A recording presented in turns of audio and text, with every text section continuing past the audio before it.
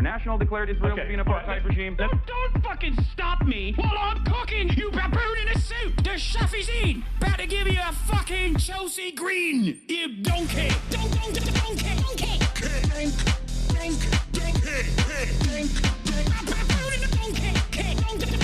Listen to what I'm saying, and you will understand, perhaps, what I'm trying to imply. Patronizing.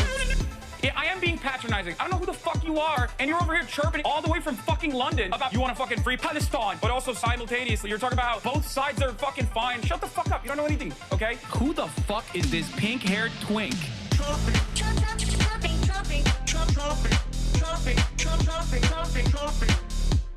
Dissolve the apartheid So what would you like to Allow see happen, Palestinians- Hasan? Do you not understand the English language? What's going on, everybody? I hope everyone's having a fantastic evening, afternoon, pre-noon, no matter where you are in the world. I'm Hasan Piker, and this is Hasan our broadcast coming to you live from sunny California, Los Angeles, folks. We're live and alive, and I hope all the boys, girls, and MBs are having a fantastic one because today's a beautiful day. Today's a wonderful day, and I'm glowing on this beautiful day. And I'm going to tell you why I'm glowing. You might have already known because I already talked about it. I got a facial. That's right, I got a facial. That's why I'm late. And this is part of the broadcast where I tell you about my personal news about what's going on in the world of HasanAbi April in between the time period where I press the stop streaming button and press the start streaming button. So help me God, I'm going to tell you exactly what happened. It's Friday, April 25th, 2025. You already know before we get started with anything, it's a day of celebration because it's freaking Friday. It's Friday then, it's Saturday, Sunday, Let's go. What? It's Friday then, it's Saturday, Sunday, what? It's Friday again, it's Saturday, Sunday. Let's go.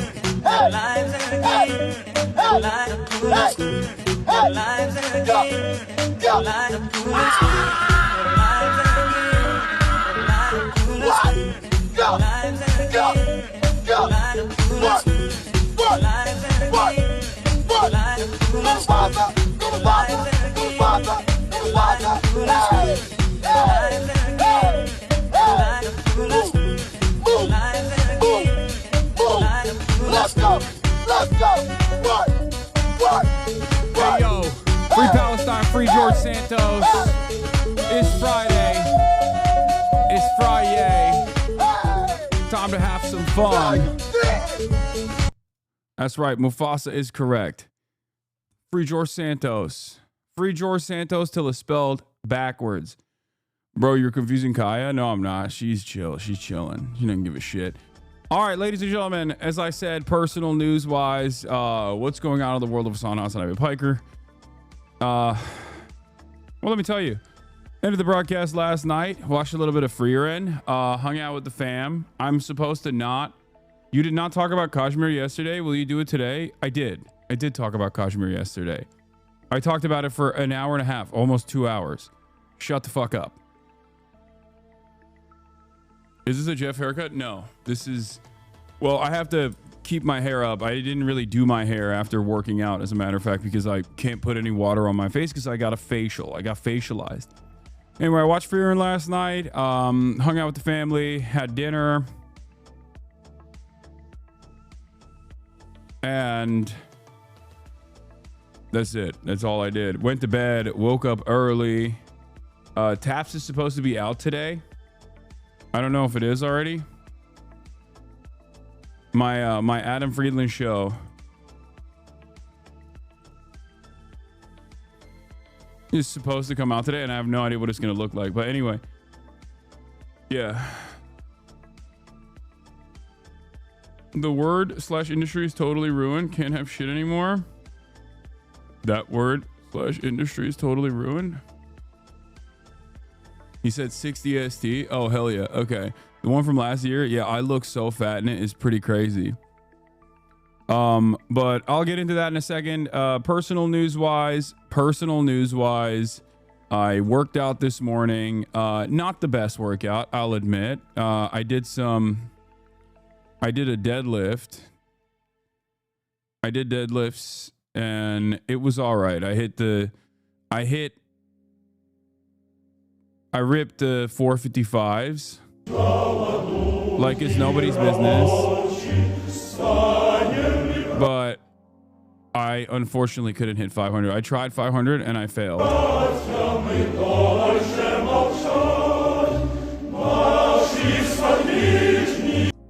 But in any case, after that, I got folks, I'm live and facialized.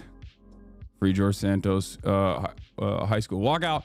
But yeah, this is it. And here are the results. Okay, let me tell you, it was a long and arduous process. It took an entire hour. Okay, it took an entire hour. It took an entire hour. You can probably still, I mean, you can see. Look, do you see this?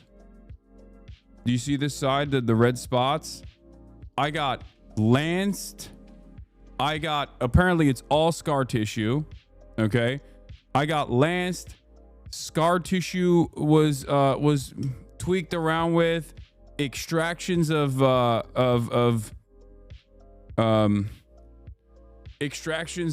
different like bacteria potentially. I'm glowing a little bit because, like, you know, I also got a bunch of work done, right?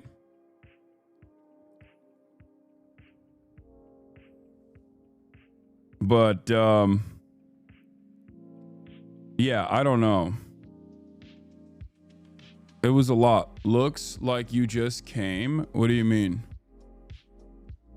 What spot did you go to? I'm trying to find a spot near Hollywood. It's a friend. But wait, you got plastic? No. Wait, is that what that means when you say you got work done? No, I didn't get. It was just a lot, dude. It was so much stuff. It was so much stuff. There's like cleansing, then there's like a sound thing that like hits your face with sound waves, and then you scrape the whiteheads. No, I didn't get Botox. Dude, look at me. Do I look like I got Botox? Look at this.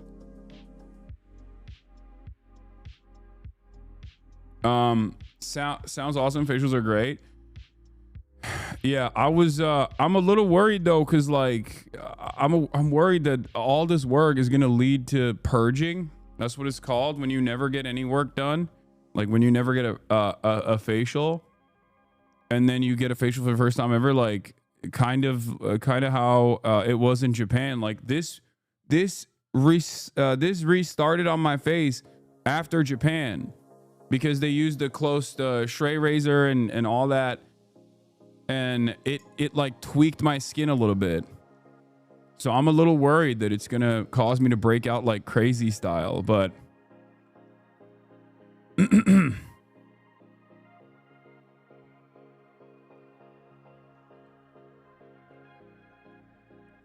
there was a electric probe thing. There was oxygen, pure oxygen, cryotherapy. There was just so much happening, dude. It's just so much happening on my face. Just read the draft of your New York Times piece. It's a banger. Excited for your chat to read it. Hell yeah. Does it sound good? I'm a little worried that they're gonna be cooking me. I'm a little worried that they're gonna end up like the editorial team is gonna chop it up and make it into a negative, spin it in a negative way. I'm actually worried about that. Yeah, that's right. New York Times style coming out Sunday. Get excited.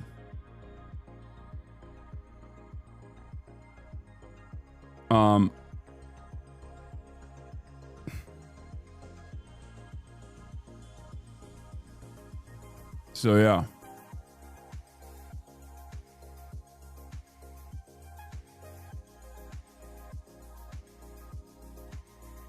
Retinol. Nice buccal fat removal, King. You look great. Oh, thank you for thinking I got buccal fat removal. Yeah, we'll talk about how Xi Jinping did not call Trump, but Trump is lying about how he called him. All this stuff and more. Let me blast off. Let's get started. You know, there's a lot to talk about, and I'm late already, so let's freaking do it. Let's freaking go. Let's freaking go. You have to stay out of trouble until then, so then I have some controversy or something to shoehorn in as the focus. Well, yeah, it's coming out on Sunday, so that's not gonna be an issue. All right. Freaky Friday.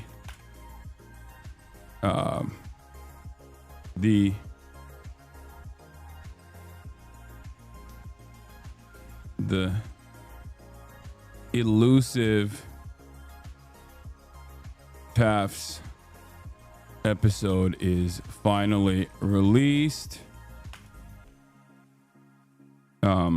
Trump lies about talking to Xi like a scorned ex.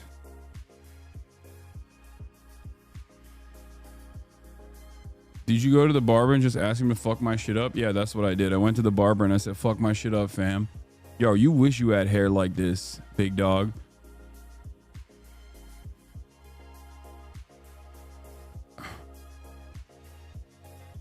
The Elusive TAFS episode finally releases today.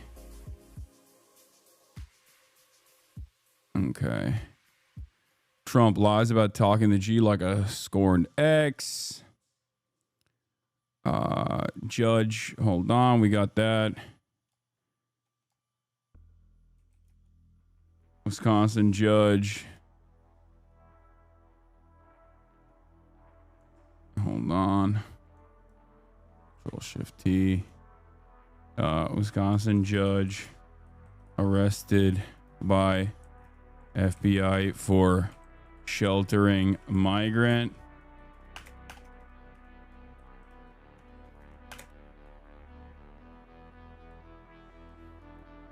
And so much more. Get in now. Twitch.tv. Oh, I watched a little bit of Love on the Spectrum. Trump admin reversing all visa cancellation too. That's a other thing that they're doing. Dude, it's a crazy time. It's a crazy time to be alive. Okay. If that judge got arrested by the FBI, surely they should have arrested Governor Evers next. I'm being facetious, obviously just sharing your rights, but holy fuck. I do want hair like that, and thanks to you, I know to go to Turkey to get it.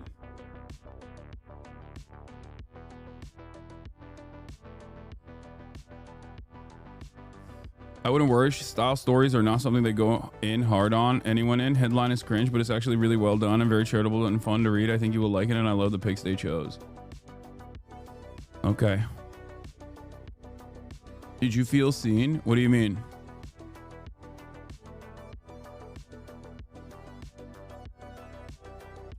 Free George Santos.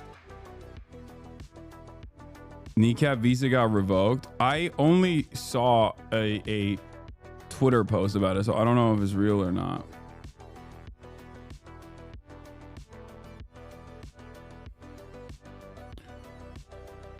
DOJ accidentally files document outlining flaws with Trump administration's plan to kill New York City congestion pricing. God, they're so incompetent. It quite literally is the only saving grace of this admin is that they have the willpower to follow through, but they don't have the conviction necessarily to follow through on a white supremacist, full tilt fascist control agenda, right? They have the interest in doing so. They're silly enough to do so. They're corrupt enough to do so, but they don't have the organizational capacity, and they are utterly incompetent, which is precisely the reason why they're still flailing. And that's the only saving grace here. This is not because like the Democrats are putting on an expert front and you know, it is certainly not because the Democrats are doing a fantastic job like combating fascism or anything like that. It's almost entirely because the administration is just way too stupid to get this nefarious fascist agenda across. They are having a very difficult time with this. So thank God for that, I guess. I guess that is the one saving grace. It's like, it's an admin filled to the brim with Pete Hegseth style individuals. So luckily they're all too drunk and too invested in doing rapes, I guess, to actually continue money molestation or you know, filing the necessary cases to undermine. What the fuck? Your face looks like Hollywood? What does that mean? Dems are following the China way. Do nothing win. No. There is no do nothing win in this situation, because if they were more competent, it would not be a do nothing win situation. If the Republicans were more competent, we'd be cooked. Anyway, here. We'll start off with this, even though I know every single person is going to be incredibly annoying today and constantly post this in the chat. And I'm very excited for it because I haven't seen it either. I have no idea what this looks like. I have no idea what the Adam Friedland show episode is going to look like. Literally have no idea. So I'm very stoked to watch it as well. It's been years and years at this point. I think we filmed this like, what, 2 years ago?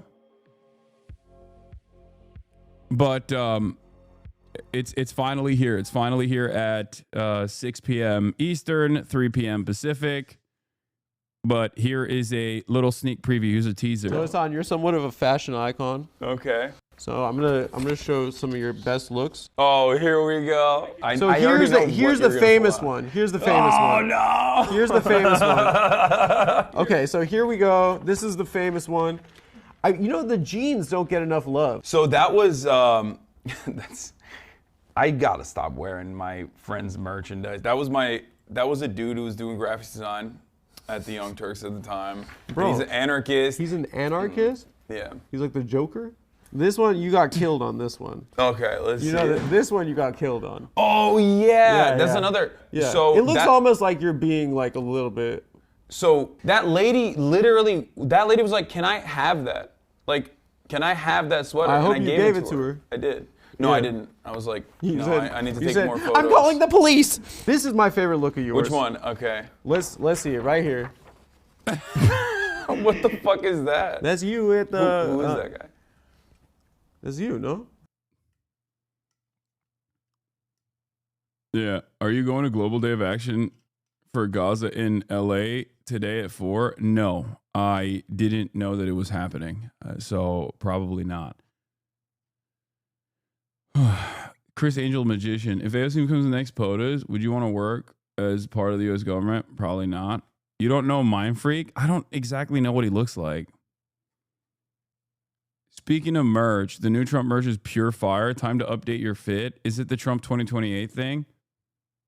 Gotta stop wearing my friend's merch. Dang, foreshadow much.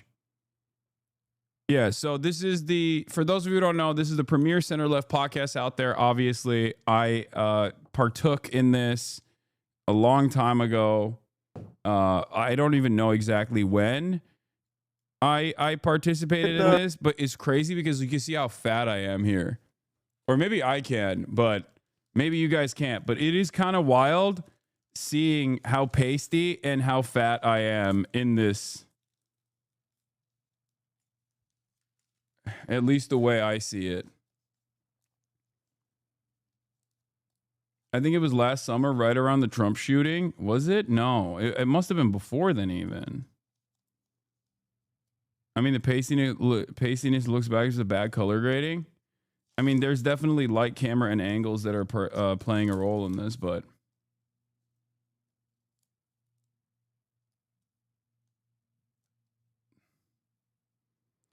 bro, I'm not gonna watch the SWAT standoff, dude. Please stop posting it in the chat, okay? That's crazy. You want me to watch like some dude get fucking shot? Do you want me to just get banned this early in the day instead of covering the news? Please, please stop linking it. Chat's like, hey, Chatter's like, hey, I need you to know that there is like something that is happening right now that will definitely get you banned. It's just, there's no payoff. There's no payoff on that.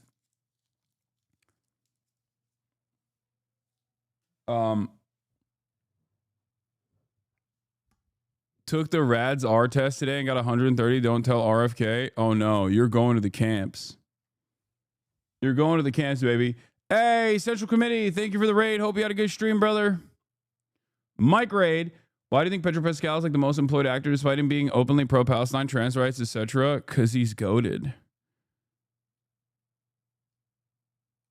I got to shout you out, dog. I started running again thanks to you. I only made it half a mile before I keeled over yesterday, but I'm getting on track to run 6 miles again after doing it for years. I mean, watch out for those knees, though. Not trying to bait or anything, but did you talk to anyone about talking to E yet? No, dude. What the fuck? No, it's not up to me. The ball is not in my court, okay? I have been asking to do this for fucking 3 months. Why are you guys asking me? Ask him when it's going to happen. Demand it from him. Don't demand it from me. I have said that I'm willing to do this since I made a fucking video that said, debate me, Ethan, literally on February 3rd, okay? I am so confused as to how people, even in this community, will constantly ask me this question. I don't have anything, I can't say anything more about it other than what you know. I know what you know. I am not on the inside. I am on the outside.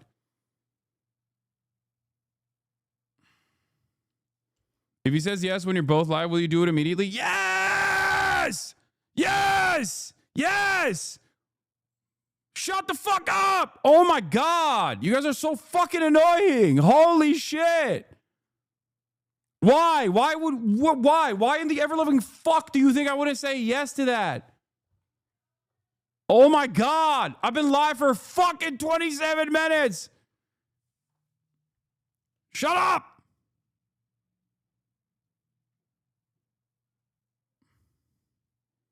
God damn. I think, honestly, I do think we have a real crisis of mental ineptitude in this community, I think. Especially born out of people who just want fucking drama. Like, they're like, yeah, I care about the news, but I really, really care about the fucking drama. Can we just, and chatters who really fucking care about the drama also demonstrate their like diminished mental qualities on a regular basis in the chat by fucking asking the dumbest questions, dude. Stop. You need to have a document with sources and full context clips ready to go. Don't fucking worry about it. I can deal with it. All right. I don't have to prep it all. All right. There you go. I'm that confident. Please stop trying to fucking backseat this process.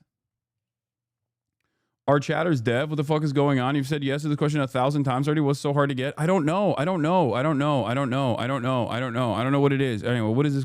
Mr. Piker, the American people deserve to know, was your cock fluffed in the armpit thirst trap photo that went viral on Twitter, or I mean X, whatever you want to call it? Bakunin lover crash out. Dude, you can't know what Bakunin is and then also simultaneously be like, this is a crash out. Like, you just can't do that. That's unacceptable.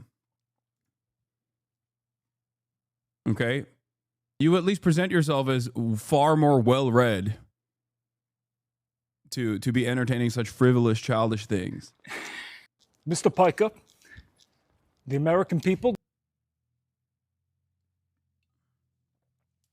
I was not fluffed. People say I'm fluffed on that. I wasn't. I should, though.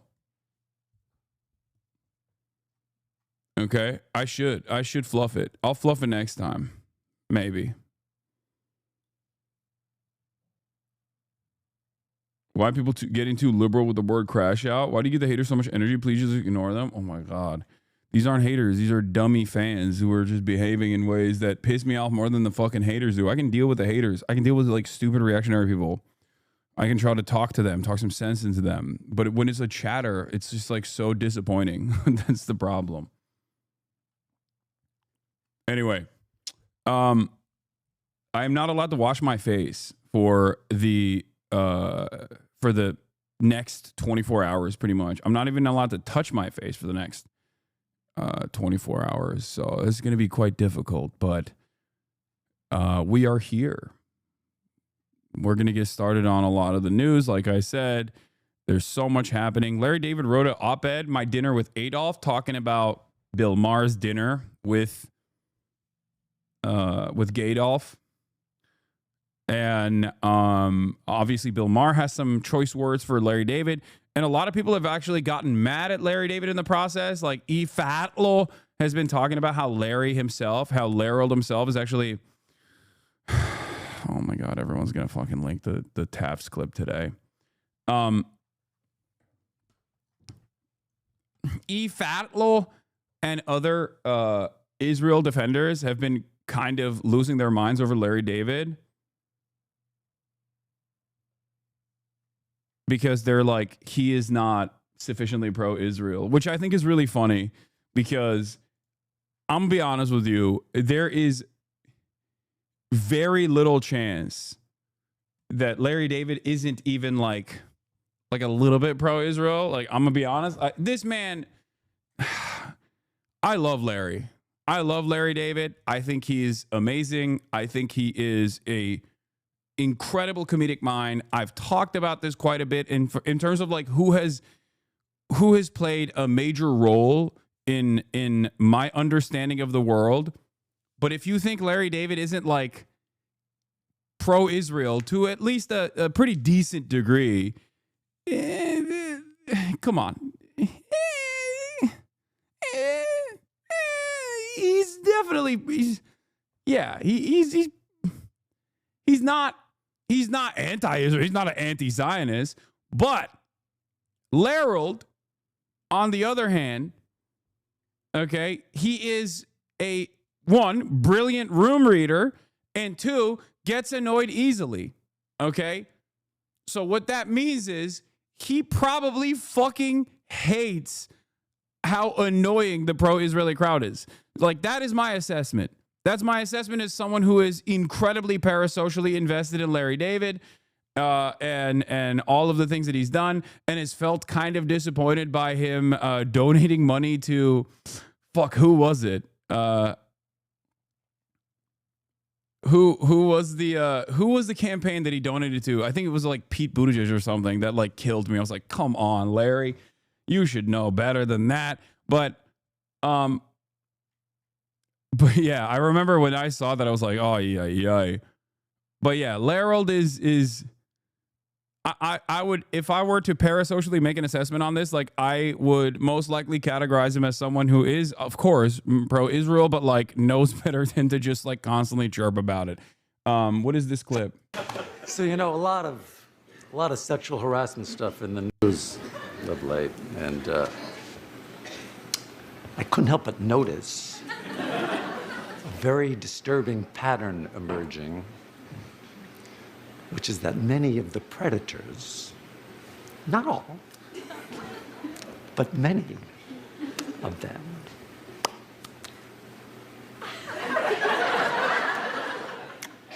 are Jews.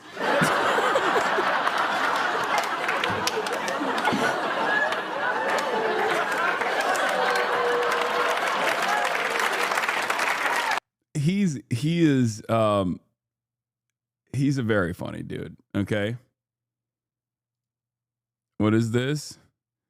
If you want evidence that Larry David is a self-hating Jew, just watch him commit a hate crime against another Jewish man, then be applauded by Hamas terrorists. Just awful. Yeah, this was the one. All of this happened, by the way, because Larry David wrote this article, which is correct, about Bill Maher's bitch ass going and having a dinner with Donald Trump, who is a fascist, okay? So Larry David fucking writes this New York Times op-ed, and then Bill Maher loses his mind. If you want to understand the timeline here, Bill Maher, incredibly annoying guy, as you know, one of the arch villains of this broadcast. Doesn't know who I am, doesn't matter, I just despise this person. He is basically everything that I hate about liberalism wrapped up into one annoying, smug, entitled asshole package with a shit ton of alcohol that is like basically on an IV drip on his fucking arm. Now, that douchebag has always been an anti-Trump douchebag. Bill Maher is the type of person, the prototype of annoying, arrogant, entitled douchebag liberal who thinks he's more intelligent than the average dumb hog, but demonstrates the exact same qualities of the average dumb hog, and basically believes in almost all of the things that the average dumb hog believes, but still has to be a fucking annoying douchebag about it, where he's like, I don't like trans people, but I intellectualize my hatred for trans people. You don't like trans people because you're stupid and uneducated. I hate trans people because I'm educated about the matters. Like that type of guy. And he hated Donald Trump for his entire fucking career, right? Like his The first 4 years, he said a bunch of annoying shit about it. People would yell at Bill Maher all the fucking time, whatever, right? Now, this time around, he went to Papa, okay? He kissed the ring. He went to the White House. He dropped the pretense. He dropped the whole, like, I'm anti-Trump shit, and he basically said, like, yeah, I've been sued by Trump a bunch of times, but honestly, he's actually pretty smart behind the scenes. He was so nice to me. 100 millionaire who also is a fucking douchebag racist. I wonder why he was so nice to me. And of course, you know, people are annoyed by it. People in Hollywood are annoyed by it. Larry David is one of those people that is annoyed by it. So he wrote this article, Larry David, My Dinner with Adolf at New York Times, which, for the record, is correct, is a correct assessment to make. Okay? He wrote this article, and Bill Maher got really fucking pissed off at him and did the classic. Again, these guys are all free speech defenders, right? Bill Maher loves free speech, right? Immediately was like, it's actually Holocaust revisionism to compare Donald Trump to Adolf Hitler, and you basically are, disrespectful to the 6 million Jews that were slaughtered by Adolf Hitler. That's what he hit. He hit the this is disrespectful to the victims of the Holocaust line so fast in a conversation that he was having with, I forget who he was talking to. I think was it some right-wing guy that he was talking to? Bill Maher, a guy with no personal lineage connection to the Holocaust, from what I understand, is tone policing a literal fucking Holocaust survivor descendant. Yeah, Bill Maher didn't even know he was Jewish until later in his life. Like, he fucking grew up Catholic, dude. He is the most Catholic coded motherfucker out there.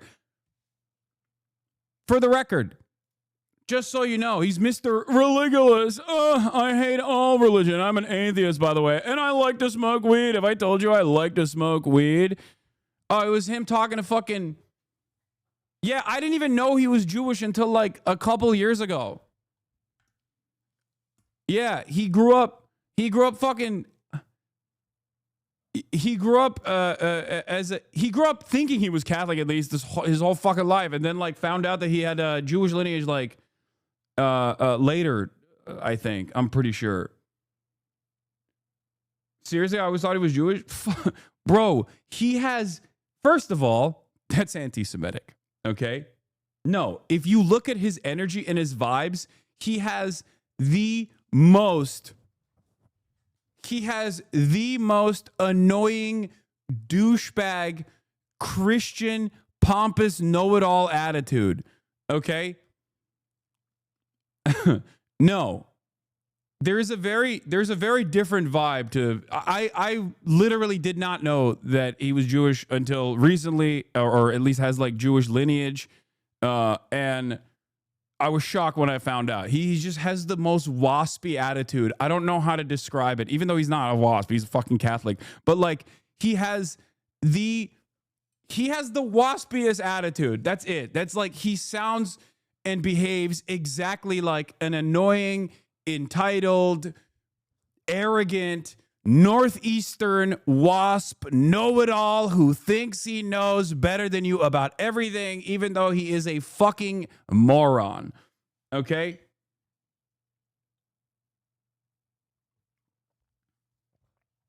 So pompous. So arrogant. Also, if he was Jewish, he'd be funnier, okay? Automatically. That's it. That's the other side of the equation. Like, he's just so unfunny that I think it's fucked up and disrespectful to American Jews to say Bill Maher is an American Jew. Okay? You can't make that joke? Well, I just did. Okay? Shut up. So, of course, Bill Maher himself has compared Trump's children to Nazis, obviously, because that's, classic, right? Classic. I mean, this was back in 2016. But now he's saying it's disrespectful to the Holocaust victims to compare his situation to his dinner to having dinner with Adolf. Okay. Where does anyone have the clip where he talks to Piers Morgan? Do you guys have that clip? I want to pull it up. I want to pull up the Bill Maher clip, like him complaining about the article. Or I guess like we can start off by reading this article. It's only 4 minutes long. Larry David says, imagine my surprise when in the spring of 1939, a letter arrived at my house inviting me to dinner at the old chancellery with the world's most reviled man, Adolf Hitler. I'd been a vocal critic of his on the radio from the beginning, pretty much predicting everything he was going to do on the road to dictatorship. No one I knew encouraged me to go. He's Hitler. He's a monster. But eventually I concluded that hate gets us nowhere. I knew I couldn't change his views, but we needed to talk to the other side, even if it has invaded and annexed other countries and committed unspeakable crimes against humanity. 2 weeks later, I found myself on the front of the steps of the old chancellery, and I was led into an opulent living room where a few of the Fuhrer's most vocal supporters had gathered. Himmler, Goering, Leni Riefenstahl, and the Duke of Windsor, formerly King Edward VIII. We talked about some beautiful art on the walls that had been taken from the homes of Jews. But our conversation abruptly ended when we heard loud footsteps coming down the hallway. Everyone stiffened as Hitler entered the room. He was wearing a tan suit with a swastika armband and gave me an enthusiastic greeting that caught me off guard. Frankly, it was a warmer greeting than I normally get from my parents, and it was accompanied by a slap on my back. I found the whole thing quite disarming. I joked that I was surprised to see him in a tan suit because if he wore that out, it would be perceived as un-Fuhrer-like. That amused him to no end, and I realized I'd never seen him laugh before. Suddenly, he seemed so human. Here I was prepared to meet Hitler, the one I'd seen and heard, the public Hitler. But this private Hitler was a completely different animal. And oddly enough, this one seemed more authentic, like this was a real Hitler. The whole thing had my head spinning. You know what's really funny about this? It is verbatim the Bill Maher monologue, and he just changed out the names of the people and the way that Bill Maher reflected on his meeting with Donald Trump with Adolf Hitler and his cadre of freaks. That's it. This entire op-ed is just literally bar for bar what Bill Maher said about meeting Donald Trump. Larry, yeah, and he had a convo with Piers Morgan here. We'll take a look at that, of course. Bill Maher talking about his dinner with Trump at 8:30. And then afterwards, we'll get to the Larry David piece that he was upset about at 11:30 in that video. But he said he was starving and led us into the dining room where he gestured me to sit next to him. Goering immediately grabbed a slice of pumpernickel, whereupon Hitler turned to me, gave me an eye roll, and then whispered, "Watch. He'll be done with his entire meal before you've taken 2 bites." That one really got me. Goering, with his mouth full, asked what was so funny, and Hitler said, "I was just telling him about the time my dog had diarrhea in the Reichstag." Goering remembered. How could he forget? He loved that story, especially the part where Hitler shot the dog before he got back into the car. Then a beaming Hitler said, "Hey, if I could kill Jews, gypsies, and homosexuals, I could certainly kill a dog." That certainly got the biggest laugh of the night, and believe me, there were plenty. But it wasn't just a one-way street with the Fuhrer dominating the conversation. He was quite inquisitive and asked me a lot of questions about myself. I told him I had just gone through a brutal breakup with my girlfriend because every time I went someplace without her, she was always insistent that I tell her everything I talked about. I can't stand having to remember every detail of every conversation. Hitler said he could relate. He hated that too. What am I, a secretary? He advised me. It was best not to behave anymore. It was best not to have any more contact with her, or else I'd be right back where I started, and eventually I'd have to go through the whole thing all over again. I said it must be easy. It must be easy for a dictator to go through a breakup. He said, "You'd be surprised. There are still feelings." There are still feelings. That really resonated with me. We're not that different after all. I thought that if only the world could see this side of him, people might have a completely different opinion. 2 hours later, the dinner was over, and the Fuhrer escorted me to the door. "I am so glad to have met you. I hope I'm no longer the monster you thought I was. I must say, mein Führer, I'm so thankful I came. Although we disagree on many issues, it doesn't mean that we have to hate each other." And with that, I gave him a Nazi salute and walked out into the night. So he basically just said, he basically just wrote this article. It's a satirical op-ed talking about, comparing Bill Maher's experience normalizing and like defending Donald Trump to Bill Maher doing this for Adolf Hitler, right? And that's an understandable comparison to make. It's one that Bill Maher has made time and time again.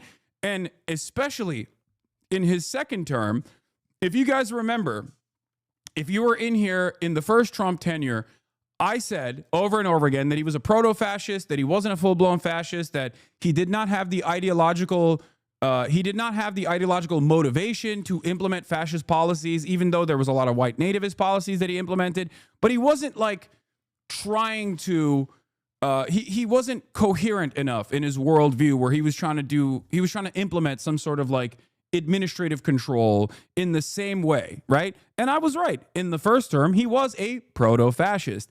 He had the instincts for it, fine. That's narcissism. That works really well. But this time, it's a little different. Why? Because all of that narcissism and vengeance is allowing him to perfectly align with the interests of the Republican Party in perpetuity that wanted to do unitary executive committee, a unitary executive theory that is now giving Trump, or rather, Trump is a perfect vessel for these sorts of actions. And they have been taking steps to implement this agenda. We are here already, right? We're here. They arrested a judge yesterday. They arrested a judge, claiming that the judge was actually obstructing justice, right? So TMR played this clip today from 2018 at 6:27 of Bill saying the exact same thing to Geraldo. Where is it? At 6:27? Oh, they're both. You know, Trump is my friend. I've known Trump for 40 years. I don't have to. I don't have to. He didn't.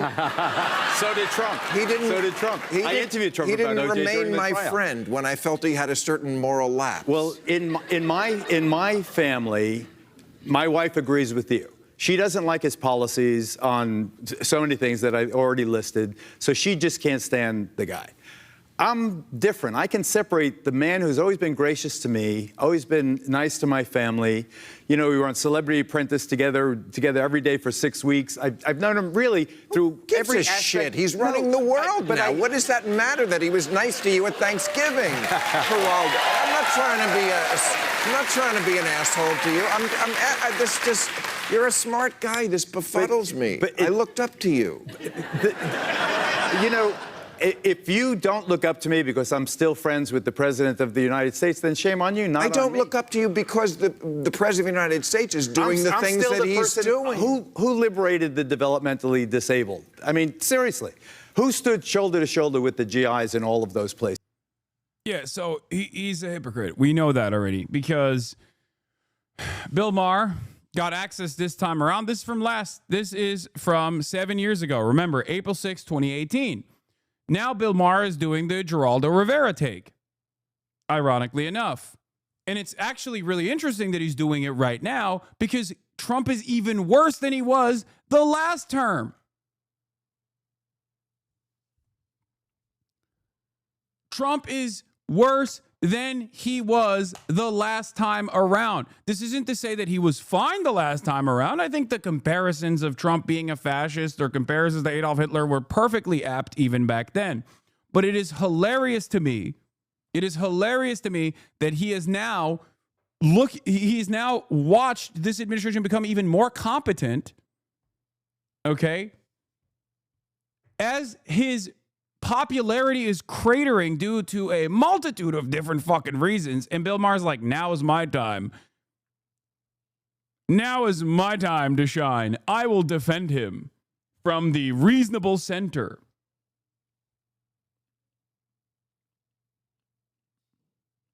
It is insane to me. Do you have the Zaid thread? I want to see the Zaid Jilani thread of Bill Maher calling Trump Hitler over and over again.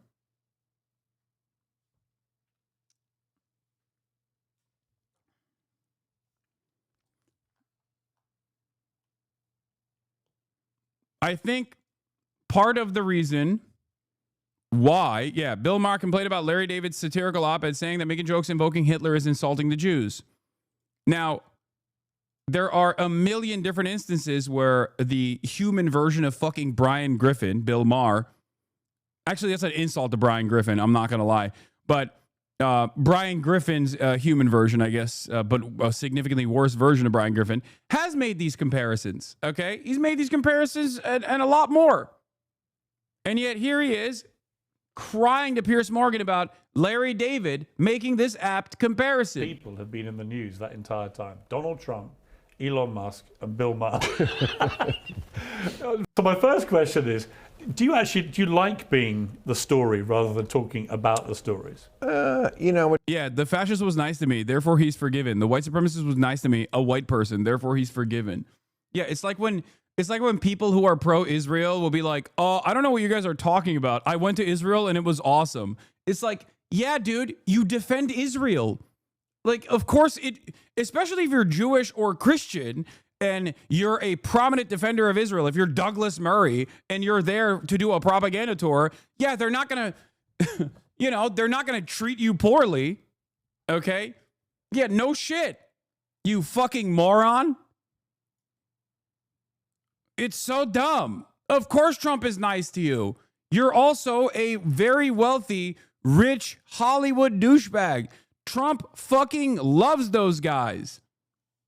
Yeah, if you're Jewish but have never stepped foot in Israel, they will literally give you land. Like, what are we talking about? It's like, dude, it's awesome. I don't understand what you're talking about, dude. I fucking grew up here, and they want to give me a free house in the West Bank.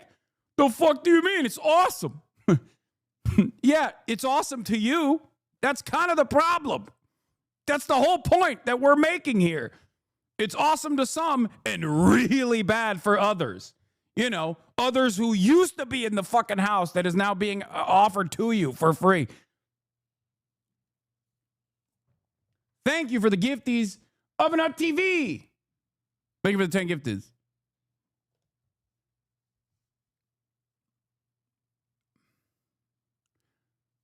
What comes with the territory, I never try to do that.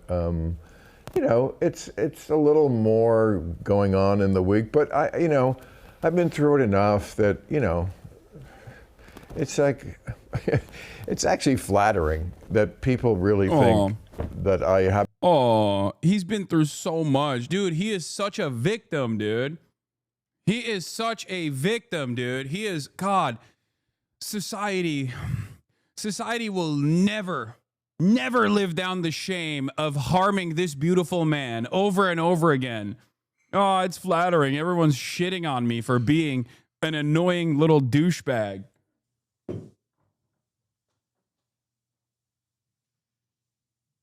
And also being one of the most prominent, annoying liberals who actively hated on Donald Trump, which was valid to do, by the way, only to turn around and be like, well, he extended an open hand to me, so now I'm actually going to tell you he's fine. He's great. Good dude. Real good guy, actually. Real smart guy behind the scenes. That's what he said. That was what was so crazy. The fact that his take was, well, I thought Trump was an idiot, and that's why I hated him, but it turns out he just presents himself as an idiot on television. That makes it worse, man. That makes it worse. That makes the situation worse. That means he's like deliberately. I don't even believe Bill Maher on that, by the way. I do think Trump. Hey, Fiona! Hey! Stop barking. Oh, my God. All right, get out. Out. Fiona, out.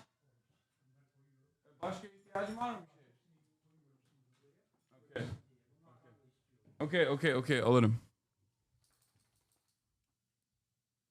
No, Fiona, leave. Go over there. Okay. She's getting old. It's going to be like that. Yeah, she barks at my dad all the time. And now she's like wagging her tail. Bubba, yeah, grab Fiona. Fiona, go. Go.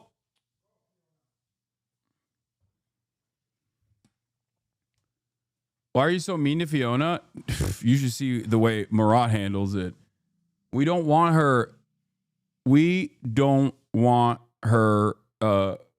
barking at my dad all the time. I don't know why.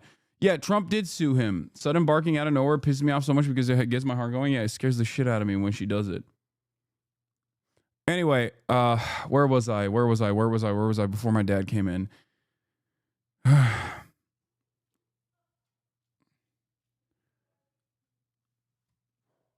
Well, he thinks he's so smart, of course, so he searches similarities to his president. So, look, the point I was making, glazing Bill Maher, I was not glazing Bill Maher. Bill Maher's pivot to Donald Trump. No, Fiona, no, get away. No. Fiona, no. Go to your bed. Go to the couch. Oh. Oh, gosh, she's going to. No, Fiona. Fiona, no. She's trying to push through the gate now.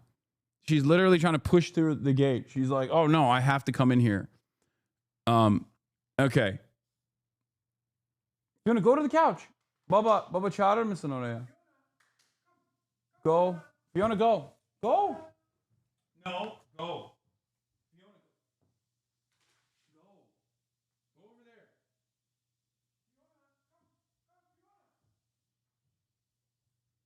there. Oh, God. Fiona can't be imprisoned. No, she wants to be imprisoned. She wants to be in prison. Anyway, my point that I was trying to make was this, okay?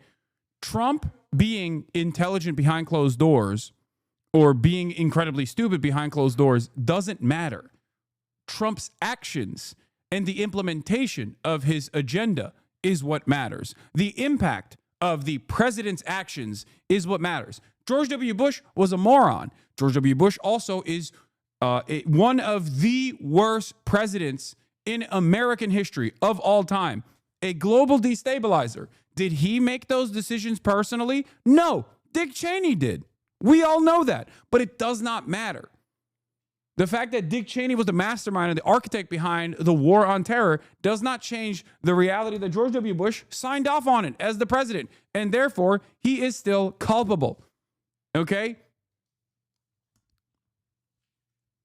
And what's frustrating about Bill Maher is like, he's like, oh, well, you know, he made it seem as though the optics were the biggest flaw for Donald Trump. The biggest reason as to why Bill Maher does not like, the biggest reason as to why Bill Maher doesn't like Donald Trump is because he thought he was like an incompetent fool.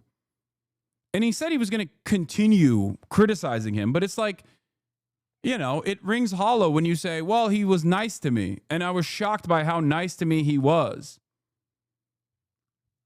We know Donald Trump likes Hollywood, okay? We know that. We know that's a major motivator, and you are the manifestation of liberal Hollywood. Donald Trump has always had deep resentment towards the liberal elite, not because the liberal elite have destroyed the country, but because the liberal elite always refused to entertain Donald Trump as one of them. That was the major point of contention for Donald Trump. That's why he hates the liberal elite so much. No, Fiona. Oh, my God. But it doesn't end there. It does not end there, okay? Your hair looks amazing today. Thank you. Somehow this important, which I plainly don't. It's ridiculous. You know, I mean, I was offered a chance to actually sit down for an extended period of time in a private setting with the one person who has dominated all of our lives, whether you like him or not, for the last 10 years. That's just not deniable. I took it. I can't imagine why anybody wouldn't take it. Just can I see the Trump Adopterless up close? I'm going to get to see it, and then you know the only thing that bugs me about it is they don't give me proper credit for it. And then I went back to my day job, tearing him a new asshole, and never stopped before the dinner, never stopped after the dinner, and during, because I said lots of things to him that you would think liberals would love that a guy said right to his face. You didn't win the election, and birtherism was vile, and you know what? You know, I said to him, you're scaring people. Why do you want to scare people so much? So like, I haven't changed at all, and the fact that it made so many people hysterical, not most people, by the way. I mean, I've certainly heard from zillions, and yeah, it's mostly very positive. But yeah, there are some people, sometimes surprising people. From tariffs to market turmoil, things are looking pretty rough out there. Well, our sponsor, American Hartford Gold, has an answer. Thanks, Pete. Thanks, Pierce. The second part of the conversation starts at 11:45. Larry David's criticisms of Bill's Trump dinner. We read the article already. We read the satirical New York Times article already. Okay. You know, look, I don't want to get in too much into that, but I think the minute you play the Hitler card, That's what I think. you've lost the argument. Yes. Oh, the minute you've played the Hitler card, you've lost the argument.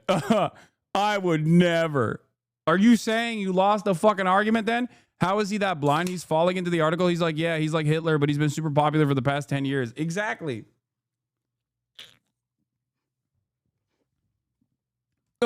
Everything I don't like is Adolf Hitler. Dude, what is the point? What is the point when you can make a Hitler comparison? Where do we get to make this comparison?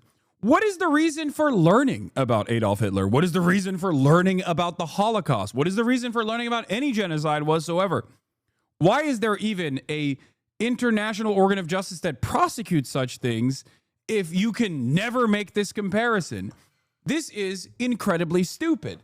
It is an incredibly stupid argument to make. The entire purpose of learning about the Holocaust and learning about Adolf Hitler is so you can make this comparison when that comparison is valid. Okay? For Donald Trump, especially in the second term, what more do you need to see? This is a country that at least had a crumb of liberalism in terms of protecting First Amendment rights, allowing people to have freedom of speech, free association, free expression, free press. And, you know, America certainly hasn't been the best on that throughout its entire history, especially when it comes to prosecuting radical leftists, anarchists, trade unionists, and the like, communists in general. But having said that, like in the last 20, 30 years, there's this notion that America is supposed to still maintain some semblance of defending free speech, right? That's what America is about. There's nothing else that you can point to as far as like the last bastion of liberalism. Okay?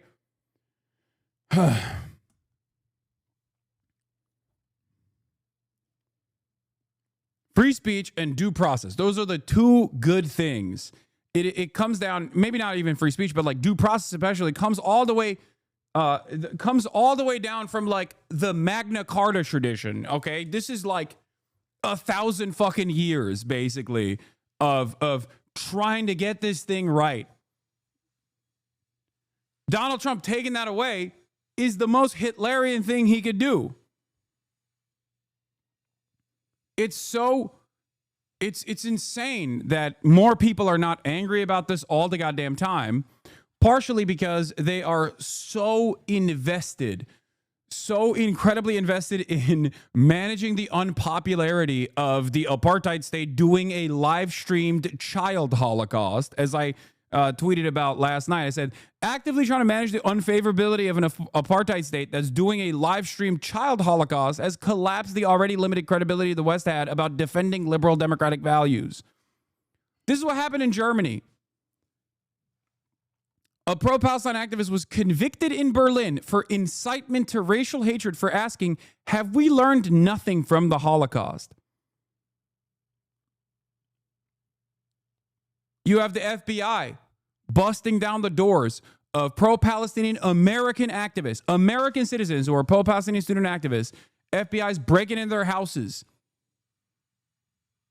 You have the State Department revoking people's visas left and right, trying to kickstart a deportation process for them for the crime of writing a student newspaper article about Israel. Not even about America, just Israel.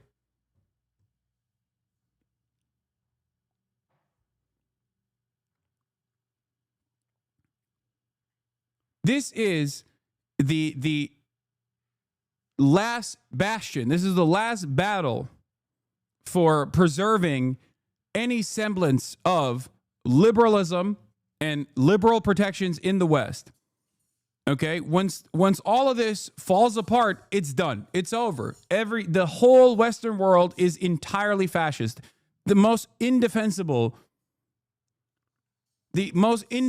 version of fascism and the most indestructible version of fascism is upon us. This is why I say this is a scary time to be alive. Because there is no anti-fascist counterbalance here. There's no like allied coalition. And it's here.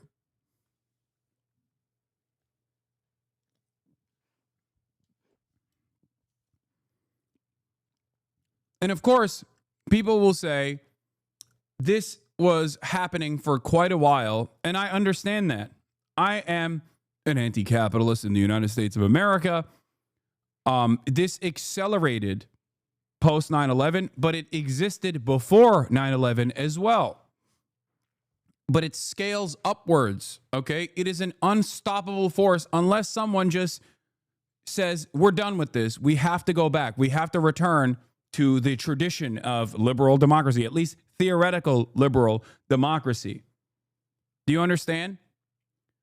Because throughout time, we've had the McCarthyist trials, we've had purges, we've had internment camps for the Japanese during World War II.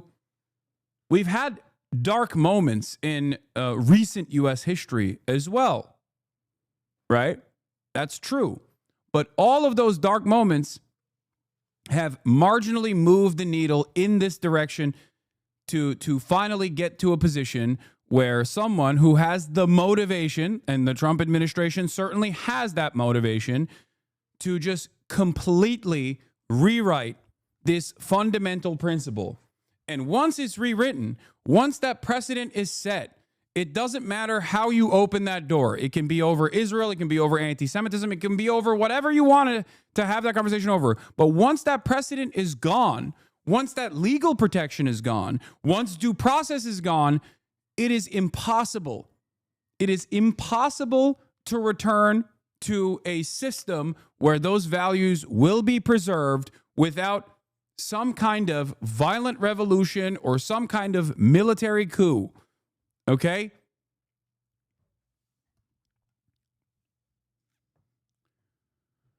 So the fact that people are sleepwalking towards this, the very fact that people are sleepwalking through this entire process, where this administration is taking some severe actions against the First Amendment in broad daylight over and over again, and couching this under immigration enforcement, or national security concerns, and the Democrats are not making a bigger fuss out of this is psychotic to me. The fact that you have assholes like Bill Maher also running around and talking about how great Donald Trump is and how nice of a guy he actually was to him is doubly insane. This isn't fear-mongering. This is telling you what is going on. It's not fear-mongering at all. Fear-mongering would be if I was a right-wing person and I was talking about how they're going to black bag us and put us in FEMA facilities for saying that Barack Obama is actually a Muslim agent. That was fear-mongering. This is real. Every single time right-wingers have talked about First Amendment violations because, I don't know, they said the N-word and got banned off Facebook, that was fear-mongering. That's not a real violation of the First Amendment. A real violation of the First Amendment is when the government interferes in free speech, when the government offers penalties for free speech, for exercising your free speech. Fear-mongering is when right-wingers say they're coming after your guns. Fear-mongering is when people say they're coming after Christianity. That's fear-mongering. There is no real threat to any of these things. This is real. This is happening right now. This is just me explaining what is happening at this very moment.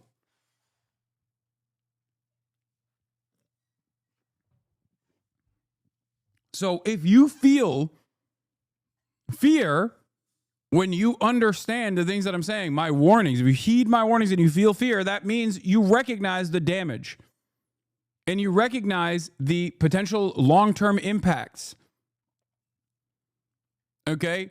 When someone says, they'll throw you in the slammer for saying Merry Christmas, brother, that's fear-mongering. That's not real. Do you understand? That's not a real thing. That's not happening. You're just making that up. But when you say what is currently taking place, someone got black bagged in the middle of the street by plainclothes ICE officers for the crime, in air quotes, of writing an article that criticized a foreign nation That's not me fear-mongering. That's what literally took place with Rumeysa Öztürk. That is precisely what happened. She's a Fulbright scholar at Tufts University. And the reason why they fucking put her in a detainment facility was because she wrote an article criticizing a foreign state.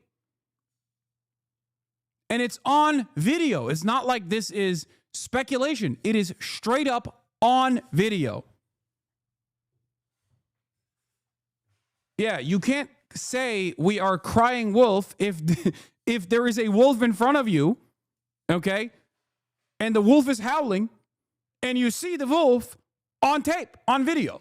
Then there is literally a wolf there. You're not just crying wolf. There's a fucking wolf. I'm pointing to the wolf. And also, I must say, you know, come on, man. Hitler, Nazis, nobody has been harder about and more prescient, I must say, about Donald Trump than me. I don't need to be lectured on who Donald Trump is. Just the fact that I met him in person. Well, it seems like you do need that. It seems like you need that, considering the commentary that you engaged in. Didn't change that. And the fact that I reported honestly is not a sin either. But, you know, to use the Hitler thing, first of all, I just think it's kind of insulting to 6 million dead Jews, you know, who, like, that should kind of be in its own place in history. Oh my God, Holocaust exceptionalist Bill Maher talking to a person who is a direct descendant of Holocaust survivors. Shut the fuck up, dude. Oh my God. Oh my God. Anyway, here are all the moments where Bill Maher's fucking brought up Hitler. New rule, the manager at the grocery store has to stop acting like he's some big shit because he's the one who has the key. Admit it, despite appearing frustrated because Janelle on Register 3 pressed the wrong button, you love it. You love it, don't you, Rick? Because, ooh, that gives you a chance to make your big entrance and save the day. Because only you have the precious key. You know, like it's the ring from The Hobbit. You're pathetic, Rick. I can't believe we dated. Bill Maher, Trump a little Hitler adjacent. Right. 2022, Bill Maher compared Trudeau to Hitler. Justin Trudeau. Said, but they take up space. And with that, we have to make a choice in terms of a leader as a country. Do we tolerate these people? It's like, tolerate them. Now you do sound like Hitler. That was... and recently... Same year, he said J.D. Vance and Elisa Stefanik were talking like Nazis. He cracked the joke saying Melania is Mrs. Hitler. 2016, Bill Maher did a segment comparing Trump's speeches to Hitler's. It is an apt comparison to make. And I'm not going to say it's an apt comparison for Justin Trudeau, which is pretty funny because I think Justin Trudeau was talking about like anti-vaxxers and the constant complaints from anti-vaxxers. But Bill Maher, of course, being perennially on the wrong side of every fucking argument, decided to, I guess, be on the anti-vaxxer side of that one. Yeah. The only people you can compare to the Nazis is Hamas. Only Hamas is comparable to Adolf Hitler. Okay? And, you know, I know people can say, well, we're just comparing it in this way. Well, it's an argument you kind of lost just to start it. It's just, look, maybe it's not... I mean, hilarious, once again, because he has done this on numerous occasions. On numerous occasions. God damn, dude. What a fucking loser this guy is. Oh my God. Hitler comparisons can be apt or can be ridiculous. Holocaust comparisons can be apt or can be ridiculous. Okay? I'll give you an example. Something that I saw from former, I think, the former ambassador to Israel, David Friedland. Okay? Hold on. Where is it? We can make these assessments on our own. Okay? Served as U.S. ambassador from 2017 to 2021. David Friedland. he posted this.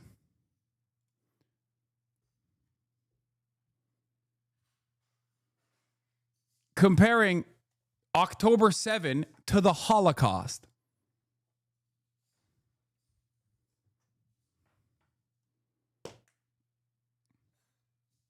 Insane. There is an apt comparison between October 7 and the Holocaust. It's just not one that David M. Friedman would ever entertain. And that would be the Warsaw Ghetto Intifada, the Warsaw Ghetto Uprising. That would be an apt comparison. But of course, you know, that would brick his brain probably.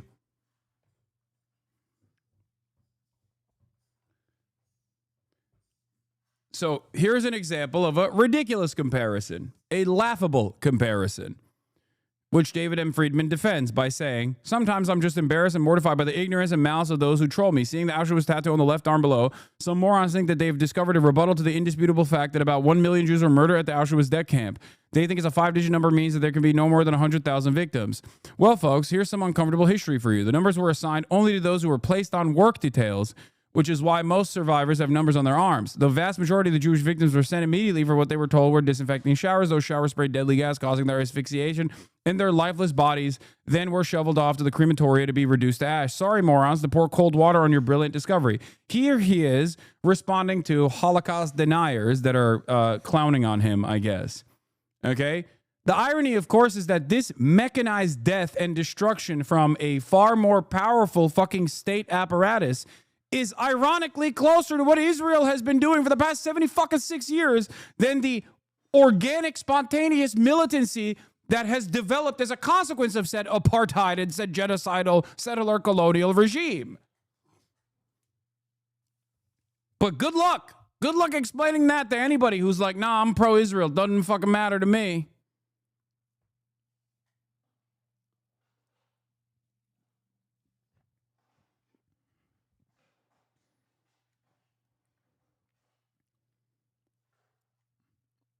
It's crazy. It's crazy to use the Holocaust to continue. It's crazy to use the Holocaust to continue defending an apartheid state that is doing its own version of the live stream child Holocaust in full display of the rest of the universe. Insane. So morally depraved. Having said that, however, as I have done in this process, comparisons between the Holocaust and what Israel is doing are totally apt because it is a fucking violent, rabid ethno-state built around an exterminationist, ethno-religious supremacist ideology. That is literally what the Nazis were doing as well, constantly looking for additional land for living space.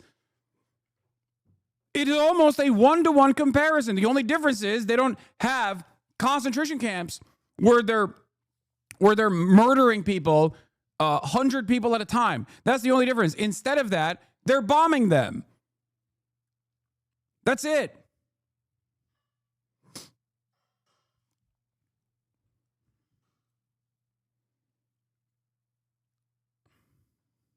Completely logically fair, but Hitler has really kind of got to stay in his own place. He is the goat of evil, and we're just going to have to, I think, leave it like that. So, you know, did I think that was appropriate? No, but people have the right to...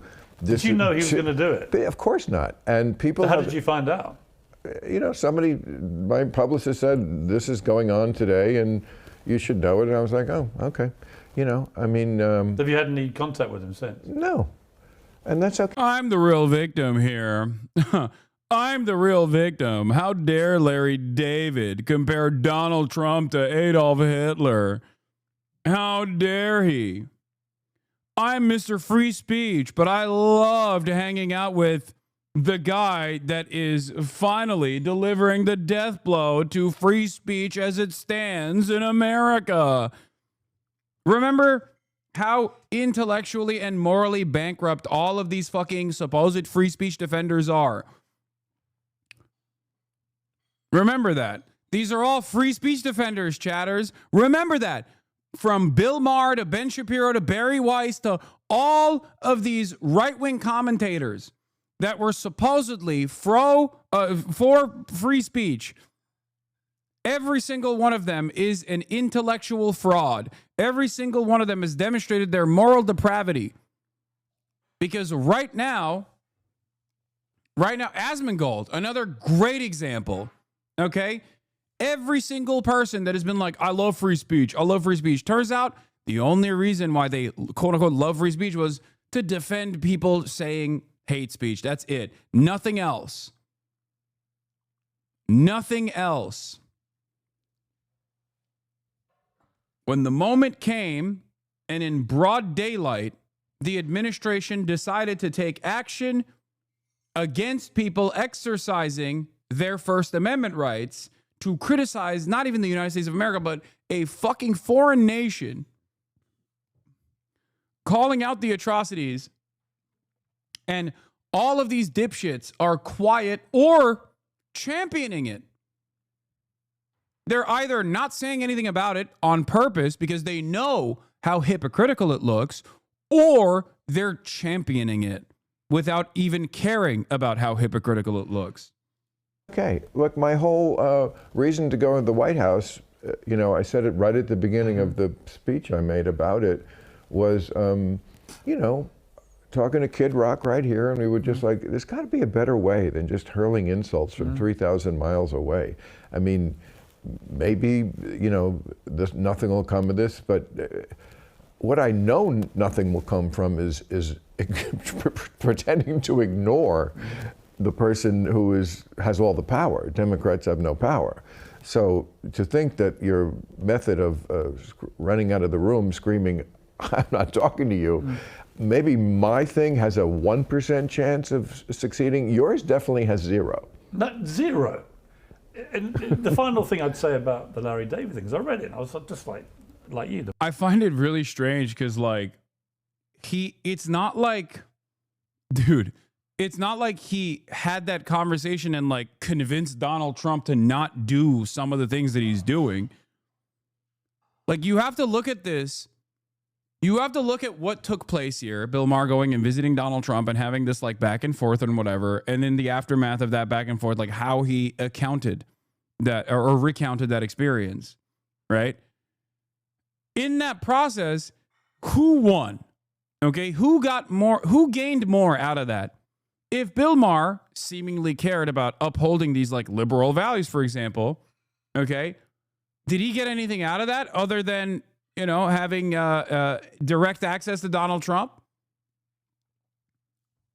No, he didn't get shit out of it. It's not like he was able to convince Donald Trump to stop, deporting people. You didn't get anything. You got a fucking Trump hat, and Trump got a lot out of it. He got a hater, a liberal, a very loud liberal hater of his who only hated him on the optics anyway. He didn't have real fucking smoke for Donald Trump in the way that I do, for example. He got that guy to turn around and say nice things about him. So you got duped by a moron is my point. That's what's so crazy about it. This guy is not the most brilliant guy. You understand? Donald Trump is not the most brilliant guy at all. He's constantly getting duped. He's getting duped by people in his immediate orbit. He's getting duped by China. He has he got duped by Vladimir Putin, famously, where he thought that Vladimir Putin actually cared about him. I guess that's why he said, "Vladimir, stop! Putin, stop!" Yesterday, this happened yesterday. And Bill Maher, in all of his seemingly intellectual superiority complex, in all this time, Bill Maher thought he was intellectually superior to Donald Trump and Trump supporters. And it turns out that fucking dumbass was able to dupe him in the same way that others have duped that dumbass. What happened? How'd this happen? The moment I saw Hitler. Yeah, okay. And then the rest of it is just complaining about Adolf, okay? But yeah. So Larry David writes this article. He fucking complains about it, even though he has time and time again made this exact same comparison. And then, of course, all of the Israel defenders have been running around chirping since then, saying Larry David hasn't once said anything about the hostages. Fatlaw's mad. Proper mad at Larry David. Proper fucking mad. Not Larry. I'm so mad. I've shorted my pants. I thought I was Fatlaw. Turns out it was Shatlaw. Yeah, I'm using her hate name. I'm pretty sure it started with this fucking TikTok. Let's take a look at this. Yeah, here. This message is for Larry David, and if you're not Larry David, please keep on scrolling. Larry, the fact that you have not... This is so funny because this, like she is a Curb Your Enthusiasm character. This is what's her name? This is literally the wife. Come on. Chat. Yeah, Susie, exactly. This is just a Susie archetype, okay? Larry, you haven't said a single fucking thing about the hostages, Larry. Don't you know? You have to side with your tribe. These people don't care about you, Larry. You fucking asshole. You bald fuck, Larry. You sick fuck.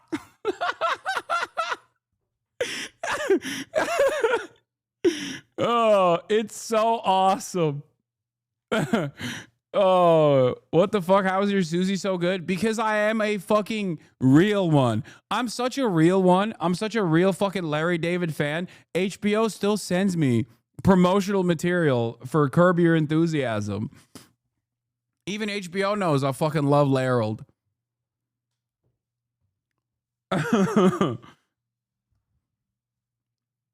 Said a word about the atrocities of October 7th. Not a word about the... This literally is a Curb bit. I'm losing my mind. This is straightforwardly a Curb bit. Harassment and violence against Jews all over this country. But this is what you choose to speak out on. Bill Maher's meeting with Trump at the White House, because you have such a severe case of Trump derangement syndrome that it makes you absolutely insane. You can't imagine how Bill Maher, a human, would want to have a conversation with another human that he doesn't agree with. That just rocks your world. But slaughter, rape, and kidnapping of Jews on October 7th? Yeah, no, you're fine with that. Trump is the same as Hitler. Yeah, totally different behind the scenes, different personality, but just the same. I mean, you should be ashamed of yourself. This is exactly what is wrong with liberal Jews who put politics before existence. Okay? So if you're not Larry David and you watch this, thank you for watching and please share it. But if you are Larry David, I hope you will seriously consider your role in the demise of Jewish civilization. It's so good. Come on, dude. Look. All I'm going to say is this. Palestinian chicken episode aside, I think Larry David probably is not an anti-Zionist, okay? And I say this as someone who is a firm and committed defender of Larry David, as someone who is a major fan of Larry David, as someone who has talked about how Larry David is incredibly important, like a formative comic in my development, okay? But Larry David also fucking probably is super annoyed. probably super annoyed with this type of commentary, okay? So I feel like the more he has most likely encountered this sort of commentary in his personal life, and I'm being very parasocial when I say this, the less likely it is that he will say anything that is even remotely fucking pro-Israel, because he is a diehard liberal at his heart. This is some of the same exact motivations that I think, maybe not to the same degree, but like it's the Bernie Sanders phenomena. You know what I mean? He says liberals out of shit from the main stage where people are like, dude, what are you saying? What do you mean Israel has a right to defend itself? But you never see him take action against the pro-Palestinian side of the conversation, and he doesn't spend any time on that. And as a matter of fact, he highlights the pro-Palestinian side of the conversation. But you know, his own personal contradictions are still obviously there. Okay? It's because Larry David most likely, you know, understands that this is an indefensible position.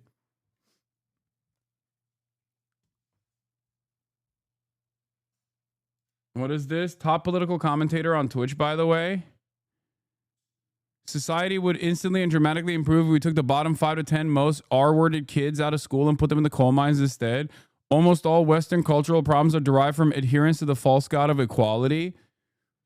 I do like that Asmongold thinks that he wouldn't be in the 5 to 10% most R-worded kids in school. Like he... like... like, this is like... this is when Nicolas Fuentes, who is a Hispanic man, is talking about white supremacy and his fucking last name is Fuentes. Yeah, dude, you definitely wouldn't be in the fucking coal mines, brother. But then you'd have no viewers. Exactly. Stunting our bright kids for the sake of the bottom quintile is going to ruin this country, says Reddit lies.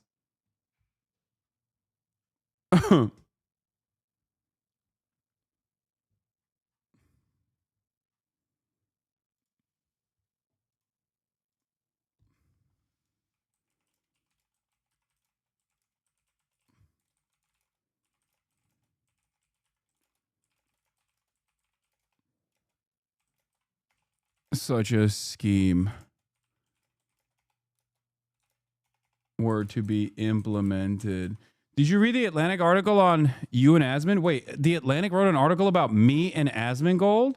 What the fuck? There was an Asmon feature in the Atlantic?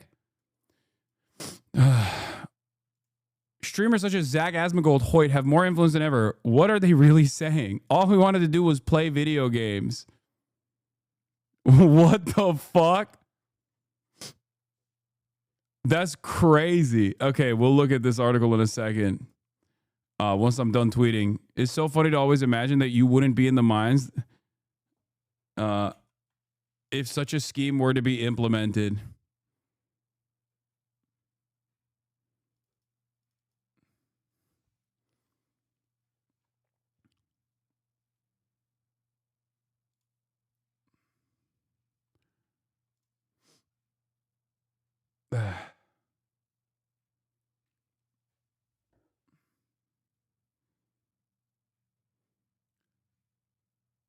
JD Vance has started following Curtis Yarvin. Great. I mean, he's already gross as fuck. Oh, one more Larry David moment here. There are two more Larry David moments from Curb Your Enthusiasm. Hey, Larry David on E. Fatlow's best friend, Barry Davis. Larry, come for Shabbos dinner one of these Or weekends. Barry Weiss. Barry Weiss? Hey, Larry, come for Shabbos dinner one of these weekends. We had Barry Weiss last Friday night. She's fantastic.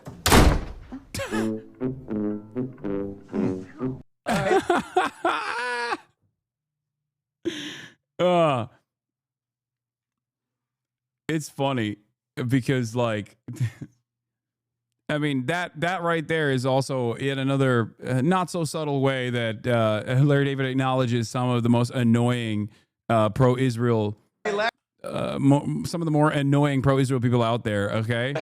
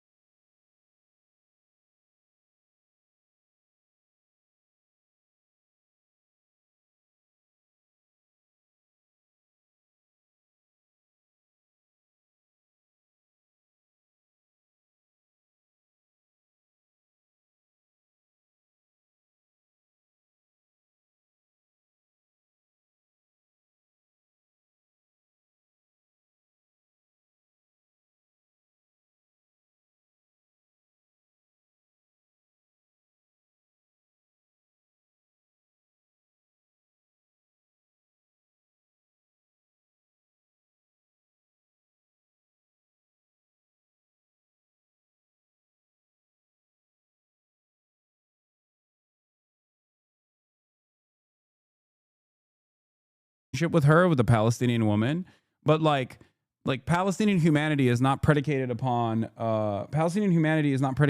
like their how sexually desirable they are, or how good the chicken is. Okay, that's the reason why it's like somewhat tone deaf, is what I'm saying. Not to be the friend who's too woke. And Yasmin, the three of us. All right, that's enough. Just get the fuck over here. Just get the fuck over here. Stop being an idiot. Larry, come over here. Larry, Don't be a get dick. over here. Don't Just be a listen dick. to them, Get Larry. get over You're here. embarrassing. Anything you want, Larry. Anything you want. Anyway,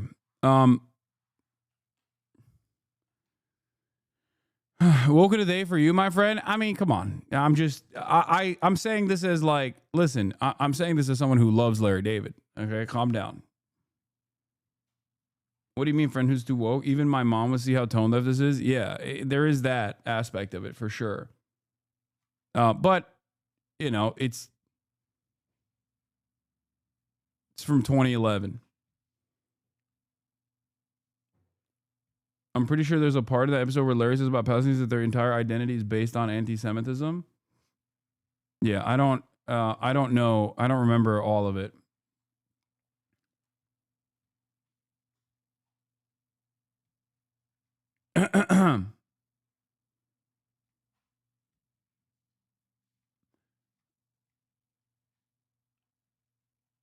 Anyway. There's apparently an Asmongold piece on this as well, but that was the little Larry David part that we were going to talk about. Now we're going to get to some real Hitlerian initiatives that are taking place in the United States of America. A judge was arrested for allegedly helping undocumented immigrant evade arrest. Let's take a look at what took place. The FBI has arrested Judge Hannah Dugan over allegedly helping an undocumented immigrant evade arrest.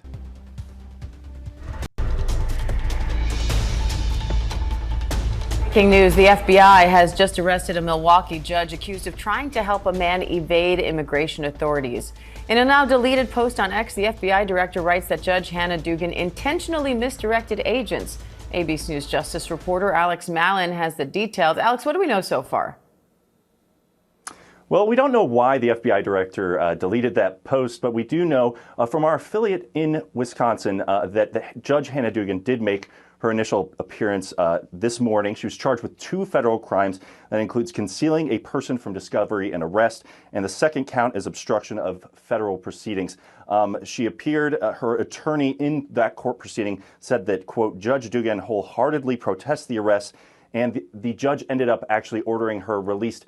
After that hearing, we expect that she will plead not guilty to those charges. But this is a dramatic escalation, obviously, of the Trump administration's, war with the judiciary. They have been previewing the possibility that they would seek charges against any judge or federal officer or even state officers who they say obstruct lawful deportation efforts by this administration. But obviously, this is a dramatic escalation of that. And they detail this. We just got these court charges that were unsealed. Basically, on April 18th, they say that Judge Dugan had an undocumented immigrant set to appear before her in court, and they allege that she helped facilitate him evading ICE officers who were present and ready to arrest him at that court. They say that they were actually able to later arrest him on the street, that he fled them. But now they are bringing those charges, saying that they're formally accusing this judge of trying to help this undocumented immigrant who was charged facing state charges of assault and battery and was appearing before her at that time on April 18th. So obviously, we're going to watch the developments. This is going to be a very contentious and closely watched case as we see this administration really take head on this idea that they say that state officials are seeking to obstruct their federal efforts to crack down on illegal immigration. But first, a Wisconsin judge under arrest and facing charges accused of flouting federal law to help an illegal immigrant. Federal prosecutors say States' rights, by the way. Yep. Nope.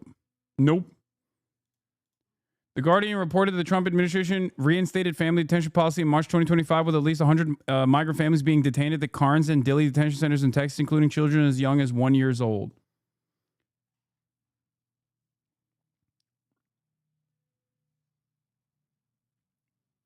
This is Yet another. By the way, she was literally protecting them from a warrantless arrest, detention, and deportation without due process, as a judge should do. This is yet another instance where the Trump administration is directly putting the crosshairs on the judiciary, on the power that judges have.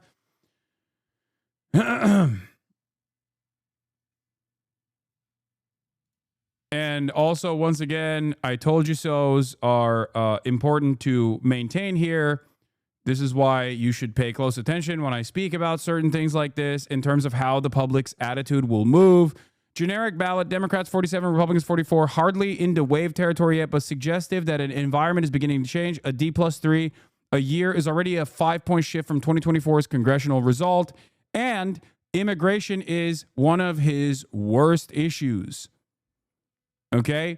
Do you approve or disapprove of the way that Donald Trump is handling immigration? At 51%, immigration is now unpopular. What the fuck happened? It was so popular before. Well, what happened is Kilmar Abrego Garcia happened. Kilmar Abrego Garcia happened, and it's a minus 21% net approval rating, which means this is his least popular issue. Why is this his least popular issue? Because it's the one that the Americans have been fucking screaming about, that got enough Democrats to actually do something about it, that got the media to cover it, and now more Americans are becoming aware of this this unjustifiable immigrant deportation agenda.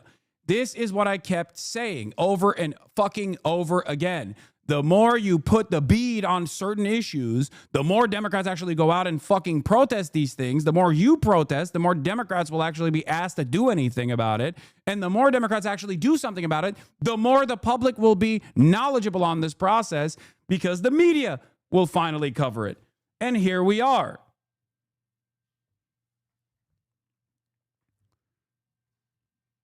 That's why I always say just looking at approval ratings simply will tell you what Americans are paying attention to and what they're not paying attention to. Do you understand? It doesn't say anything else. Americans don't know the impact of the policies that they push for.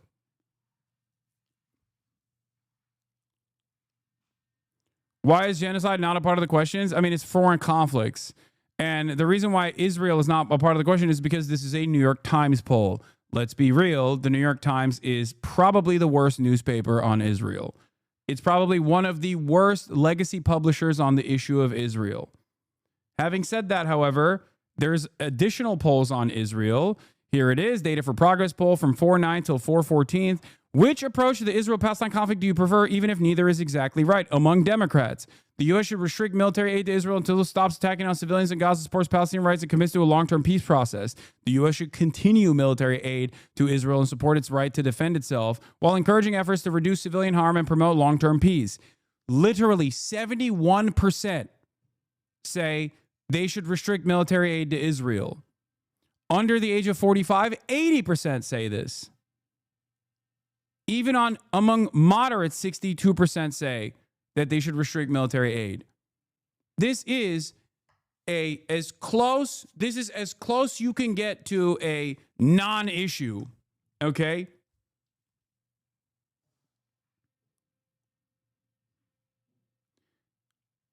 Why is this attitude not reflected among Dem leaders? They love the polls, I thought, because they don't love the polls.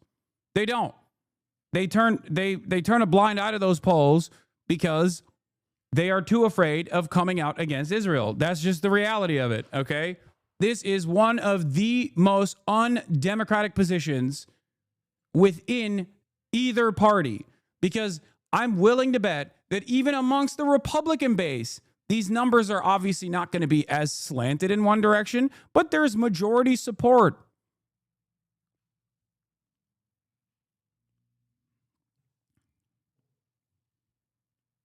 It says net 51 plus, but in what world was the Palestinian support side 21 plus? Wait, what? 21%? No, what are you talking about? It's a net 51 approval rating. That is an insanely popular position to take. They're saying 71% want this and only 20% want the other side.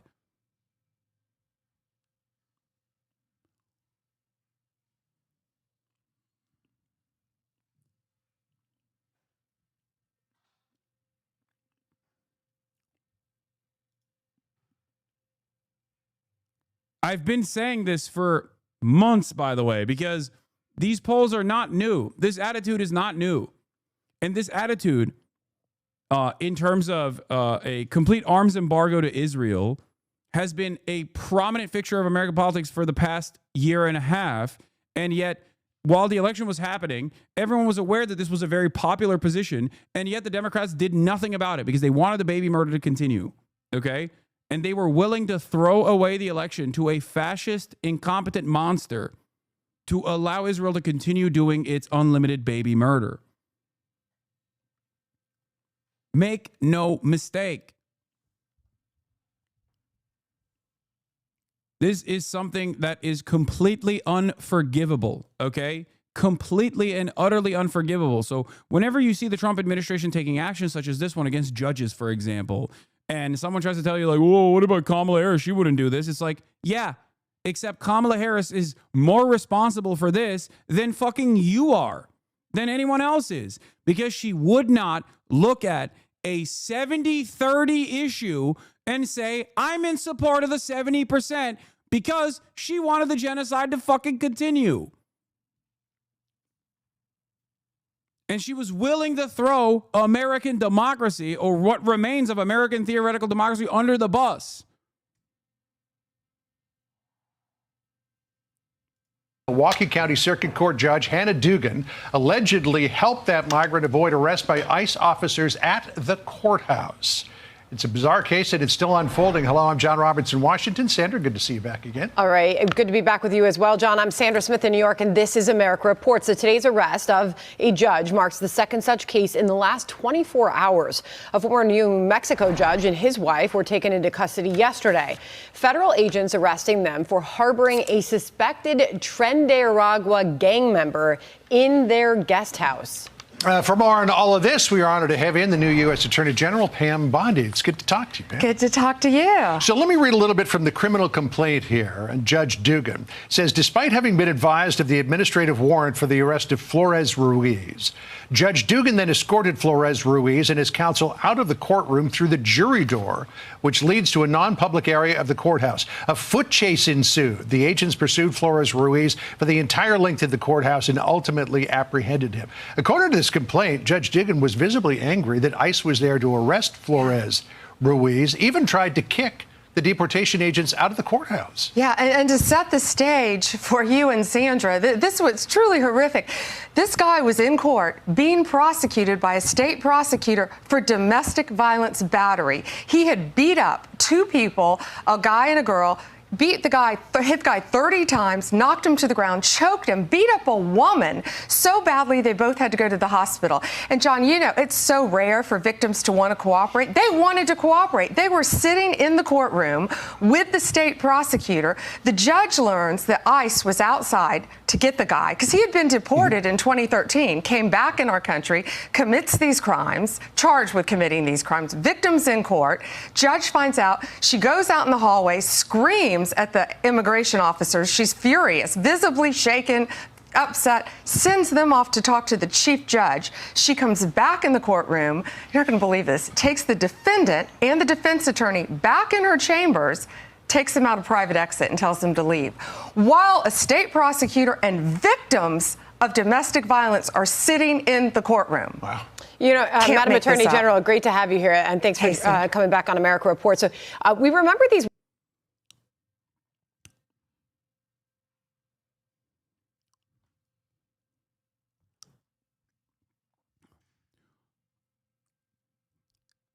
What is insane about this story is that the current Attorney General, Pam Bondi, is complaining about due process taking place. Because if this person is convicted, okay, and deportation is seen as a necessity, then that's what's going to happen. But they don't want to wait for the court process to take place. This is, no matter how much they try to hyper-focus on the details of this court case, make no mistake. This is not about the depravity of the criminal immigrant. This is about the depravity of the administrative state, the depravity of the attorney general for revoking due process. This is not an argument about domestic violence and protecting violent abusers. This is an argument about undermining due process. That's why she is currently locked up. It is psychotic. Everything Bondi said is false. The judge never hid them. Seeing claims about the judge hiding the defendant. Read the complaint, folks. Written by the DOJ, by the way. The guy was literally in the public area where agents were. I guess he got in an elevator before they could get to him. The complaint says, after letting the defendant exit, she came back to the bench. After leaving Chief Judge's vestibule and returning to the public hallway, DEA Agent A reported that Flores Ruiz and his attorney were in the public hallway. DEA Agent B was also observed Flores Ruiz and his attorney in the hallway near courtroom 615 and noted that Flores Ruiz was looking around the hallway. From different vantage points, both agents observed Flores Ruiz and his counsel walk briskly towards the elevator bank at the south end of the 6th floor. I am familiar with the layout of the 6th floor of the courthouse and know that the south elevators are not the closest elevators to courtroom 615. Therefore, it appears that Flores Ruiz and his counsel elected not to use the closest elevator bank to courtroom 615. DEA Agent A followed Flores Ruiz and his attorney towards the south elevator bank. At approximately 8:50 a.m., DEA Agent A alerted other members of the arrest team that DEA Agent A was on the elevator with Flores Ruiz. While on the elevator, Flores Ruiz and his attorney spoke to each other in Spanish. Ruiz. Here, Jason Palladino posted the relevant section of the complaint against Judge Dugan, who was alleged to have led a man into a jury exit to briefly avoid arrest by ICE, DEA, and FBI agents in the hallway. Judge Dugan learns of ICE's presence and confronts members of the arrest team. Witnesses have described Judge Dugan's response to learning of ICE's presence. For example, the courtroom deputy indicated that when Flores Ruiz arrived, Judge Dugan already was on the bench and conducting proceedings unrelated to Flores Ruiz's matter. The courtroom deputy observed Attorney A, the individual who had photographed the agents, enter and approach Judge Dugan's clerk. Attorney A stated that there appeared to be ICE agents in the hallway. Attorney A told the clerk where the agents were seated and what they were wearing. The courtroom deputy reported that the clerk then got up and talked with Judge Dugan. Judge Dugan became visibly angry, commented that the situation was absurd, left the bench, and entered chambers.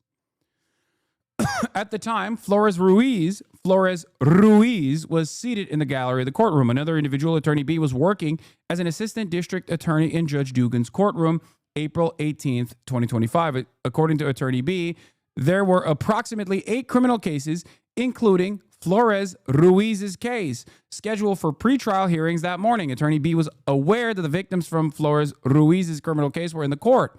While Attorney B was busy preparing for that morning's docket, Attorney B heard someone announce ICE is here. Shortly thereafter, Attorney B heard Judge Dugan say that she was going to call the chief judge before leaving the courtroom.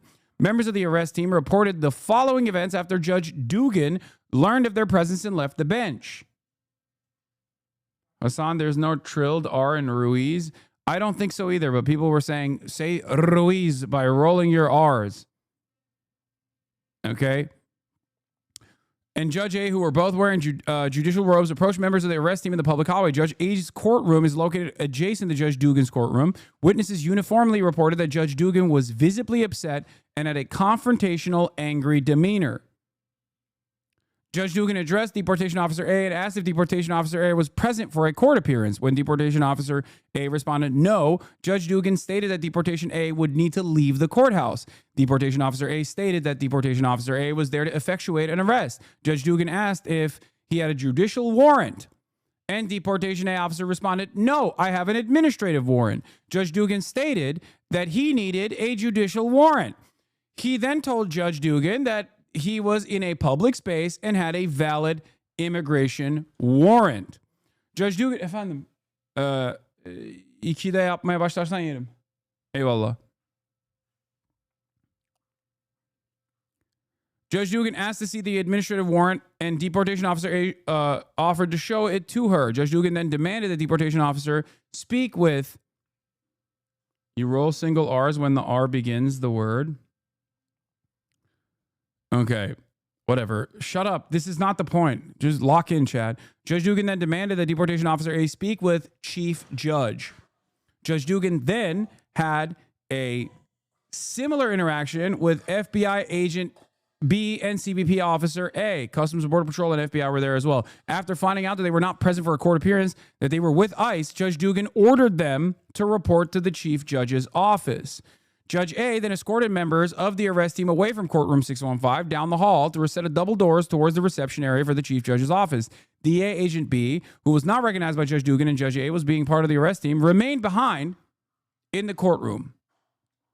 The courtroom deputy reported observing a portion of the above described events in the hallway. According to the courtroom deputy, shortly after Judge Dugan was advised of ICE's presence, the courtroom deputy left the courtroom to look for an unrelated defendant, whom the courtroom deputy was seeking to arrest for an open warrant. The courtroom deputy saw Judge Dugan in her robe in the public hallway, telling one of the federal agents that he needed to go talk to Chief Judge.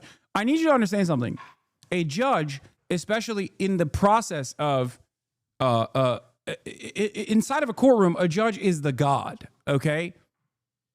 Like a judge is quite literally the judge, jury, and executioner. So when a judge says, no, you have no authority here, do you have a judicial warrant, okay? And he says, no, I don't have a judicial warrant. And then the judge says, you need to get the fuck out of my courtroom. You need to get the fuck out of that courtroom. That judge could have actually unironically arrested those people that are in that courtroom and held them in contempt of the court for not following a lawful order being made in that process. She could have arrested them if she wanted to.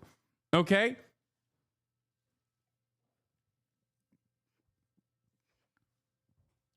This is something that even the Supreme Court is most likely not going to abide by because it destroys any power that the judiciary has.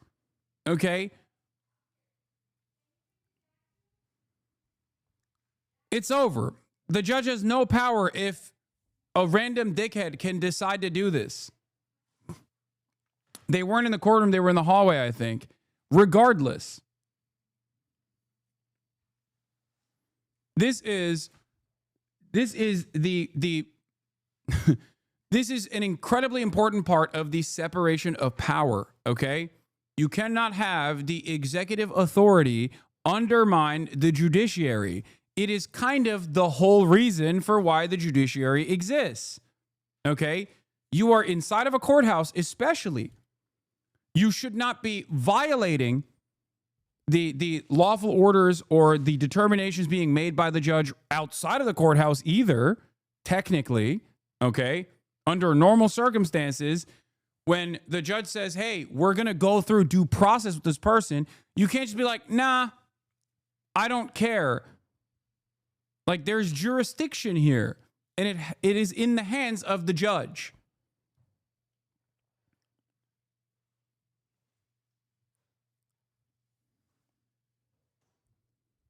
Yeah, judiciary is literally there to prevent executive from determining what law is. That's the whole point.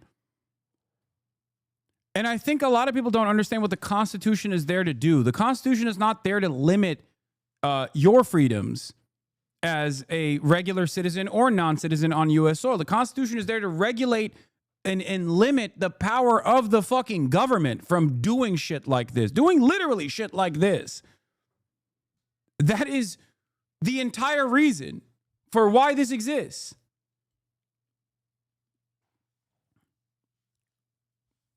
It's crazy. Anyway, you're wrong on many levels. Judges can't just walk hallways involving themselves in everything they see. It is her own personal court case. It's literally due process taking place. You can't just go, nah, sorry, I've decided that there is no due process in this circumstance. He wasn't. It's not even a he, it's a she.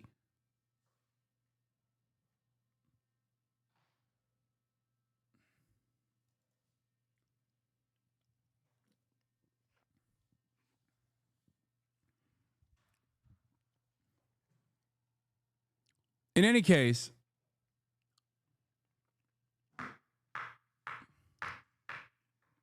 he was talking about, my bad, he was talking about the agent. Brother, I work in a federal courthouse. Judges absolutely have full reign of the place. That chatter is insane. Yeah. By the way, judges don't just have full reign over the courthouse. They have full reign in general.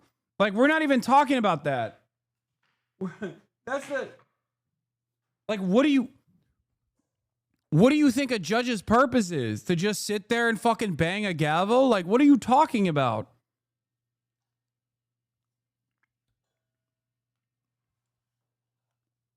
No, I'm just saying, like, within the halls of a courthouse, in the courthouse, they are the god, okay? They're functionally the god. They're the judge, the jury, and the executioner in general, okay? But outside of the courthouse, they have a lot of powers as well. I'm not talking about in their own personal life. I'm talking like when they make a fucking decision that is supposed to limit the enforcement actions by other members of law enforcement. Like, for example, I'll give you a great example of this. Court process takes place, okay? There's a court proceeding. There's a court proceeding. There's a criminal trial, okay?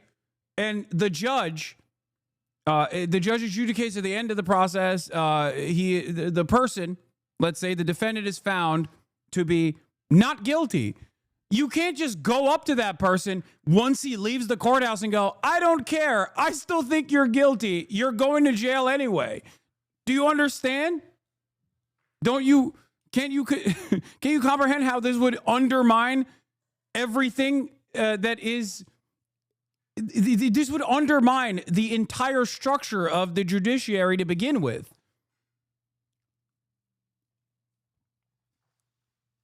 Like, the judge says, yes, we found you not guilty, bangs the fucking gavel. You think you're walking out a free man. And then some cop is waiting outside going, no, no, no. I still think you're illegal. I still think you're a criminal. Boom, back to prison with you. You can't do that. The fuck do you mean? And the only way you could do that is if there is a separate criminal warrant for yourself, okay? For a totally separate case. In this circumstance, him saying he has an administrative warrant is not applicable. There is a actual active court case taking place over whether or not this person is responsible for what he was charged with. And then in the aftermath of that, then you will make a determination for deportation orders.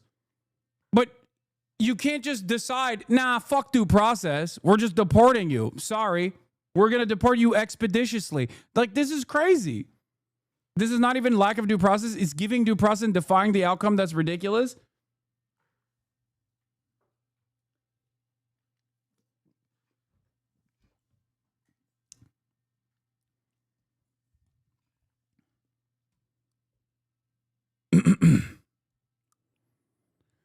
DA Agent B, who had remained in the hallway and had not been recognized as a member of the arrest team, reported that Judge Dugan walked around the hallway and appeared to be looking for additional agents before she returned to the courtroom.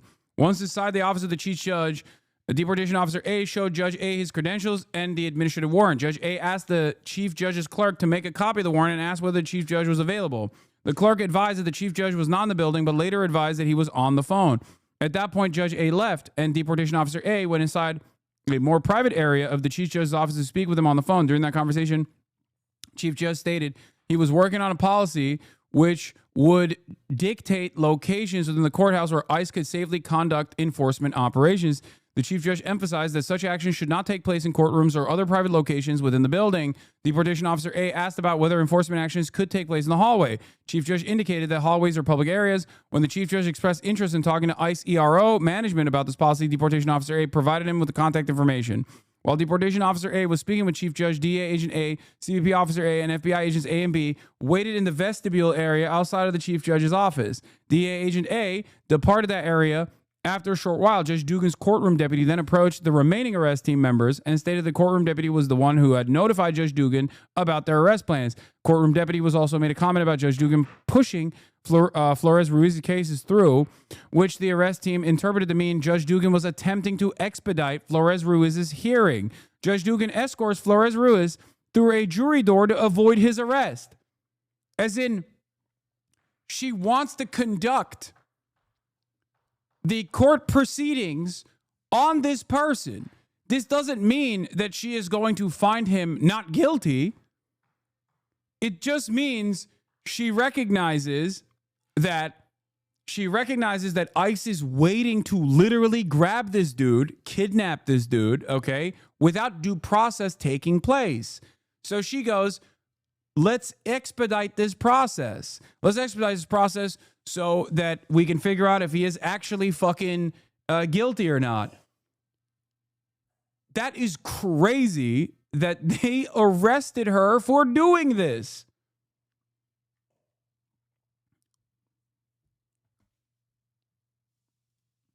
What? You dumb?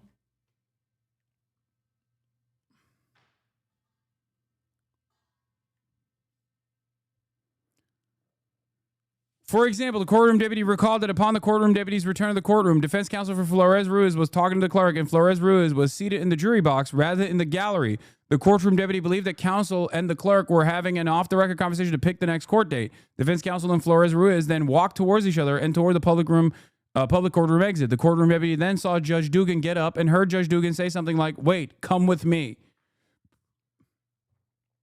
Despite having been advised of the administrative warrant for the arrest of Flores Ruiz, Judge Dugan then escorted Flores Ruiz and his counsel out of the courtroom through the jury door, which leads to a non-public area of the courthouse. These events were also unusual for two reasons. First, courtroom deputy had previously heard Judge Dugan direct people not to sit in the jury box because it was exclusive for the jury's use. Second, according to the courtroom deputy, only deputies, juries, court staff, and in-custody defendants being escorted by deputies used the back jury door. Defense attorneys and defendants who were not in custody never used the jury door. We all know why this took place. This took place so that the judge could actually fucking protect due process on principle. That's it.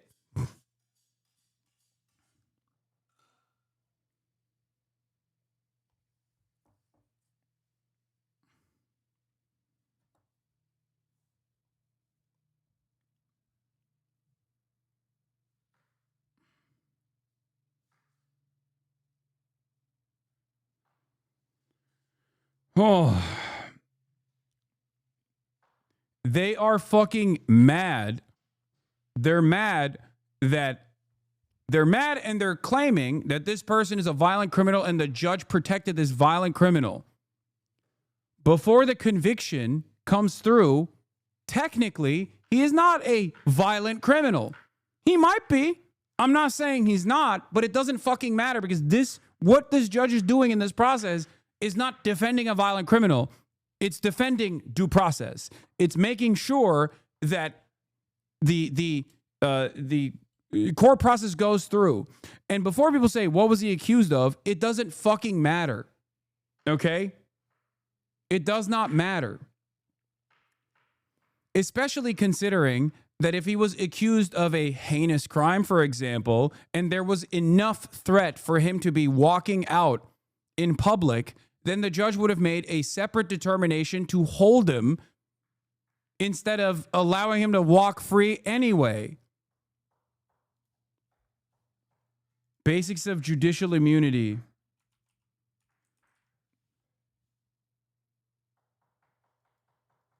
Absolute immunity, when recognized as absolute, is absolute and means judges are not liable in civil actions for their judicial acts, even when done maliciously and corruptly. The law is clear that in general, no action can be supported against the judge or justice of the peace acting judicially and within the sphere of his jurisdiction, however erroneous his decision or malicious the motive imputed to him.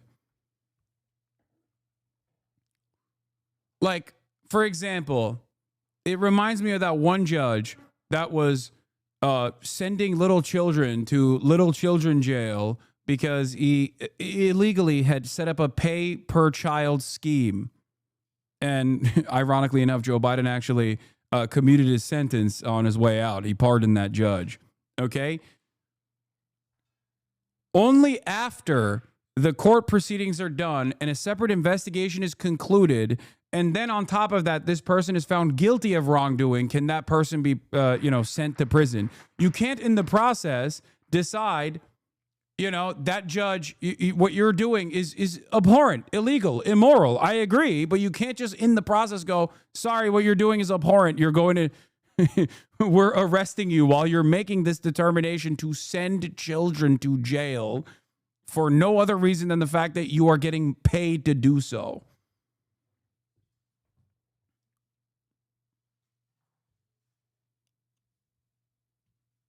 Judges and judicial officers have always been awarded absolute immunity for their judicial acts. Absolute immunity covers even when conduct which is corrupt, malicious, or intended to do injury. And in this process, what this judge was doing wasn't even fucking corrupt or immoral, for the record.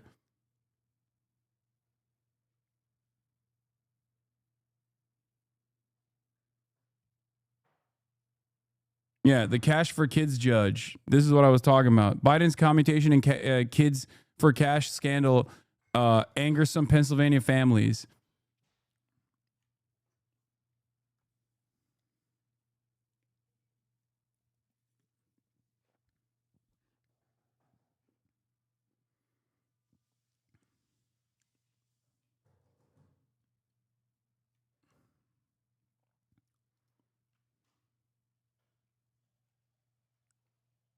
Anyway. Beg your finest pardon. Okay, we're not going to get into a totally separate. We're not going to get into this totally separate case. Okay.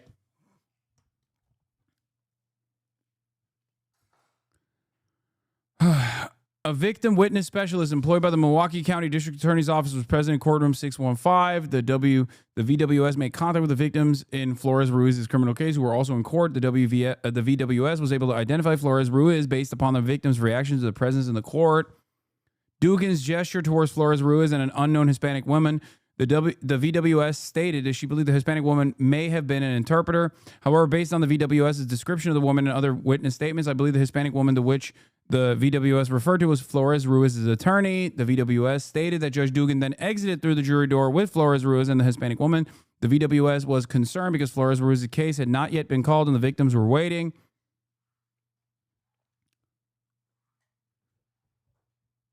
Another attorney C, who was in courtroom 615 on April 18, 2025, to represent a client, also advised case agents that he observed Judge Dugan forcefully direct two individuals, a man and a woman, to leave through the jury door. Attorney C indicated that this was done with a stern tone. Ruiz makes it out of the courthouse and is arrested after a foot chase.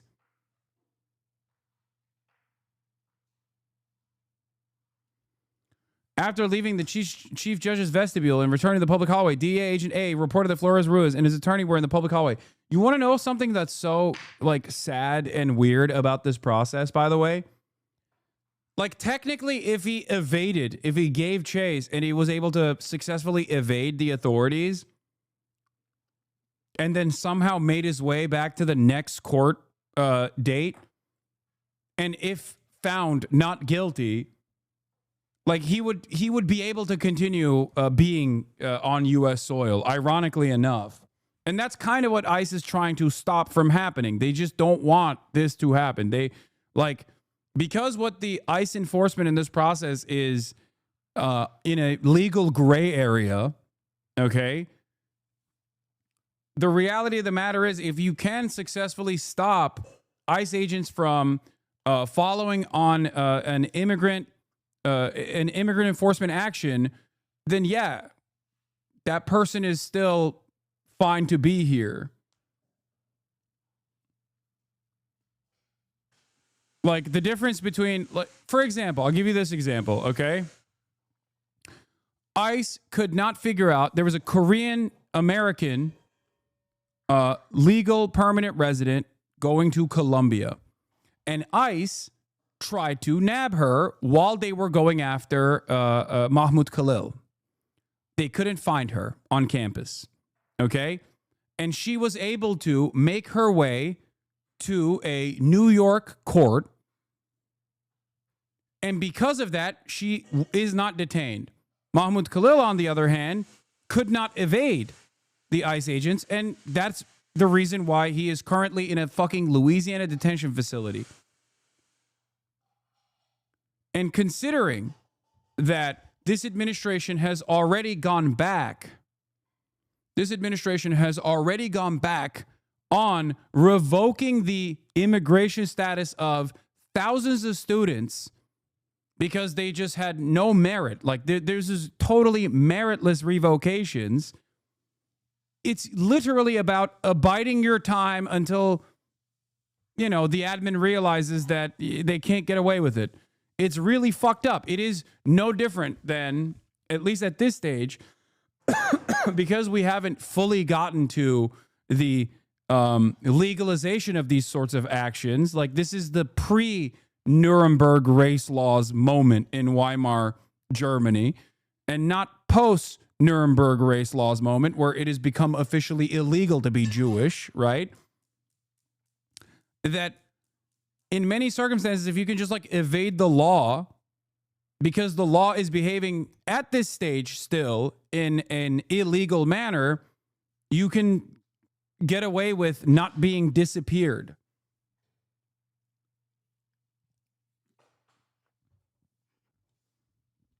It is a very strange time.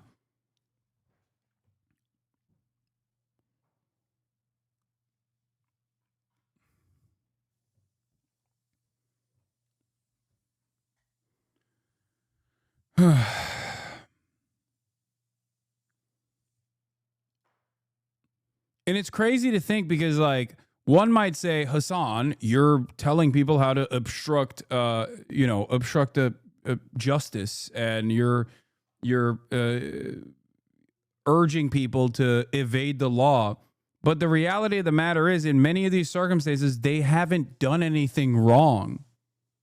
And it's actually, as it stands currently, until they change the rules, until new precedents are set, until they change the fucking rules, it is actually the government, the federal agencies that are in violation of the law. It's fucking nutty.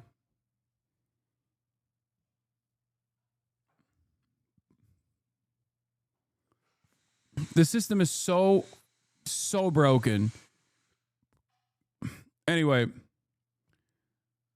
this is the situation. Words of Tom Homan, the border czar. This was March 17th, and his message on these judges who apparently are trying to get in the way of this administration's efforts. Listen.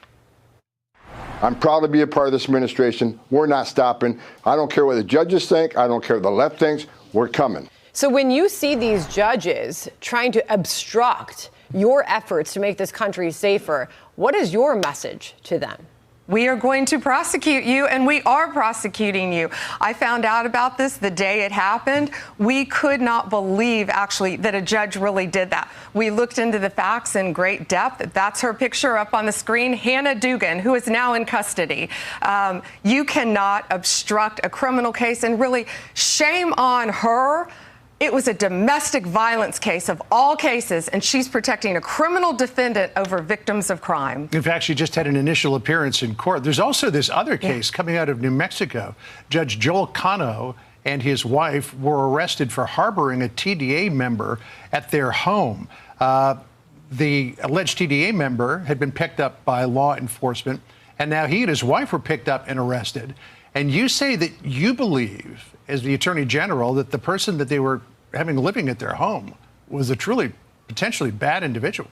Yeah, that's the judge up on the screen now who got arrested. Yeah, his name is Ortega. He was is a known TDA member. So he comes through Eagle Pass January. Okay, this is the other part of this process, which is he's a known TDA member. First and foremost, just like with Israel, when I hear this administration blame someone for being a Tren de Aragua member, okay, I'm going to be a little skeptical about it.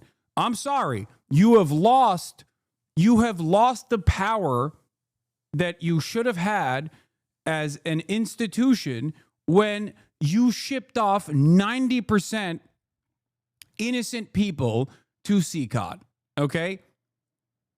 if what is happening here in terms of the determination for what constitutes a known Tren de Aragua member is simply someone having a fucking autism awareness tattoo, it's going to be very difficult for me. I'm going to need to see some real evidence. Having said that, the irony here is this determination is not up to the Attorney General, Pam Bondi. This determination needs to happen in a court of law, in a courtroom. That's the whole point. Because when you say someone is a fucking violent gang member and we've made a determination that this gang is not even a gang, but it's actually a terror cell, we're going to disappear that person. There is no more room for a due process. The entire argument right now is around due process. I'm not saying keep every single person inside of the American borders, inside of the American national boundaries. I'm simply saying that we have to make this determination in a fucking courtroom, because if we just destroy due process in its entirety, today it's going to be random brown guy. Tomorrow it's going to be another fucking person that is an American citizen. And you can't even make this determination any longer because we've eroded the Constitution and there's no more fucking due process. This is very dangerous.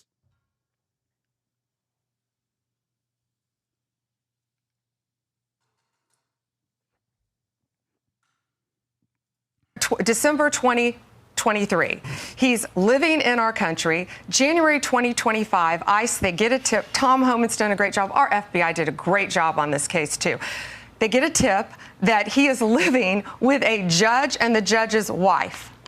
So they have him arrested first on immigration charges. A Judge Damian Martinez releases him, saying that Judge Cano has a good BS meter and wouldn't let just anyone live on his property.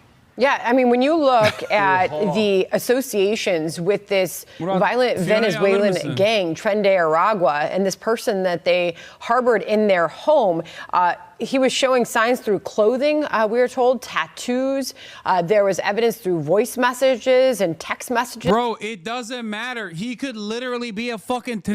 What? I know, I see his Modelo time. You got a tall boy. It's fucking 2 p.m., dude. Anyway.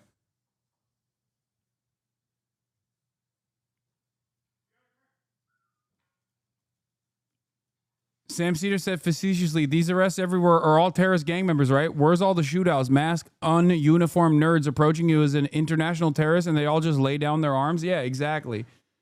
But even then, it doesn't fucking matter. He could be a fucking Tren de Aragua member. He could be. I'm not even saying he's not. I mean, it's very... I don't believe this administration, okay? They've already destroyed their credibility, what remained of the credibility. There was not much to begin with. But even then... there's a reason for why due process has to take place. That's my point. Because if Pam Bondi decides you're Tren de Aragua and now you're fucking disappearing to CCOT, and that's what matters, that's all it takes for someone to get fucking black bag in the middle of the street, what's stopping them from doing this to you? And if you think being white is the shield that you have, you are fucking wrong. It is nutty. This is just the way to open the door to normalizing destruction of due process. You're such a lib defending institutional norms. Dude, this is not a defense of institutional norms, okay? This is a objectively good thing. It's like saying we have to gut the EPA. Oh my God, you're such a fucking libtard for defending the Environmental Protection Agency or defending the FDA. Yes, there are some things that the goddamn government does that, you know, they could do a better job with, but at least like it should remain, okay? And this isn't even that. This is more than that, because what I'm defending is human rights in general, okay? What I'm defending is like what we have evolved to.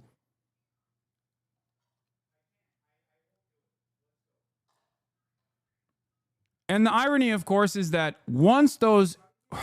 the irony, of course, is if tomorrow, God forbid,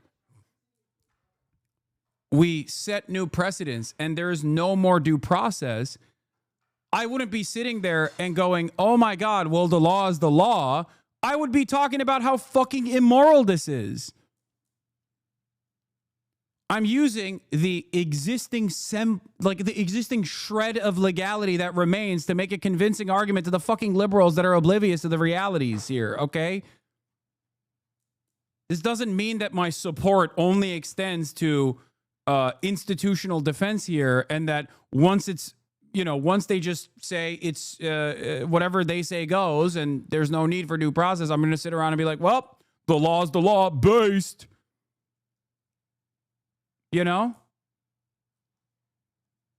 At that point, it is unjustifiable, an unjustifiable rule.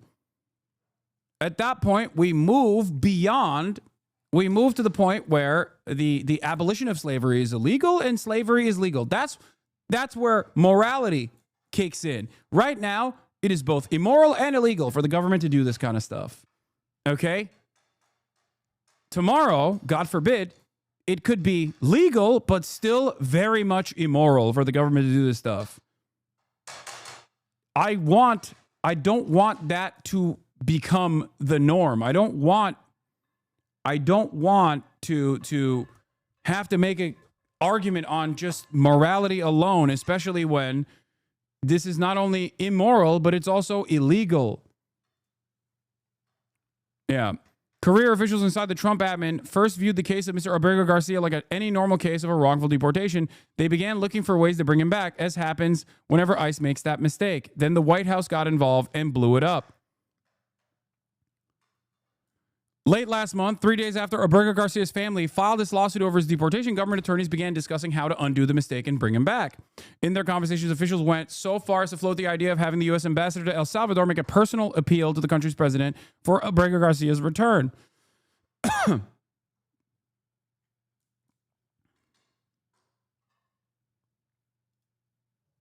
What is this? Why'd you get clapped? The guy the Milwaukee judge was charging is 30, which means he was a kid when he was deported the first time in 2013. The guy was in a court for a fight with his roommate. Oh, misdemeanor battery, domestic abuse, infliction of physical pain or injury. The above named defendant on or about did cause bodily harm to DT by an act done with intent to cause bodily harm to that person. I mean, it doesn't matter. Because this is not even the main point of contention here. The main point of contention is not to make, I'm not in the business of even entertaining whether or not this person is a sympathetic person. It's a misdemeanor. It's most likely under normal circumstances not supposed to warrant a deportation measure, okay? But we're not even there. There's no need to even argue on whether or not this is a sympathetic person or not, because the principle that I'm defending this judge, at the very least, is on the principle of abiding by due process. Do you understand?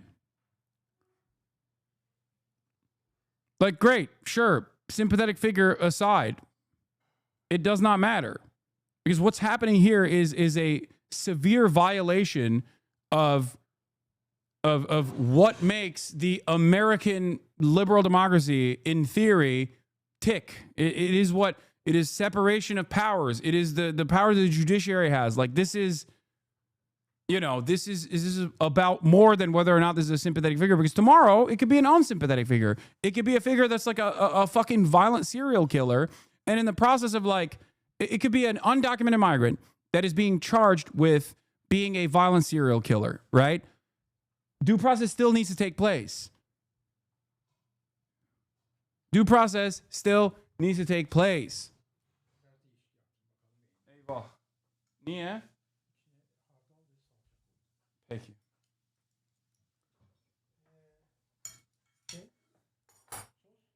Evet. Dur gelip alacağım bir dakika. Sure. Here. All right, let's get back to Pam. Of his association to TDA.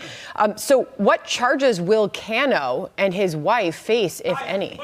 So Judge Cano, soon to be former Judge Cano, got his charges were just unsealed. He's charged with obstruction. He admitted post Miranda. He took one of the TDA members' cell phones, himself took it, beat it with a hammer, destroyed it, and then walked the pieces to a city dumpster to dispose of it to protect him. The wife also is charged with destroying evidence. Sandra, not only that, this TDA member, and he had on a necklace that said kill, something about death. He had tattoos all over him. He also had on his cell phone pictures of 2 decapitated victims, victims, decapitated, gruesome photos, and he was sending them out, and whoever he was sending them to was sending back saying, hey, you need to be careful, you shouldn't be sending these, you shouldn't be texting these photos out.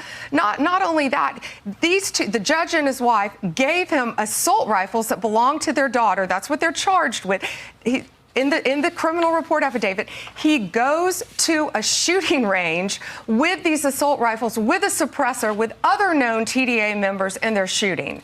This is the last person that we want in our country, nor will we ever tolerate a judge or anyone else harboring them. Let me, if I could, Madam Attorney General, come back to the Wisconsin case and Judge Hannah Dugan, because in allegedly letting the perpetrator and the attorney out through a non-public exit and allowed them to get out in front of the building.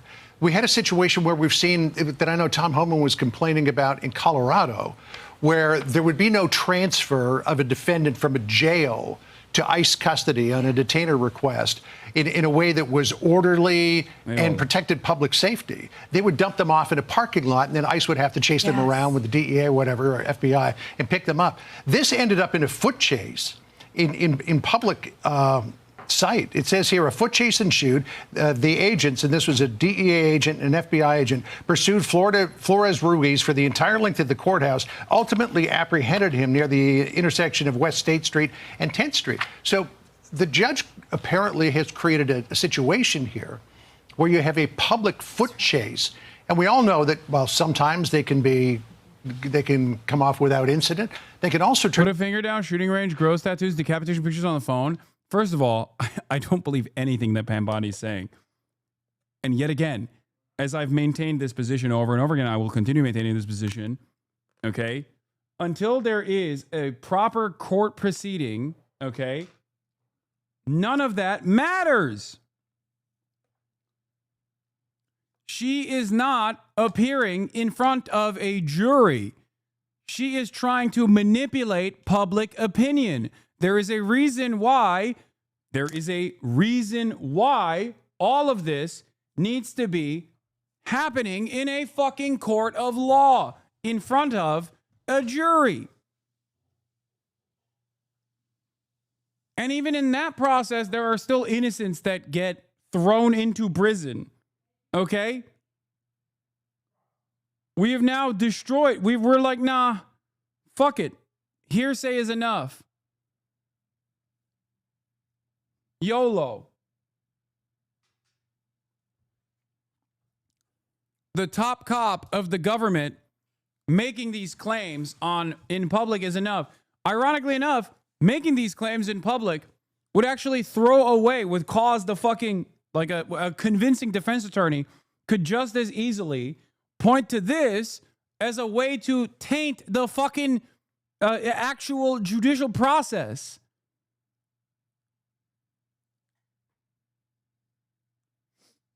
This is grounds for a fucking mistrial.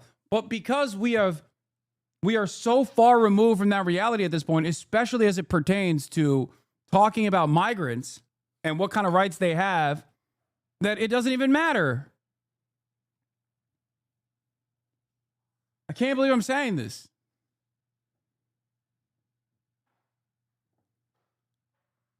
Turn into very dangerous situations. John, that's exactly right. She put the lives of our law enforcement officers at risk. She put the lives of citizens at risk. A street chase, which is absurd that had to happen. But yes, she put a lot of people in danger. That judge did it. So did the other judge. Judge Cano is charged with. They were allegedly giving him assault rifles, AK-47s, AR-15s, with a suppressor, a known TDA member, letting him go to a shooting range to refine and perfect his shooting skills.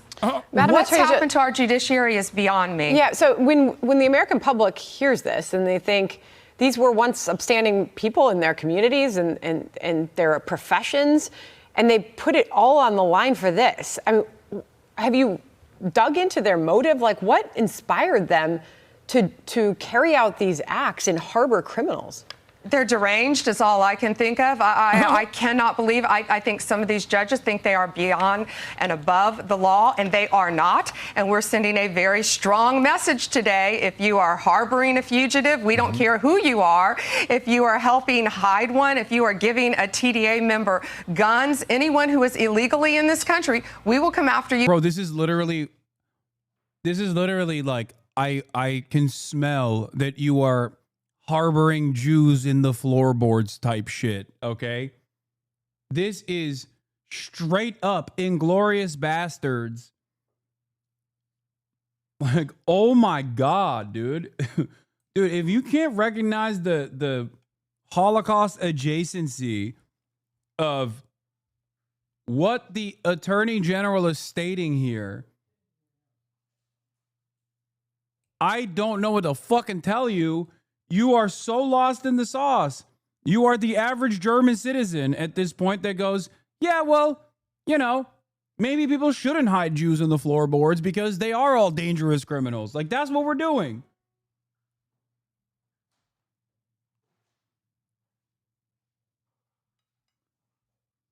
And I know when I make this comparison, a lot of fucking rabid right-wingers are going to turn around and say, oh, dude, yeah, making an Anne Frank comparison again with a violent criminal. It's like, dude, until there is fucking due process, you can't make this assertion.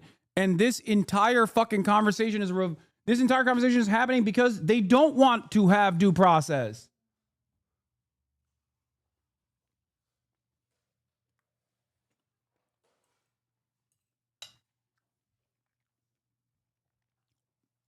And we will prosecute you. We will find you. If I could just finish off with this idea, very significant development that you're arresting judges now. Now, it could be that the judges have engaged in terribly bad behavior and deserve to be arrested. But you know what critics will say? They'll say, "Oh, this is a government that is expanding the powers of the Article 1 of the Constitution. Now they're arresting judges." How do you respond to that? No one is above the law, John. No one is above the law in this country. And if you are destroying evidence, if you are obstructing justice, when you have victims sitting in a courtroom of domestic violence and you're escorting a criminal defendant out a back door, it will not be tolerated, and it is a crime in the United States of America. Doesn't matter who you are, you're going to be prosecuted. Madam Attorney General, great to see you in the studio. Great to see you. Okay, Appreciate thank your you time. very much. Appreciate that. I'm Steve Ducey. I'm Brian Kilmeade. And I'm Ainsley Earhart. And click here to subscribe to the Fox. We are Grace so X- fucked. We have moved on. We are in the dangerous place, dude. We are in a fucked up place right now. Holy shit, dude.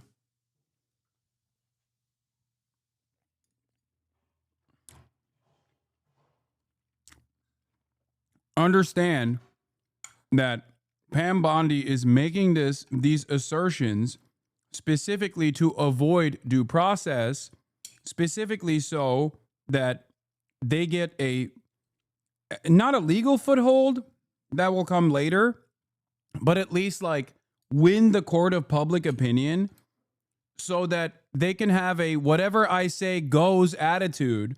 And if you are a judge and you try to maintain due process as a way to defend the entire purpose of the courts to begin with, we will arrest you. We will arrest you, and we will defend that arrest on television, and we will try to get the public to be on board with this. So far, we have been lucky enough that the victims like Mahmoud Khalil and the victims like Mosen, victims like Rumeysa Öztürk have been perfect victims, like literally perfect victims. That makes it much easier, even devoid of Democratic Party resistance, that makes it much easier to make a convincing case in the court of public opinion. That is why I say we're fortunate that the administration that's trying to do these horrible actions is too incompetent to play this smart. They're not moving slowly in the erosion of civil liberties. They're moving in a belligerent manner.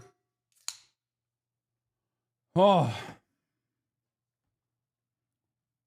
Congressman George Santos. Also, speaking of a erosion of justice here, Congressperson George Santos sentenced to over 7 years in federal fraud case, ladies and gentlemen. Has been sentenced to more than 7 years in prison for fraud and identity theft. Santos arrived in a New York federal court earlier today, telling the judge he regrets defrauding voters. Now he's looking at 87 months in prison. ABC's Phil Lipoff and ABC News legal contributor Brian Buckmeyer are here with more on that. So, Phil, what's the latest? Well, at 87 months, Diane, they say hindsight is 20/20. George Santos is now going to have a good deal of time to reflect on his behavior that led to the charges, that led to the conviction, and his behavior through the sentencing phase, which prosecutors said was the reason they were asking for the max. He eventually said, you know, I regret what I did, but in that same breath, went after the Department of Justice, saying, yeah, but they want to land an anvil on my head rather than giving me the sentence that other people in my situation have gotten. Well, the judge weighed all of that, could have done the mandatory minimum of 2 years, which is what Santos and his attorneys were asking for. Prosecutors asking for those 87 months. Judge gave him every bit of those 87 months and then 2 years of supervised probation after. And Brian, what do you make of this sentencing given Santos pled guilty? Are you surprised? I mean, to Phil's point, I'm not really surprised. Once again, another Jewish man falsely maligned, unjustly persecuted.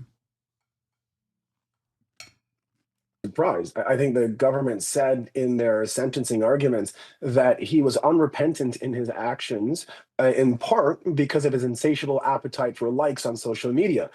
He did himself no favors from August when he took that plea till today, going on social media and talking about selective prosecution, how the government's out to get him. And within the sentencing guidelines, Santos could have faced anywhere from 75 to 87 months. And the reason why he got the very top of that guideline is because of what he said himself throughout this case. So not surprised at all. I think for whatever reason he thought the way he was conducting himself would have helped, but no, it didn't. And Phil, Santos spoke in court today expressing regret. Did that seem to have any impact here? Well, apparently not, because I think at this point, you're right before sentencing. Brian's a defense attorney. I'm sure he's had more than one conversation with a client about showing remorse, expressing remorse. He said in court today, Santos did, my conduct betrayed my supporters and the institutions I swore to uphold. He was teary-eyed. I mean, but this is at the point where you are about to be sentenced. Just within the last couple of weeks, he was attacking the Department of Justice. You know, this was a witch hunt and things of that nature. So, yeah, he didn't show much remorse, and they hit him with every bit of 87 months today. Brian, does he have any grounds for appeal? Doors open. Sure, but that ground is shaky at best. He was given a sentence within the guidelines of 75 to 87 months. And just to go back to what he said about the DOJ is not treating him like everyone else. Yes, he was treated like everyone else. And to Phil's point also about what I tell my clients, one thing I would have told George Santos if he was my client, shut up. Don't open your mouth. Stop talking, because it's his own words that got him into this trouble. And I've had clients do that as well. They badmouth the government in a way that they can use against them. And George Santos thought of himself as a different politician, I guess, someone who can badmouth the DOJ and the prosecutorial system and somehow get away with it. And now he's learning he's just like the rest of us. And when you do that, you get these types of prizes. You get the highest sentence within your guideline. And if he does appeal, like I said, I don't see a ground that he can win, but it's his right to do so. All right, Phil Lipoff, Brian Buckmeyer, thank you both. Now to President Trump and the war in Ukraine.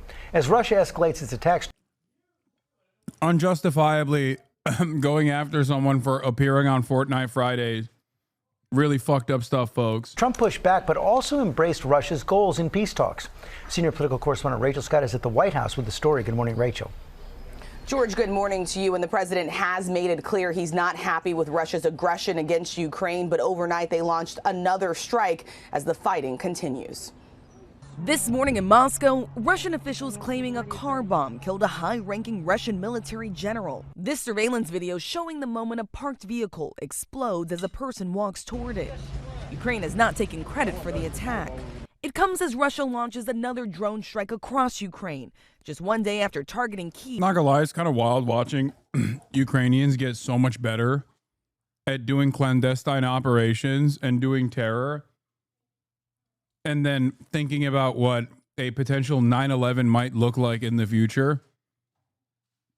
Like we're basically watching these dudes take it to Russia first, okay? But inevitably there is going to come a time when they're,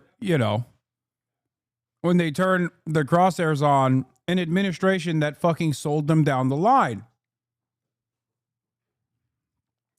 Potentially.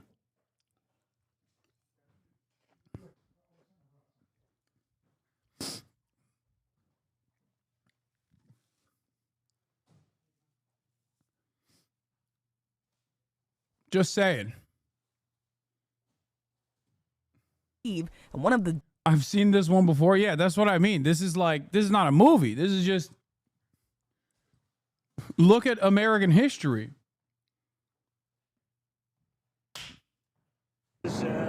Frankly, that's what we wanted last time. We almost got it, and then they backed out of that deal. But we had it to go into China and to sell our product, sell our wares. In other words, it's called to open China. That would be great. That would be a big win. But I'm not even sure I'm going to ask for it because they don't want it open. They don't want it open. Trying to come in here. Immigration front. Big thing on the tariffs. But because of tariffs, I could possibly get that. What do you think? Opening up China would be a big win, right? The problem is no matter how big the win is, the press will not give me credit for it. If I got the greatest win in history, they'll pay us trillions and trillions of dollars. They'll give us anything we want. The press will say, Trump, he just had a terrible defeat. He suffered a terrible defeat. But the people know. No, I think we're going to have a lot of big wins. I don't know if it's going to be covered that way by the fake news, but the wins are going to be very substantial. We're losing. We were losing with Biden, 5 billion a day. Think of that, 5 billion. So President Trump speaking to reporters there on Air Force One as he makes his way to Rome for the Pope's funeral. Damn, they're cutting him, dude. Covering a lot of topics. Quite hard to hear him over the roar of the engines of Air Force One. But when it He's came looking to that rough, meeting yeah. between the U.S. envoy Steve Witkoff and President Putin, he said discussions went well. It was a good meeting. He also spoke about dude, good tariffs of deal for course, sure. saying we're making very good Not sure if you saw Trump is going mask out about how much he cares about genes and what it means for greatness, and it's really awkward. Judge, and he was asked if he was going to have any meetings on the sidelines of the funeral. He said, frankly, it's a little disrespectful to have meetings when you're at the funeral of the Pope. But he said, I'll be talking to people. I'll be seeing lots of people. One person he doesn't expect to bump into, though, is former President Joe Biden. It's not high on my list. It's really not, he said. We'll keep across those comments for you, bring you any updates throughout the evening. Yeah, he's got a dude. This is we don't talk about the Brandonization of Trump nearly enough on this broadcast. We really don't talk about it, but there is certainly a Brandonization of Donald Trump that's taken place, especially in the second term, where his I did NATO Jack stuff is even dumber. Someone in the chat actually made a really funny comparison that I hadn't even thought of, which is everything that Brandon went through with Bibi and Israel, Donald Trump is ironically going through with Vladimir Putin, where he's like, no, Vladimir Putin, if I wag my finger at you, you will stop. I know it because you trust me and I trust you. And it's even dumber because at least with Israel, I mean, in some ways it's dumber and in some ways it's, I guess, more desperate, understandably, because you don't have the same level of control over your foreign adversary as you do over Israel, right? If you're the American government. But it is quite funny that as Biden was like, come on, Jack, don't do it. Don't stop killing these children. Oh, I'll show you Jesus. Oh, you'll have a come to Jesus moment, right? And then Benjamin Netanyahu would be like, we are killing the children tomorrow. We will keep killing the children like every day. That is what would happen. And now Donald Trump is like, oh, dude, look at this sweetheart deal we gave you. Come on. It's everything you ever wanted. Please don't fucking keep bombing Kyiv. And Vladimir Putin's like, no, we're going to do that. We're going to keep bombing Kyiv, actually. Fuck you. Suck my dick. In some ways, obviously you have way less motion with a guy like Vladimir Putin than you're supposed to have with Benjamin Netanyahu.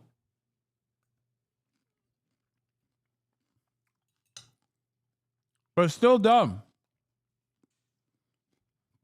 Still absolutely idiotic for him to put himself out there in this way to look like a fool. Anyway, let's get back to the Ukraine peace talks now. Deadliest attacks on the Capitol in months. President Trump posting on social media, Vladimir, stop, urging him to get the peace deal done. Yo, I'm sorry. This was awesome. Like, in the background, horrifying events are taking place. 12 people were murdered, right, in Kyiv. But Donald Trump's response to this is to go, Vladimir, stop. Like, what the fuck are you saying? What are you fucking doing? God damn. He literally is going, this isn't you. Vladimir, this isn't your heart. It's like, bro, I don't know if you know this, but he invaded the country, you know? This is absolutely his heart. What the fuck do you mean? You saying that the U.S. has turned into the UK, a country with no motion, was an elite take? Oh, yeah, no. A country that still believes that they have, like, global superpower status, meanwhile, has completely lost all of its influential role in the global stage.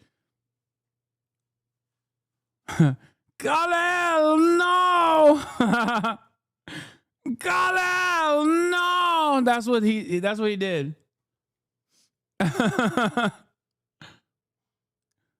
Vladimir, stop!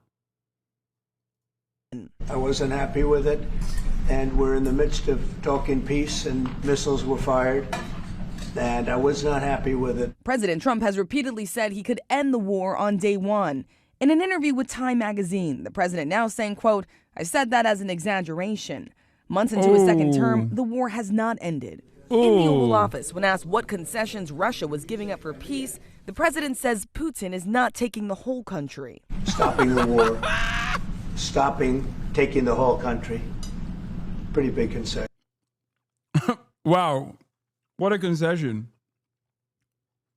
He's not nuking Germany. That's a concession, too. If we're just making up stuff that Vladimir Putin may not even have the capability of doing, that's awesome. What an awesome way to talk about this deal. You have so much motion, sir.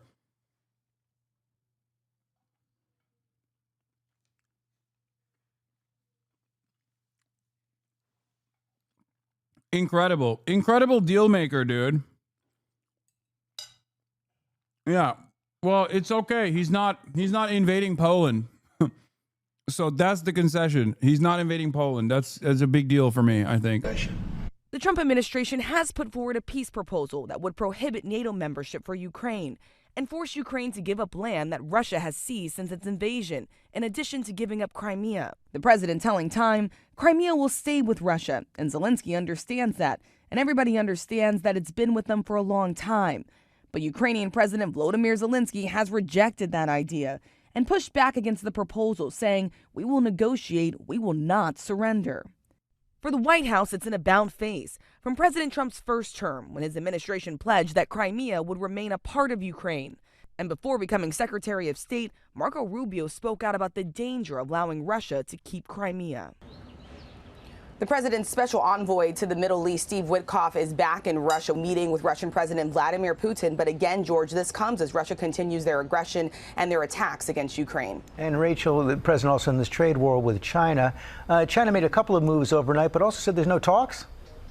Exactly, George. And they're really pushing back hard against the president's repeated claims. I'm sorry, but the funniest thing that has taken place so far that I'm noticing in mainstream outlets and mainstream reporting is that due to the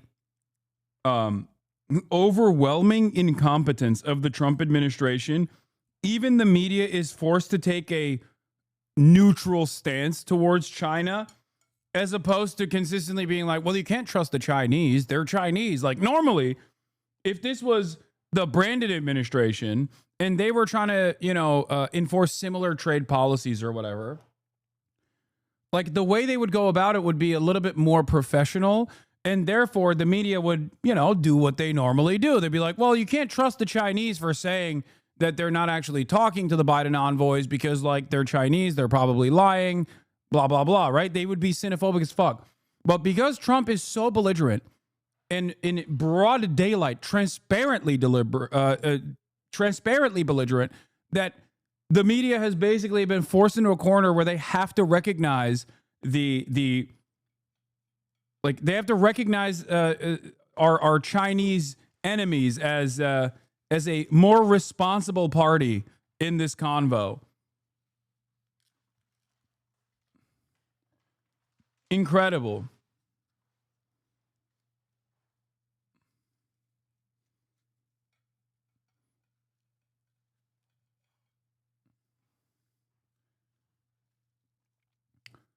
Donald Trump, the great unifier, just not in the way that he thought it would work, has unified, has basically created a support system amongst China and Japan, okay?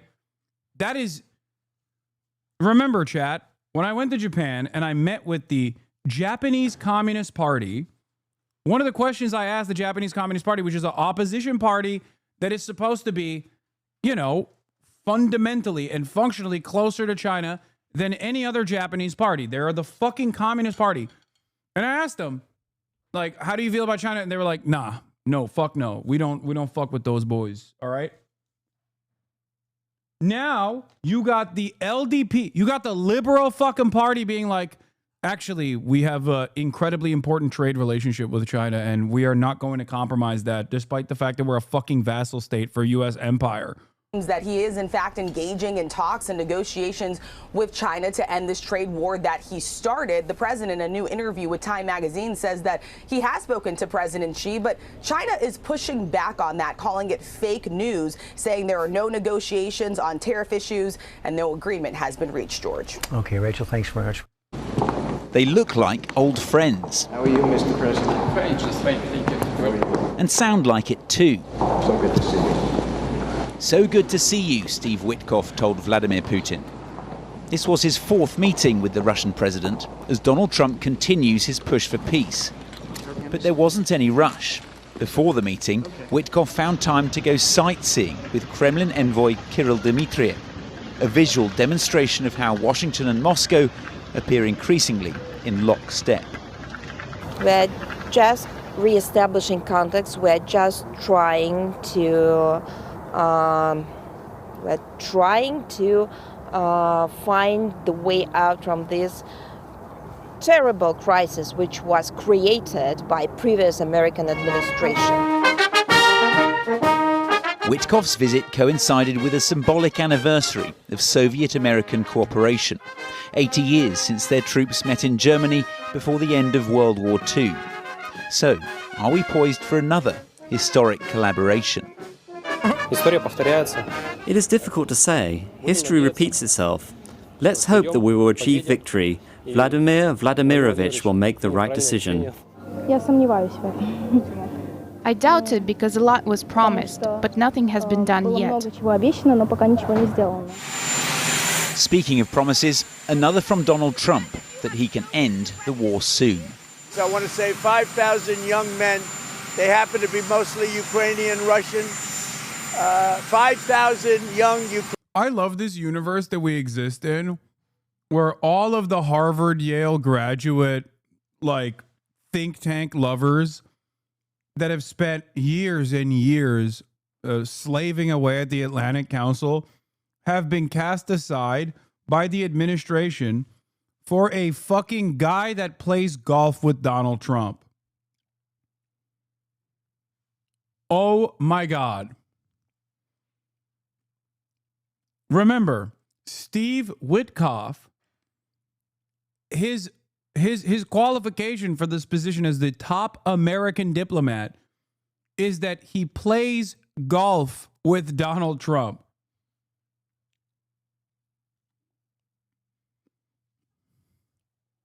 He's just a real estate guy before this.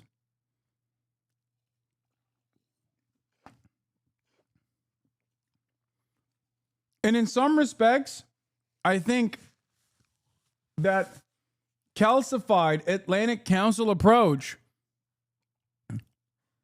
that calcified Atlantic Council approach unironically has been a setback in negotiations.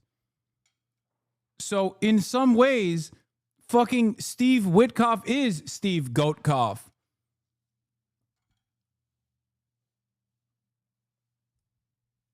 It's crazy.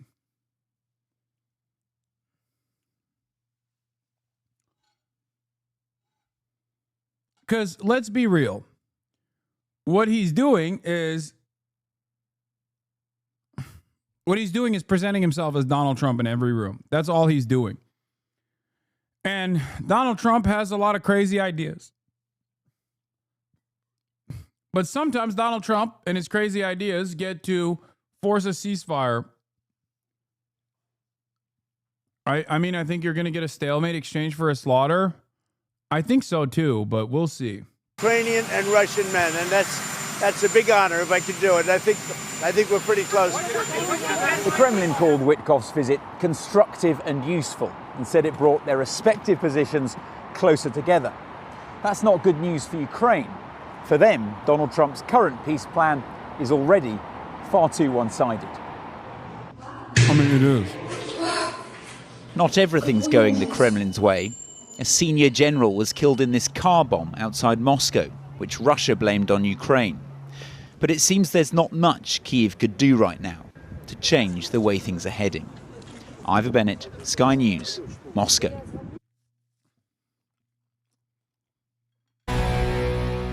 Today, Special Envoy Steve Witkoff is meeting with Vladimir Putin again in Moscow. This follows Russia's attacks in Kyiv. They were just abhorrent yesterday, leaving at least 12 innocent people dead. Brian is so funny. Again, I always remind people of this, but Brian Kilmeade, the person who's speaking right now, was a Ron DeSantis head. And these are the exact reasons why he was a Ron DeSantis head. Because he was worried that Donald Trump would do crazy shit and not toe the State Department agenda on Ukraine and do ridiculously irresponsible things like blow up global trade for no reason other than because he's fucking bored. Which is why every time he talks about this stuff, he'll just like slot that in where he'll be like, it's an abhorrent moment. Steve Witkoff is meeting with Vladimir Putin again in Moscow. This follows Russia's attacks in Kyiv. They were just abhorrent yesterday, leaving at least 12 innocent people dead, with President Trump pushing for an end to the war.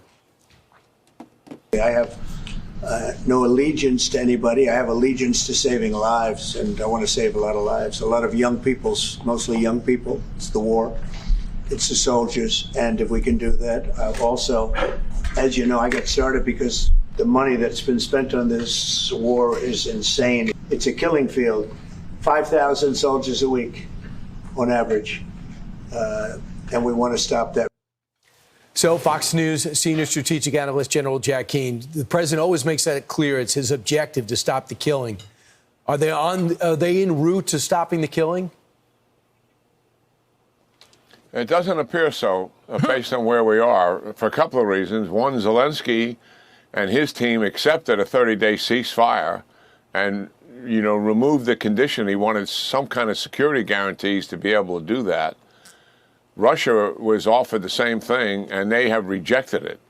And not only that, they have they have continued to focus on killing civilians, targeting civilians, because they want to break the will of the Ukrainian people and put pressure on Zelensky and also on our administration to make more concessions. That's what's going on.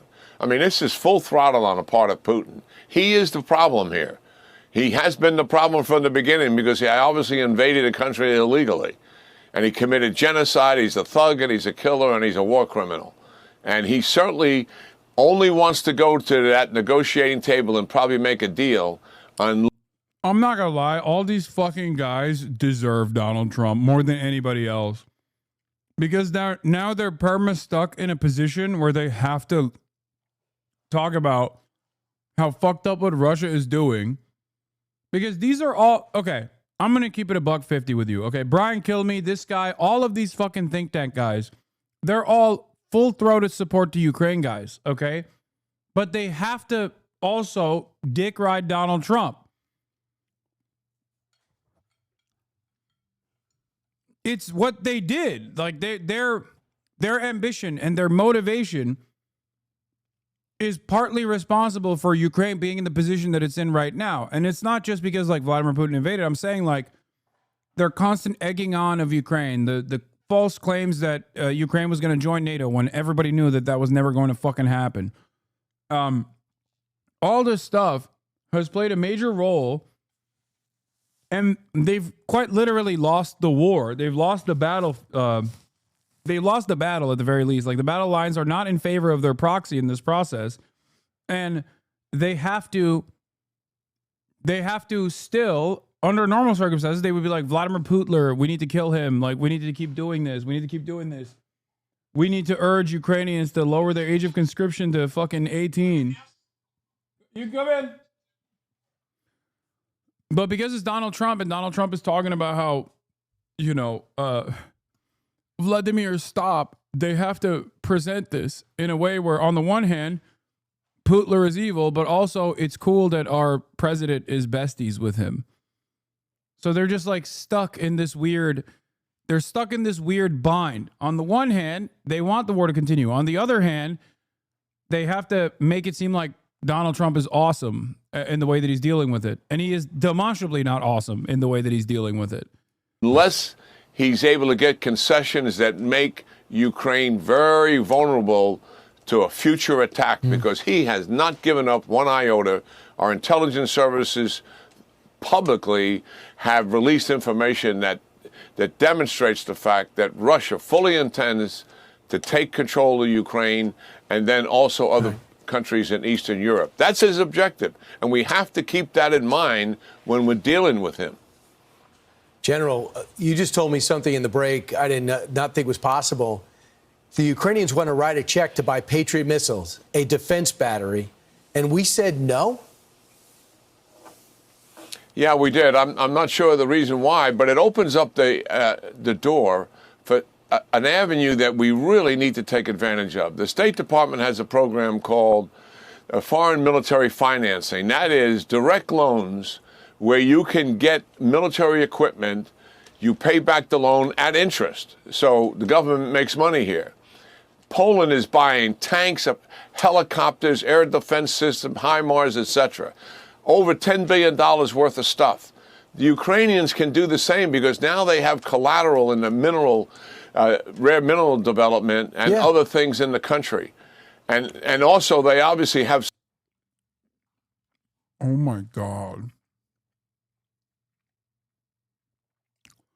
Bro, I'm not going to lie. When I hear this kind of shit from this admin, or when I hear this kind of shit from like generals and stuff, I'm like, you are also just as stupid and awful and evil as Donald Trump is. Like, the proper way to go about this is to shit on Donald Trump and to tell Donald Trump to shut the fuck up about Zelensky, and to try to manage this, manage the situation in a way that where Ukraine doesn't get fucked over in the process, where we're not just like literally picking apart Ukraine for scraps. Except these guys literally are just like, dude, it's awesome. We can give them HIMARS. Like, who's going to use the Patriot missiles, dude?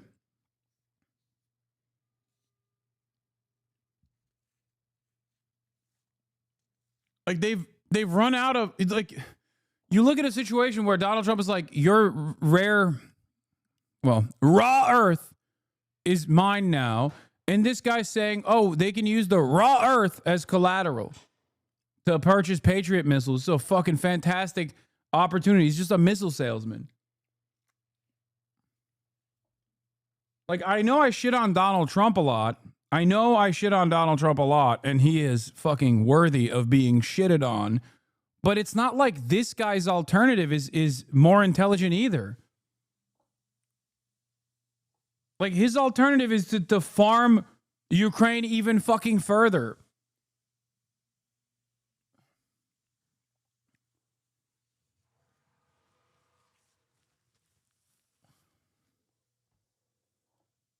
It's crazy. Some money because people have been giving them money, and that's what they wanted to do with the Patriot systems. We can take the American taxpayer out of this.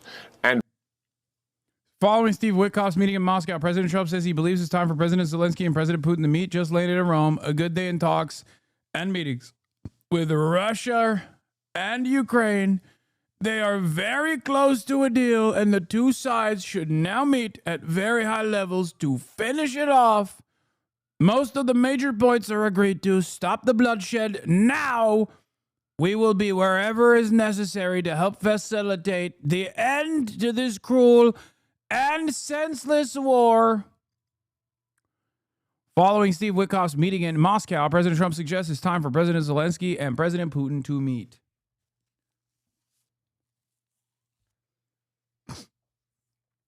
I, for one, can't wait to see what the fuck the Russian counter proposal looks like. Reuters published a full Ukraine-Europe peace talk counter proposal to the U.S. talks in London. From talks in London. There are four main parts: ceasefire, security guarantees for Ukraine territory, and economics. On the ceasefire front, a commit to a full unconditional ceasefire in the sky, on land, and at sea. Both sides immediately enter into negotiations with the U.S. and European countries. Number 3, ceasefire monitoring led by the U.S. and supported by third countries. Number 4, Russia must unconditionally return all deported Ukrainian children, exchange prisoners of war for all, release civilian prisoners. Number 3, security guarantees for Ukraine. Number 1, Ukraine receives security guarantees, Article 5-like agreement, including from the U.S., but there is no consensus among allies on NATO membership. Number 2, no restriction on Ukrainian defense forces. Number 3, the guarantor states will be European and willing non-European countries. No restrictions on the presence, weapons, and operations of friendly foreign forces on the territory of Ukraine. Number 4, Ukraine pursues accession into the EU. As far as territory goes, yes, dude, I know the TAFS is out. I know it's supposed to be out at 3. I know. I'm not going to watch it right now in the midst of my commentary about what the fuck's going on in Ukraine. Calm down. We will watch it. Shut the fuck up. Oh my God, dude. I know.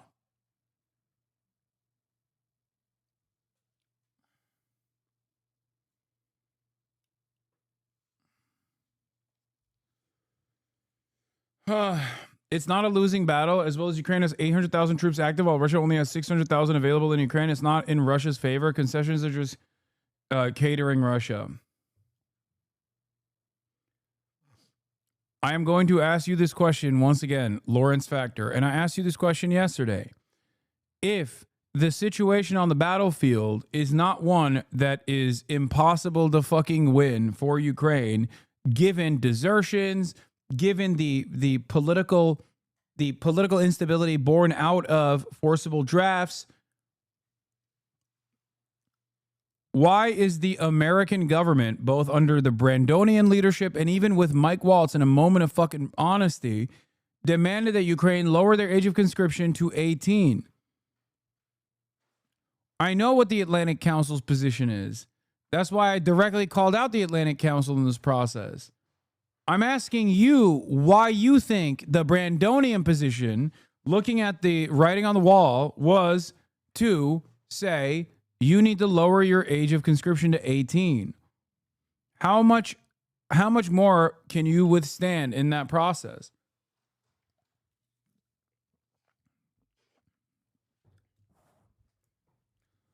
I know why the Atlantic Council would have a more militant attitude towards Ukraine. That's kind of their whole shtick.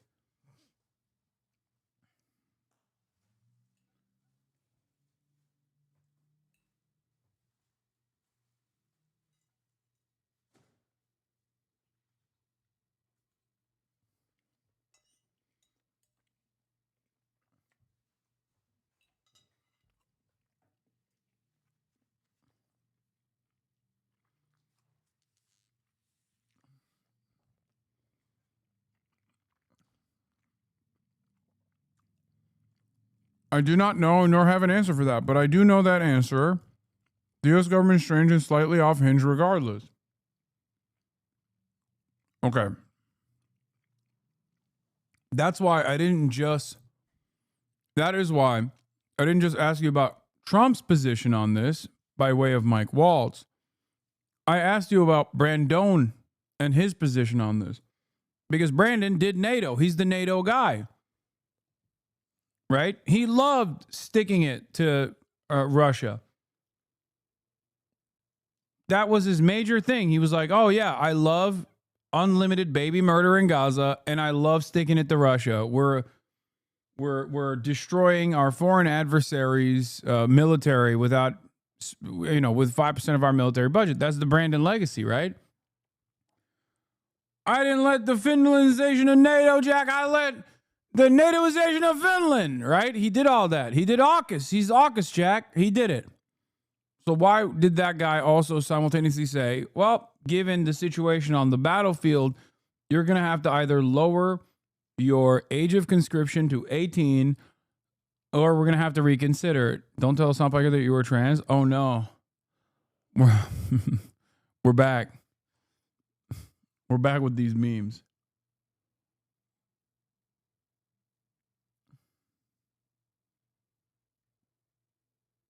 I have a friend who's super into Jerry and has some gained unfortunate right-wing positions about immigrants. I've talked to him one-on-one, but want to offer your content as an alternative. What's a YouTube video of yours? I should send him the process of Hasan pilling him. Send him my Theo Von video, my interview with Theo Von.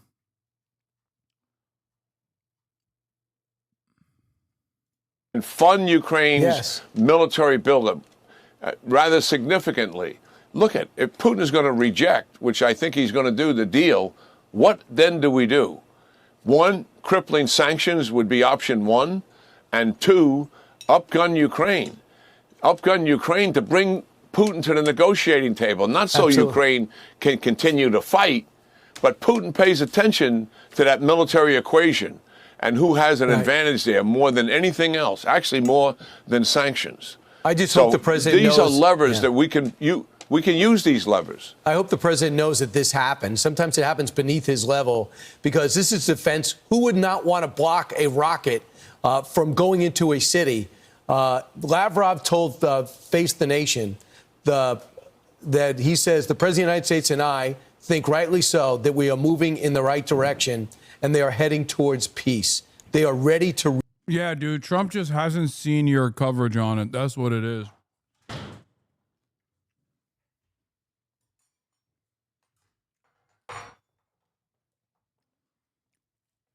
Bro tweeted out, Vladimir, stop, not 24 hours ago.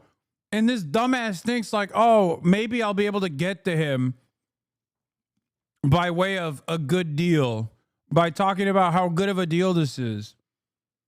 Amazing.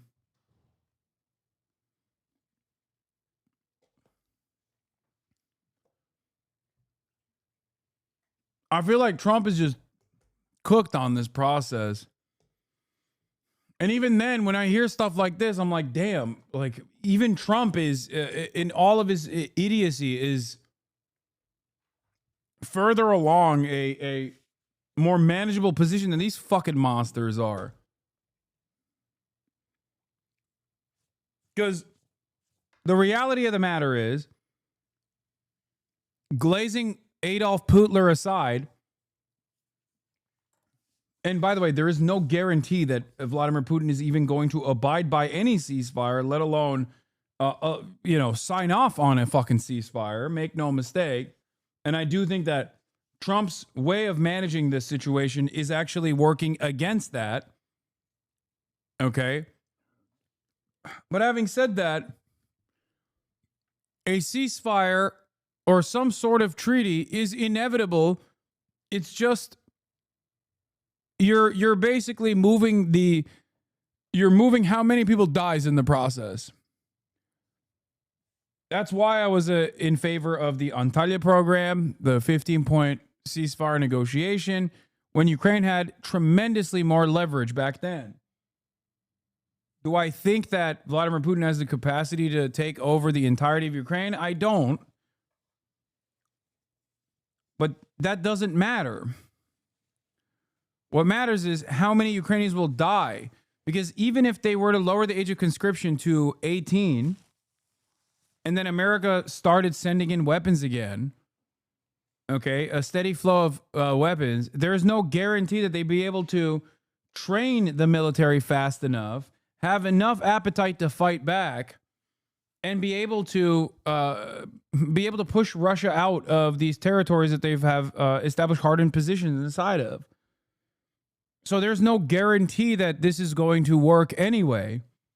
So in that regard, I think if Donald Trump was not a fucking asshole, I think him pushing for some kind of ceasefire while also trying to figure out concessions to give to Ukraine, so it doesn't come across as though they're just like discarding these people as though they're nothing. Oh shit! I got so many text messages from my family in the process. This is crazy.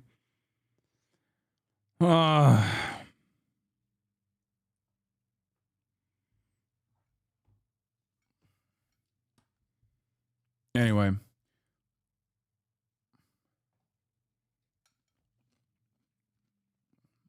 What, do you think Trump cares about humanity? No. I think Trump's ambition for this is totally artificial. He thinks that the situation is lost, and he foolishly thinks that as long as he can pass this on to the previous administration as a mistake that he just closed off, then he will look like a hero. He doesn't give a fuck about Ukraine or Ukrainians. I'd go so far as to say he probably cares about being liked by Vladimir Putin more than he cares about Ukrainians in general.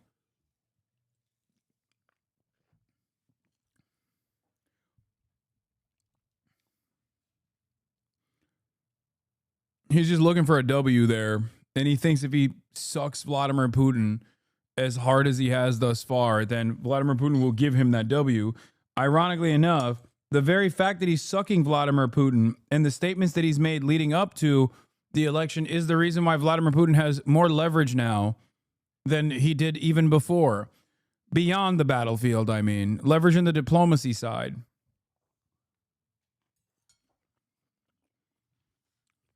Art of the deal, baby. Reach a deal. Do you believe the foreign minister of Russia? Just real quick, because I want to get to Iran too. No, he lies through his teeth. He's been lying for 25 years, just like the guy he works for. This is all the Russians' narrative, their playbook, their propaganda. Where's the evidence of that to date? They walked away from what was reasonable. The president offered them a 30-day ceasefire, not 6 months, not a year, not permanent, 30 days. Zelensky says yes, Russians say no. That's where they really are. By going this far, the president took political risk in giving Vladimir Putin a chance at peace. He better not embarrass the president, in my view, because he'll feel the backlash. He already got rebuked yesterday. He already got rebuked? The president looked like a giant pussy, dude. What are you talking about? He got rebuked.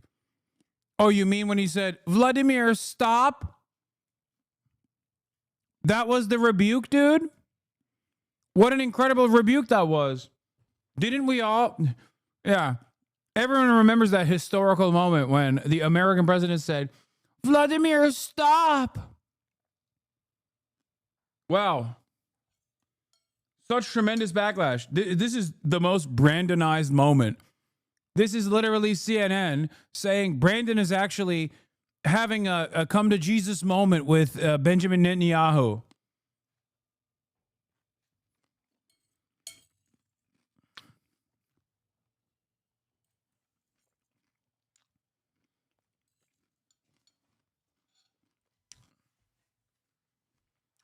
Incredible. Yesterday. So now tomorrow, third straight week of nuke talks with Iran. They named Michael Anton, senior State Department official, to lead the technical team on Iran's nuclear negotiations. How do you feel about where we're at right now? What do your sources tell you? What kind of progress is being made? Well, we'll have to see. I mean, we know a couple things. One, Iran's not going to dismantle the program as we asked them to do, by a date certain with inspections and verification. Obviously, that's not happening. That's the same thing that Obama did, by the way. When they began negotiations in 2013, they told Iran to dismantle your program, give up. Yeah, that's the other side of the story that's really funny, is that Donald Trump, who delivered the death blow to Barack Obama's signature foreign policy accomplishment,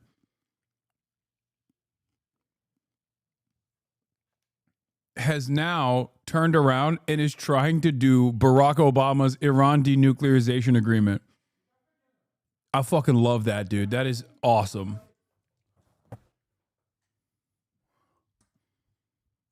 Give up enrichment, give up the centrifuges, give up your ballistic missiles. They balked, and then we accepted civil nuclear power enrichment. They kept their centrifuges and they kept their ballistic missiles. They eventually got real close to a nuclear weapon, as we all know, which is the concern we have today. The Iranians are masters at working these negotiations to their favor. So we have to keep an eye on this, certainly. This guy has straightforwardly the worst positions on everything, by the way.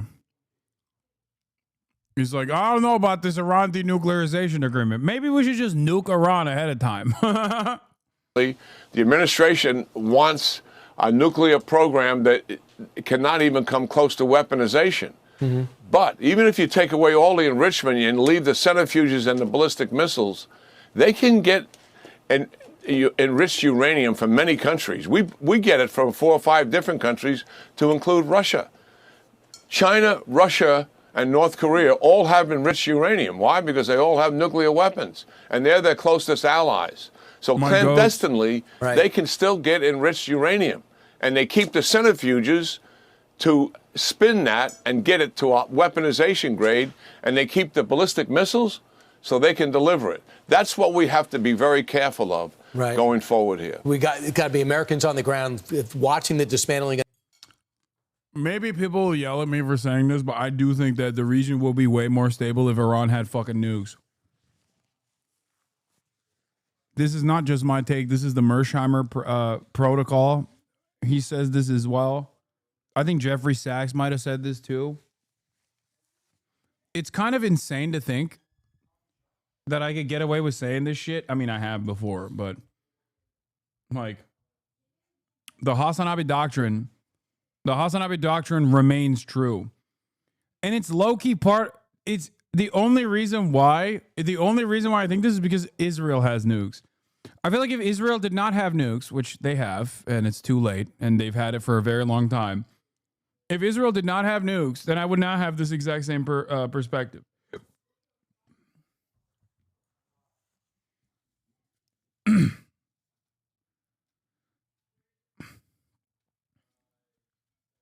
Do you think nuclear winter will be beneficial for climate change? I mean, as it stands, you either have a fucking nuke or you don't. You know what I mean? If you don't have a nuke, you get walked over. What are nations supposed to do?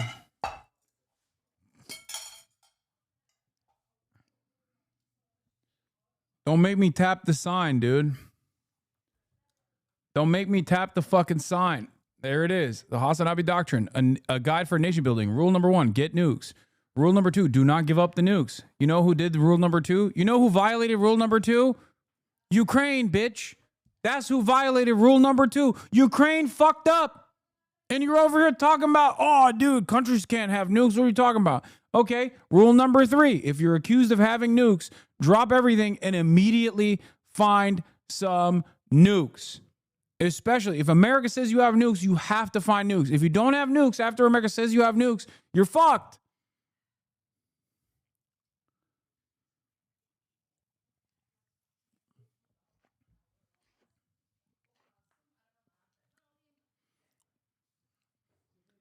Countries that have gone through this process and did not find nukes. Leadership like Gaddafi. Gaddafi learned the problem with rule number 3. Okay? Saddam Hussein, a different version of that. Both of those guys went out in not so great ways. Okay? Ukraine is a violator of rule number 2. Gave up the fucking nukes.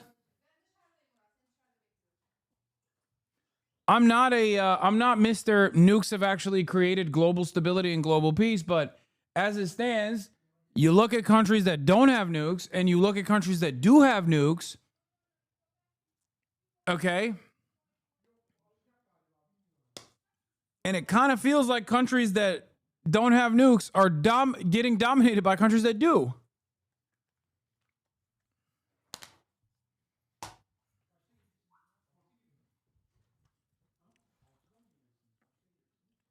When did Ukraine have nukes?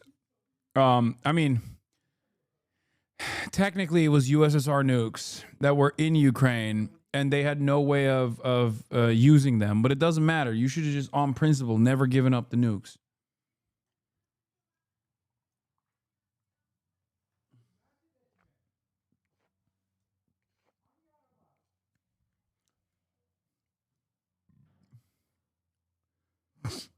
Bro, Soviet soldier literally prevented the nuclear holocaust like it's defo not a force of stability. That's right. You admit the glory of the Soviets. I've never not admitted the glory of the Soviets. What are you talking about? Technically, USSR ceased to exist and they belonged to Ukraine. Yeah, but the launching platform was still in control of Russia. In the control of Russia, so they couldn't technically use it.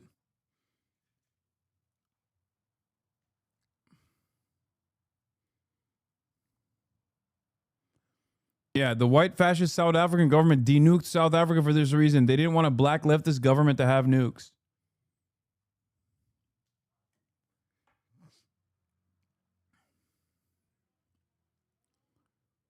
Why did they want to denuclearize Iran so bad? I'm a Zoomer, so I'm not caught up.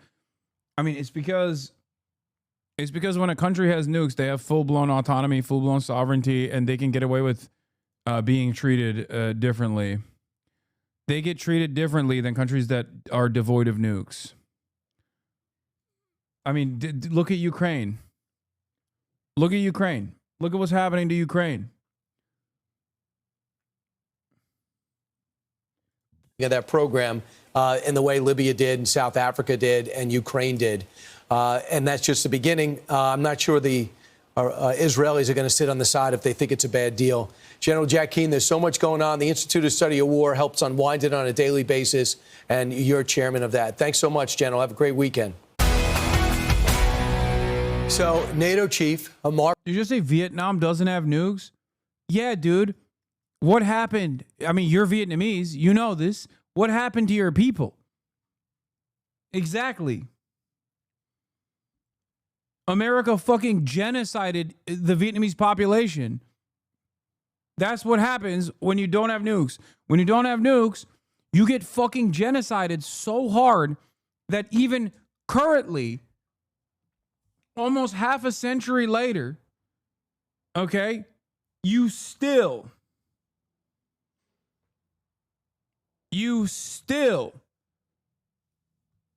have disabilities in the upcoming generation, like they're still born with birth defects. Sorry, I saw XQC duking it out in my replies with Mighty Keef.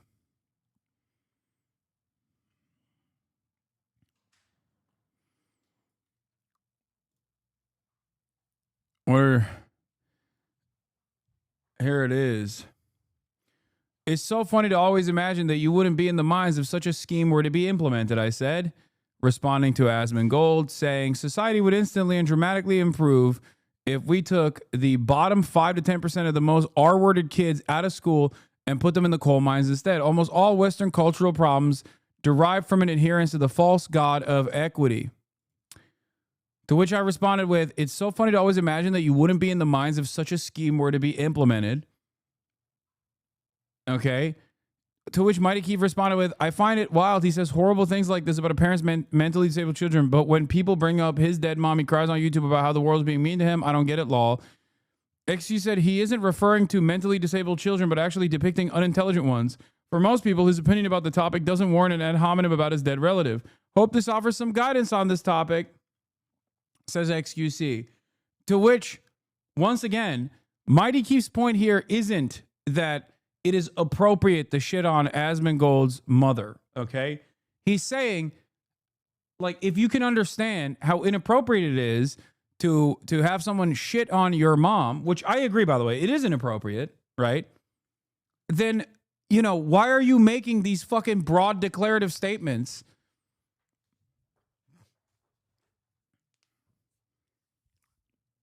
Like, empathy begets empathy, right? And it's wild because then he says, he specifically said R-worded children, which by definition are mentally disabled kids. You aren't putting your own interpretation on it. I'm using reality. You are putting your own interpretation on it. I'm using reality. Saying the ad hominem on Asmon is bad, but the ad hominem on parents who have disabled kids is okay is hypocritical. Putting actually mentally disabled children in coal mines would, I assume, endanger them. Even Asmon knows this. You are misreading obvious dialogue cues. Okay, what if they're stupid kids? Like, what if they're just not, like, full-blown mentally disabled kids, but what if they're just, like, the bottom 10%? How do we make this assessment on who is the bottom 10%? The entire conversation is fucking idiotic. So don't interpret his actual words he's using as what he means. Assume he means something else. You're an idiot. I assume I mean that however you want. Surely no one still uses derogatory terms in different ways in their literal definition. Brother, what the fuck is happening? The underlying basis for this argument is eugenics, okay?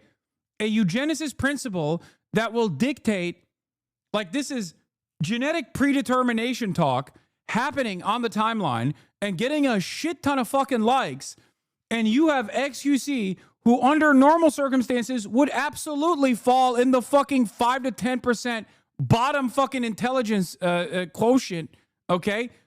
Talking about how, well, actually, you know, maybe this is a good idea. Maybe he put forward this strategy because he truly believes that this would be beneficial for society. It's like, what is going on? What are we doing here? What the fuck is happening? Everyone has lost their goddamn minds, it seems. All it took was for Donald Trump to come out and say some insane nonsense for half of the fucking streamers to be like, yeah, actually, we should be sending people to the fucking coal mines by force if they're too stupid to study. What the fuck? The irony, of course, is that if you don't understand how psychotic, if you take this statement seriously, if you don't understand how psychotic this policy would look like if implemented, you probably are in the fucking 5 to 10% bottom intelligence, and you would be sent to the fucking coal mines. That's the irony here. All of the people that are liking that fucking tweet would be in the coal mines. It's the same idiotic fantasy of a guy with a fucking busted down 1994 Honda Civic thinking that if there was an anarcho-capitalist dystopian future, that they would somehow magically become a factory owner and enslave the rest of the population. Brother, you are basically servile right now. Why the fuck do you think if the systems that have kept you alive in spite of the best interest of your bosses and the people that dominate society right now, if they were left unchecked, Why the fuck do you think you would magically become the factory owner? You would be a slave. Actually, you would probably not even make it to the slave class. You would just be melted for biomatter. This is something that I don't understand. Americans are so oblivious to class consciousness. They're so far removed from understanding their fucking class position that they literally fantasize about one day being the foreman of the factory in an anarcho-capitalist dystopia. Yeah, dude, it was the rules that was actually stopping you from achieving this unlimited success that you will get. Meanwhile, you're trying to Sigma grind set your way out of your shitty, dead-end fucking job as you are being melted down to your fucking core. If you can't make it within the confines where these regulatory agencies have basically prevented your bosses from fucking you to death, then how the fuck do you think you're going to make it when there's no rules? They're just going to literally force you into the salt mine, and once you are discarded like an old horse with a severe injury, you're going to be sent to the fucking glue factory. Why are you so upset? Because stupidity is not only offensive, but it's incredibly fucking frustrating. This level of stupidity and the way and the oblivious nature of Americans frustrates me to no end.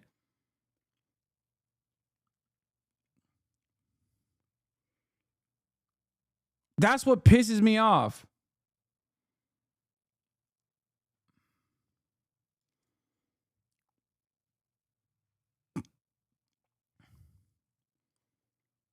This is my point. This is the point that, I mean, it's just, how are you not mad is the question. You got an insane eugenics policy getting a shit ton of likes on Twitter, okay, by people who would be sent to the fucking mines. Like, people that are liking this are going to the mines, okay, if implemented, if this policy is implemented. I don't want this policy to be implemented. I don't even think Asmongold was being serious here. He's just fucking trying to be bold, okay? He's just trying to be bold and trying to get these fucking likes and trying to be talked about. And he succeeded, right? But like, and XUC is joining in on the conversation because he wants to present himself as a centrist as well, okay? A center-right figure himself. Oh.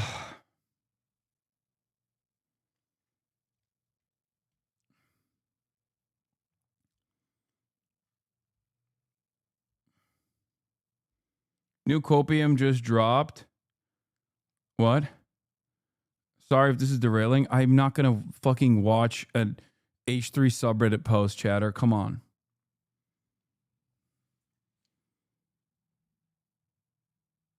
He will say it was a joke and Hasan crashed out about it. I mean, the irony is I also joked. But what I'm crashing out about is the stupidity of other people that know better trying to be like, well, actually, I'm going to defend this policy on its virtues alone. Like, that's what's more frustrating to me. Because, like, yeah, I saw this take from Asmongold and I was like, this is ridiculous. It's sad that there's so many people that liked it, not realizing that they would also be victim to this fucking policy, Asmongold included. I made a joke about it. I said, it's so funny to always imagine that you wouldn't be in the mines if such a scheme were to be implemented. And then Mighty Keith said, I find it wild he says horrible things like this about a parent's mentally disabled children, but when people bring up his dead mom, he cries on YouTube about how the world's being mean to him. I don't get it. Saying, like, you are so unempathetic, but you have the capacity to demonstrate empathy when someone is attacking you in an unempathetic fashion. This tweet has 46K likes in X's community. Juicers see this? Yeah, I brought this up the other day. Yes, XQC's audience is also aware of his ways, you know?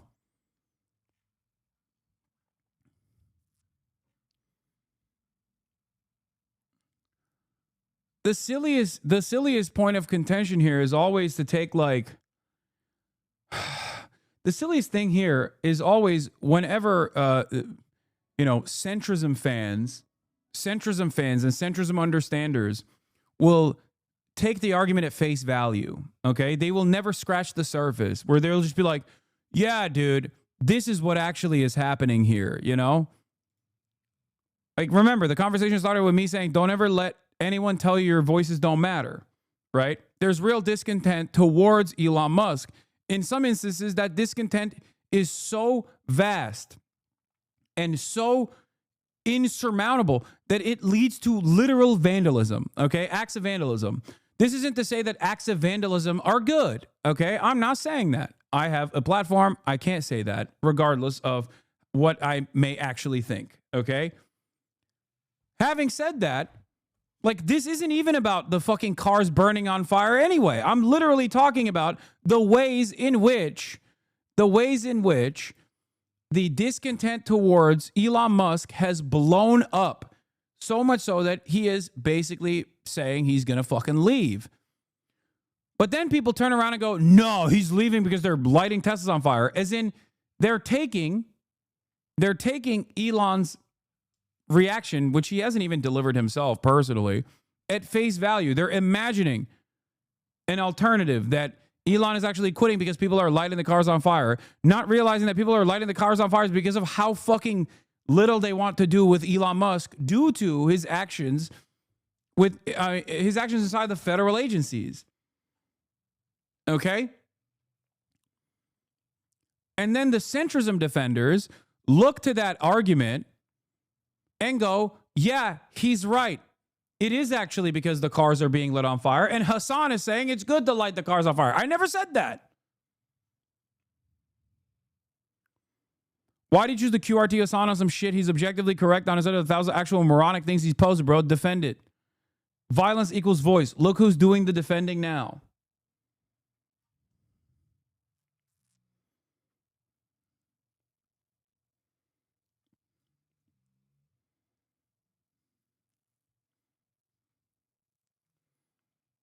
It's so annoying whenever people take this like unnuanced position in an effort to defend right-wing attitudes and right-wing ideology.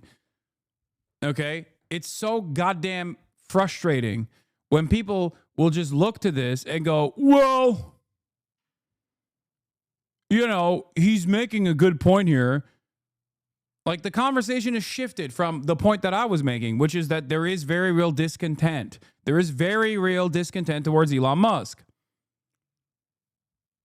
And that discontent is so vast and so powerful that it even fucking erupts in acts of vandalism against property.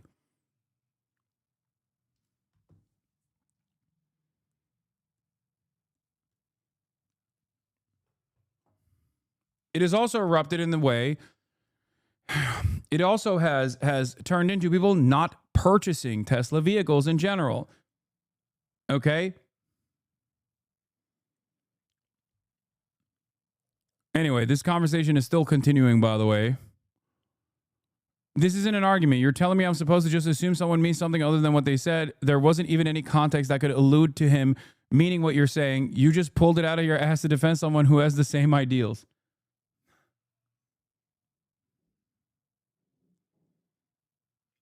I don't understand. Why is XC addressed as a relevant interlocutor? Because whether we agree to it or not, the reality of the matter is people that put forth these incredibly silly, incredibly dumb positions are actually getting a lot of prominence because other people are even dumber than they are. Okay? I don't even personally think that XQC is authentic in these authentic as to why he's arguing on these positions. Like, I don't think he's authentically arguing for this shit. I think he's doing it specifically for clout purposes. He sees Asmongold's metrics and he's like, well, I want a piece of that. Obviously, there's a lot of dumb fucks who will eat up whatever garbage I put their way. If I were to assume a centrist, enlightened centrist right-wing position, this isn't fucking new. Okay? It's not new. This is how Dave Rubin became a right-wing figure. This is how Tim Pool started off as a right-wing figure. So many right-wing commentators. Jordan Peterson did this as well.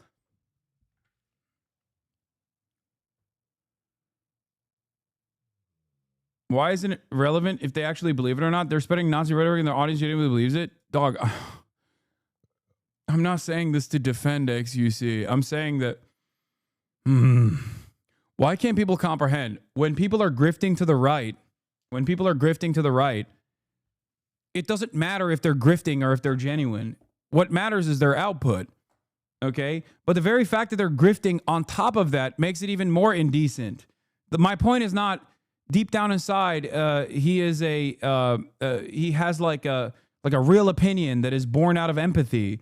I'm also saying that it's worse because it doesn't matter what he fucking truly believes. He's just doing it for clout.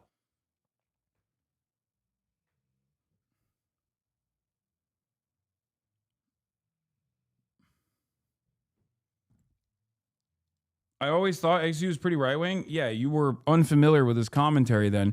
Because only a couple years prior, before he like did the Gamba stuff, he used to be a very empathetic person. Like, he wasn't the most well-read, but he you know, his moral guidance was born out of being nice to people. If you hear him talk about like not saying the R word, you know, and shit like that, you can understand it. It sounds stupid and it sounds silly, but I think it's instructive about a person's point of view, about what their guiding, motivating principles are.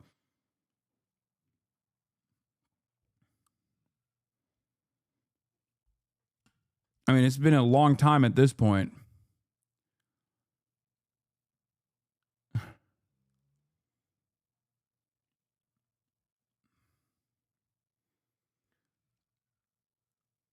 He's been getting yelled at by other Twitch communities recently, so we hit the fuck Hasan button, that's all. Yeah, but it doesn't even fucking work now, because that just causes resentment from his audience that understands to this day, at least right now, they understand who the real villain of society is. They see Donald Trump as the real villain of society. So, and they see Elon Musk as the real villain of society, because they are. So when XQC says fuck Hasan, they don't read that as like, yeah, you know what, Hasan's again, Hasan is doing it again. He's just being a fucking moron. Oh, fuck that guy. They go, you're being a fucking moron for saying fuck Hasan in this process because we agree with him.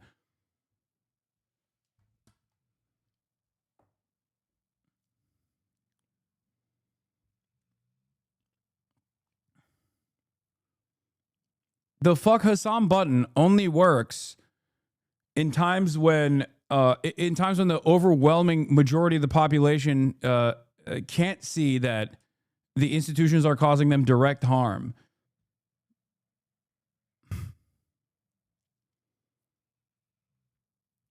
Anyway. When did it become meta to hate on you? It took many, many years to get to this point. But it ultimately doesn't mean anything either. It's just a meta for like some communities. It's the meta for drama slop tubers. It's the meta for a lot of like these centrist apolitical types. But it's not necessarily the meta across the board. Obviously, if that was the case, I wouldn't have as vast an audience as I do currently. And the meta has changed anyway. For the uneducated and the young, I am seen as like a beacon of woke. You know, I'm seen as like the arbiter of all things woke.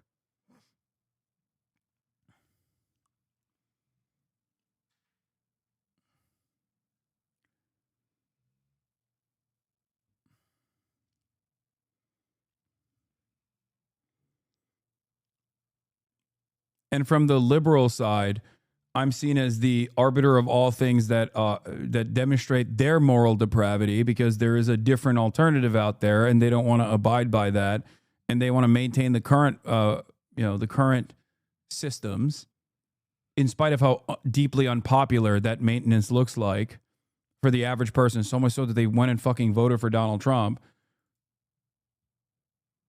That's it.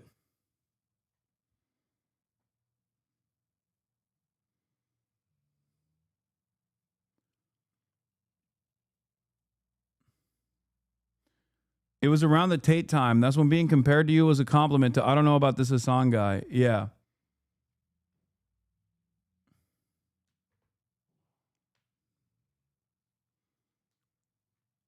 Anyway. It is what it is. But the fuck Hasan meta has kind of the fuck Hasan exoram doesn't work as it once did.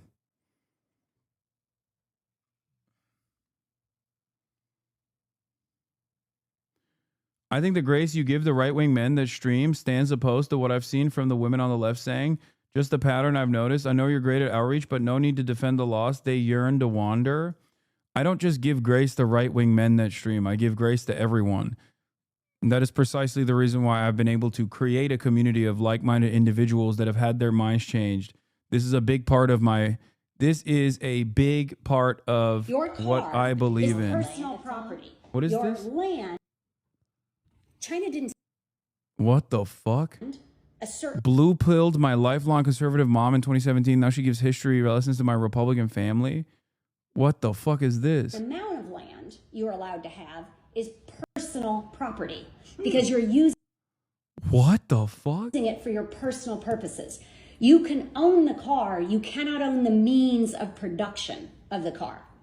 And their logic is that in a communist society, you have to give to the masses, like you have to contribute something to the community, and you are allowed to work for your own personal use. What you cannot do is benefit off the labor of somebody else. So their argument is, if I'm one person, when I work, I get paid a salary, right? Mm-hmm.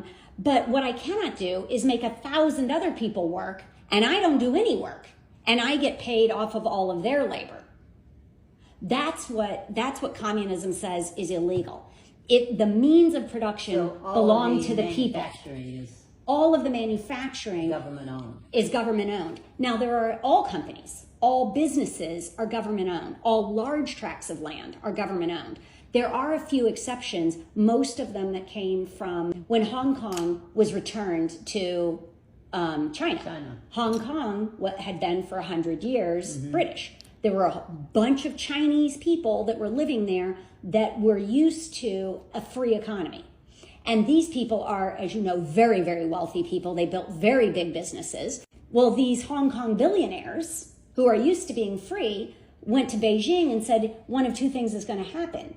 You're either going to play games, you're either going to deal with us nicely in the sandbox, and we will stay here as a Chinese company in China, or we'll just get the fuck out. We don't have to stick around because we got billions of dollars. So what's it going to be? So there are certain companies like that that were able to maintain their companies separately. There are also public companies, because you can have a public company. You can't have a company that is owned by an individual privately, okay? So BYD, the big competitor against Tesla, that is a public company. It is a Chinese company, but it is publicly owned. And the Chinese government gave a lot of money to get it going, just as our government gives a lot of incentives to get businesses going. But now, wait a minute. If it's publicly owned, isn't that like our stock market? Bro, what is happening? This is a meeting of the Debras and the Barbaras. I mean, this is just one video, but it does give me great confidence that perhaps people can be reasoned with. Amazing. Market? Yes, it is traded on our stock market. It's a Chinese company that is traded on our stock market that I sold all my Tesla stock to buy into. Oh my God. Steal our technology. They set their rules. Our businesses knew what the rules were, and they made. Bro, is this, wait, hold on. Does this person doesn't, this is like verbatim. This is like bar for bar shit that I have said. I love this Decision to do business in China. Yeah, this isn't blue pilling. This is red pilling, dude. This is straight up red pilling in the appropriate way.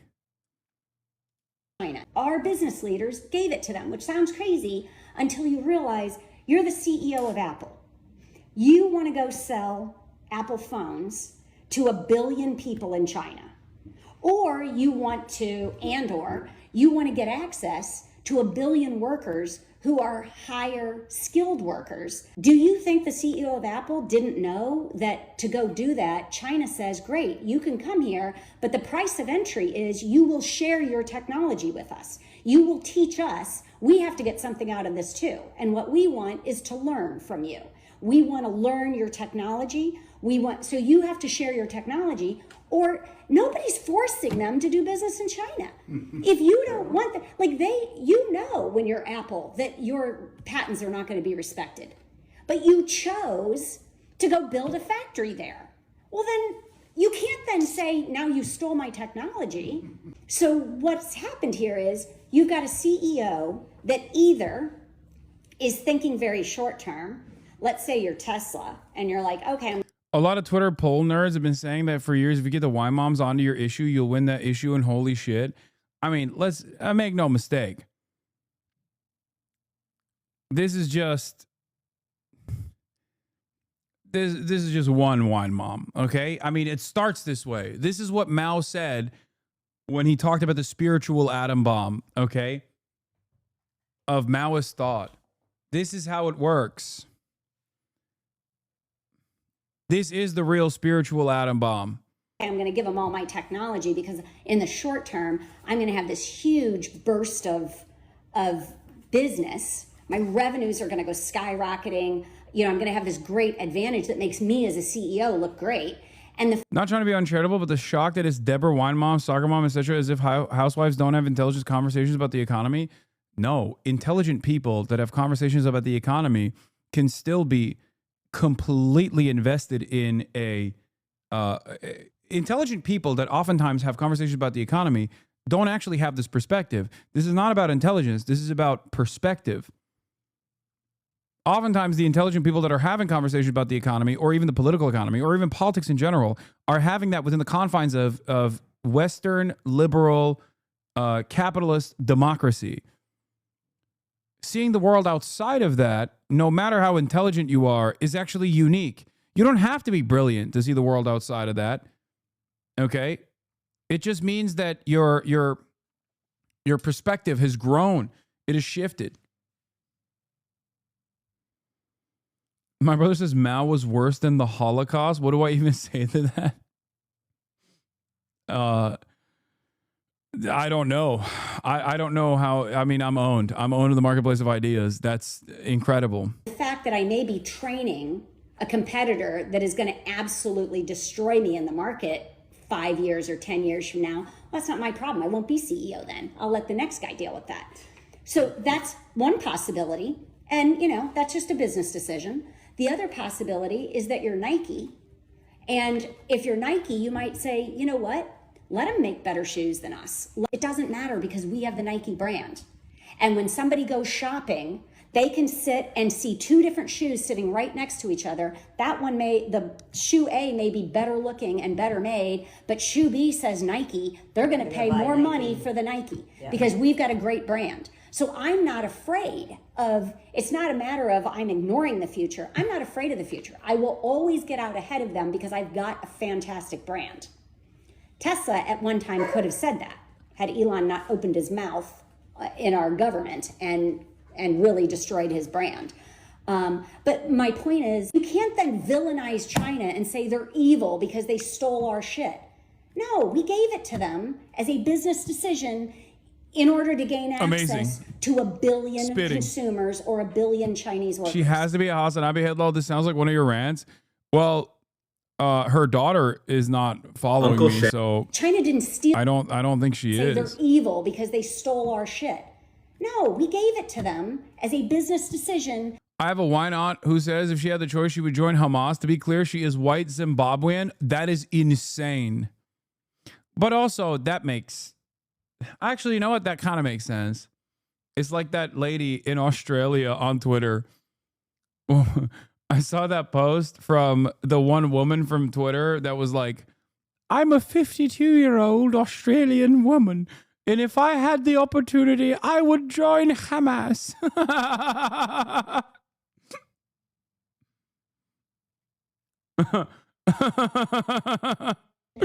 In order to gain access to 1 billion consumers or 1 billion Chinese workers. This does not sound like a Hasan rant because Hasan uses examples and terms that most chuds can't even comprehend. If he dumbed down his messaging, he'd get more conversions. The way she just explained this process is bar for bar, exactly the same words that I've used, talking about this exact same issue. Like down to the IP theft. It doesn't need to, like, you don't need to pit them as the enemy against us. They don't have an evil economy. They have a different economy. It's a different structure. And some would argue it's more fair. And some would argue it's not. And some would argue the exact same thing about a capitalist society where you have billionaires and then you have people in America who literally cannot find food.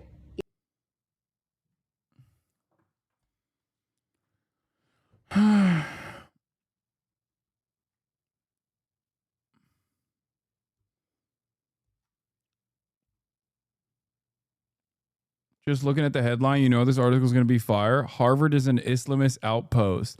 For decades, it nurtured resentful leftists, and anti-Semitism united them in a common cause. Oh my God. Amazing. This is like, dude, if you have the severe lack of wherewithal to be able to put together a fucking article with a title like this, like, you shouldn't ever be able to write again.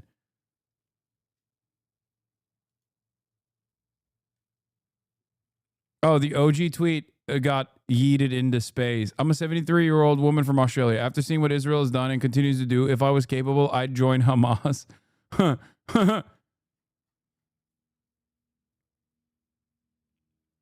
But I guess this is who wrote it. Is not to make you look good, American Jews. Oh, I remember this lady. Oh my God. Our job is not to make you look good, American Jews. What do you have to worry about? Your job is to make us look good. And here's how you do it. Every one of us has to serve 3 years in the Army, 2 years in the Army, some of us 5 years, and then for the rest of our lives, you have got to serve 2 or 3.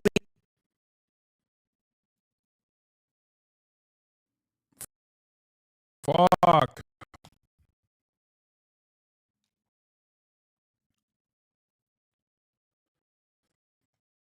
I know. I know. I know. Hold on. Hold on. Hold on. It's going to come back. Just wait. Just hold. Just hold. I know the frame rate is busted. Hold the line.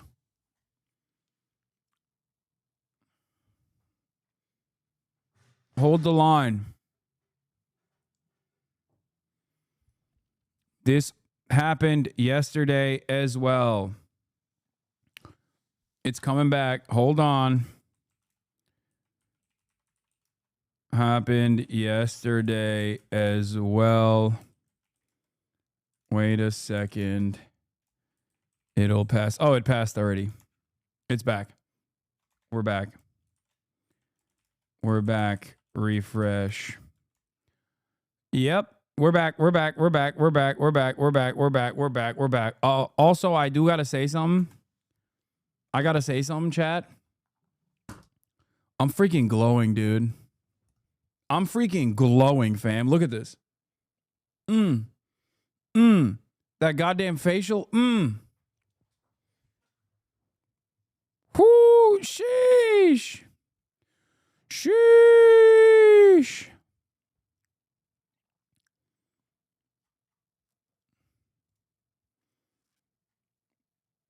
Yeah, if you're delayed, refresh.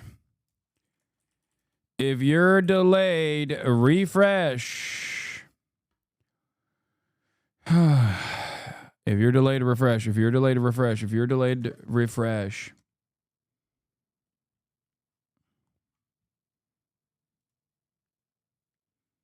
Because I think that there is... yeah, it seems like chat is delayed. Chat is on a significant delay.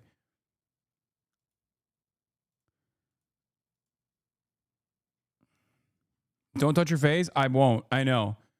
I'm trying not to. Trust.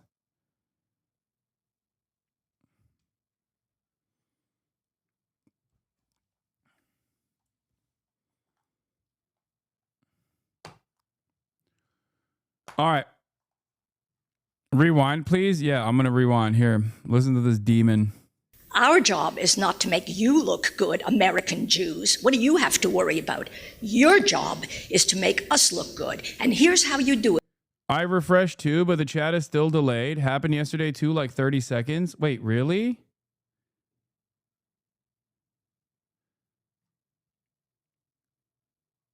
Oh my God. Wait, what the fuck? This literally happened.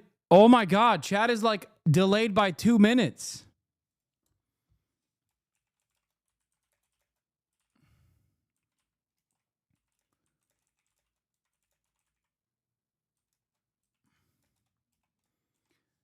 Chat, we're going to try. Press 1. Chat, press 1. When you hear this, press 1. It's 3:59. Oh my God. Okay, first one came at 4. Okay, it's literally a minute delay for some. For some. Oh my God. For others. Oh my God. There are only a couple people are 1 minute delayed, and there's still. Oh, now it started. It's almost 2 minutes. Oh my God. Oh my God. What the fuck is happening? Bro.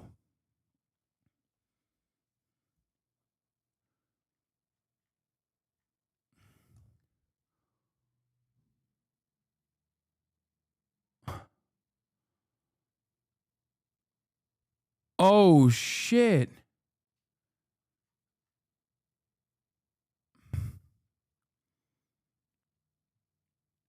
How the hell? You have to restart your stream. I warned you about this yesterday. It's like 30 seconds delayed. Yeah, I'm not going to restart the stream, dude. If anything, I'm just going to fucking end the stream if that's the case. Every one of us has to serve 3 years in the Army, 2 years in the Army, some of us 5 years, and then for the rest of our lives, you have got to serve 2 or 3 years in the army of words. You've got to learn to fight the political battle, which is even more important at this point than the military battle that we are. We'll fight the military battle. We're not asking you necessarily to come and be lone soldiers, although some of you can. You've got to learn how to fight back on the campuses, how to make the arguments. Now, they keep shifting. You know, the ground keeps shifting under us. They keep changing the language. Intersectionality wasn't even a word 10 years ago. Now suddenly it's intersectionality. You've got to stay on top of it. And you know how we train for the Army? We don't train for defensive warfare. If the war against Israel ever had to be fought on Israeli soil, do I have to tell you? It's an impossibility. So it's the same thing. Don't let the war of words ever be fought about Israel's nature. Let it be fought about why you can't accept Israel, why you have to single out this tiny people. Try to find Israel on the map. It's hardly there. You know, we used to play this game, This is a famous Hosberist, okay? I've played this video before. I've played this video on the stream before. This is an old HasanAbi classic.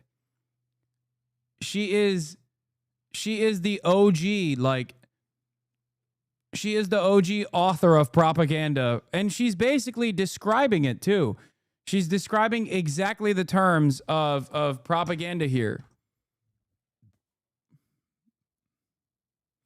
The clip of that lady was one of the first clips you showed after teaching what the word Hasbara means, and that was definitely a holy shit moment for me. Yep.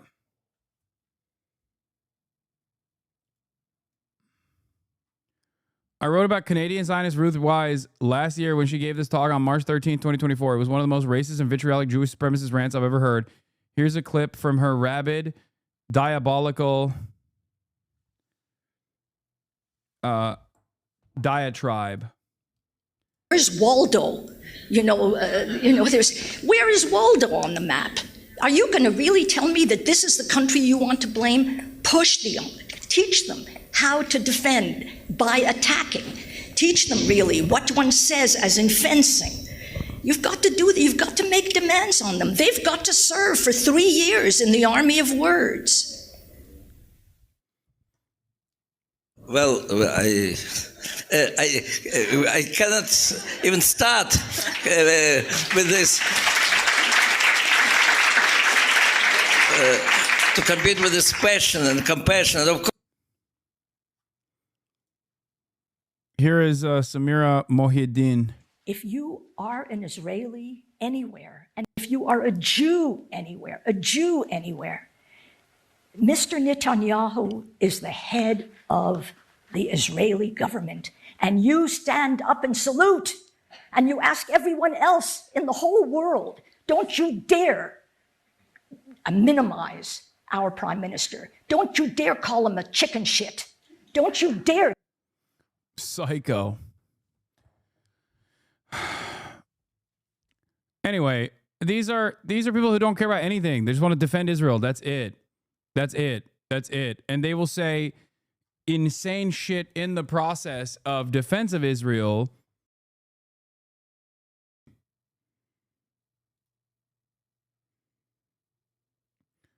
Okay, I think we're good now. No, I effed it on purpose, and now we're back, right?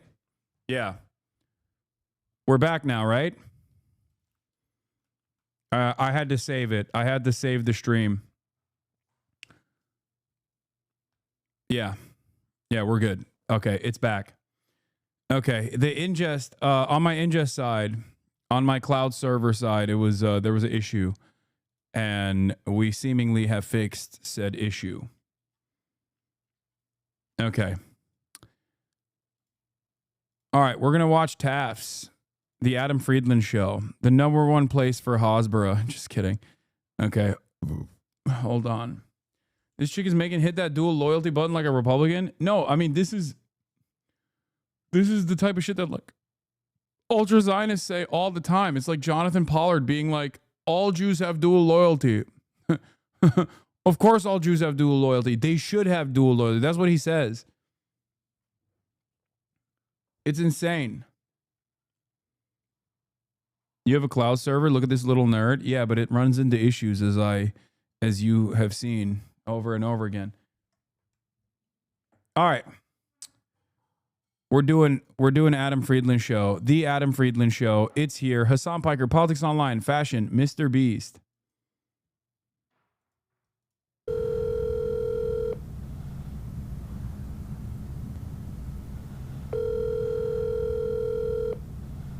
Were you worried about what the 145% tariffs were doing to small businesses here in the U.S.? Is that why you're bringing it down? No. Your call has been forwarded. Should I call him again? Yes.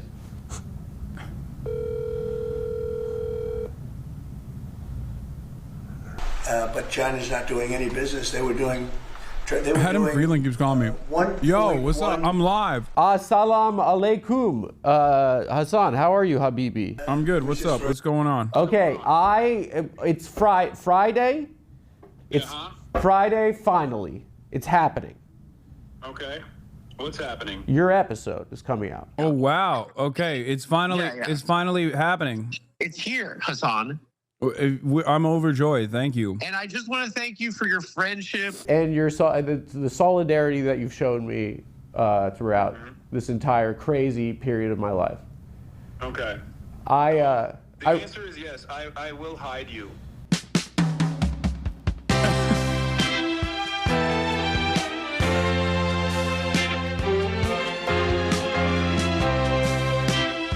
This is why you can't say I'm not a funny guy, okay? That was a funny joke. Come on, I got some jokes. Hey guys, ladies and gentlemen, the bitch is back. It's Adam Friedland. I've come back. Listen, it's been a month. We've been gone. And, I don't know. be honest. There have been a lot of changes in my life, and I'm feeling good again, you know. The good news is I got engaged to a woman. What else? I read the Quran, finally. I finally got around to rewatching Donnie Darko, which I found to be just as trippy as the first time that I saw it, when I was a baby. Today is the final installment of our Lost episode series. The guest is Hasan Piker.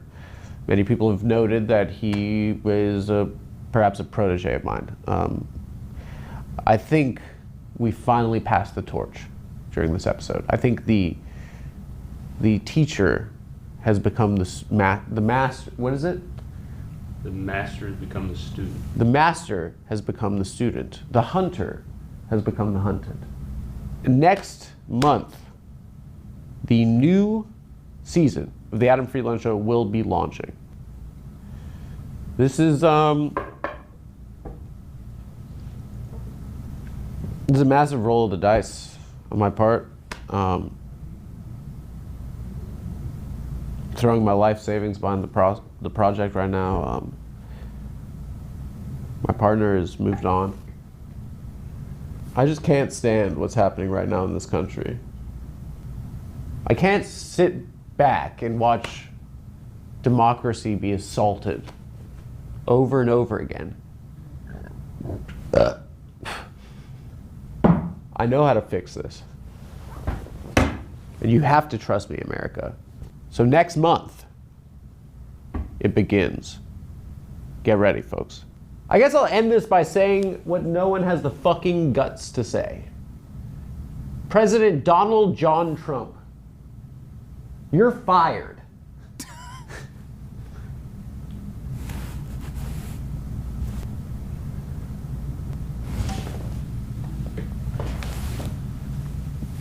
Got him. Fucking doing your fucking clown shit. Yeah, no clown shit here. No clown shit. Are we rehearsing the walk? Like, is there a specific type of walk? Do you need to rehearse it? I thought you were a physically fit man. Ladies and gentlemen, a special introduction today. Merriam-Webster's dictionary defines hero as a mythological or legendary figure, often of divine descent, endowed with great strength. An illustrious warrior, a person admired for achievements and noble qualities, one who shows great courage. But to me, my hero is our next guest. Ladies and gentlemen, please welcome Turkish political commentator Hasan Piker, everyone.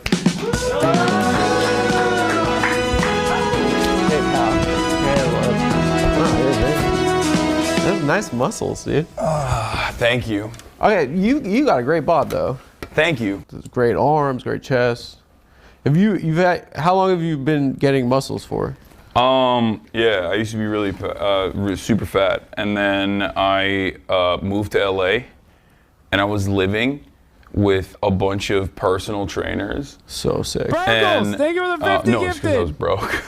Do you attribute any modicum of your success to just being a big, strong guy?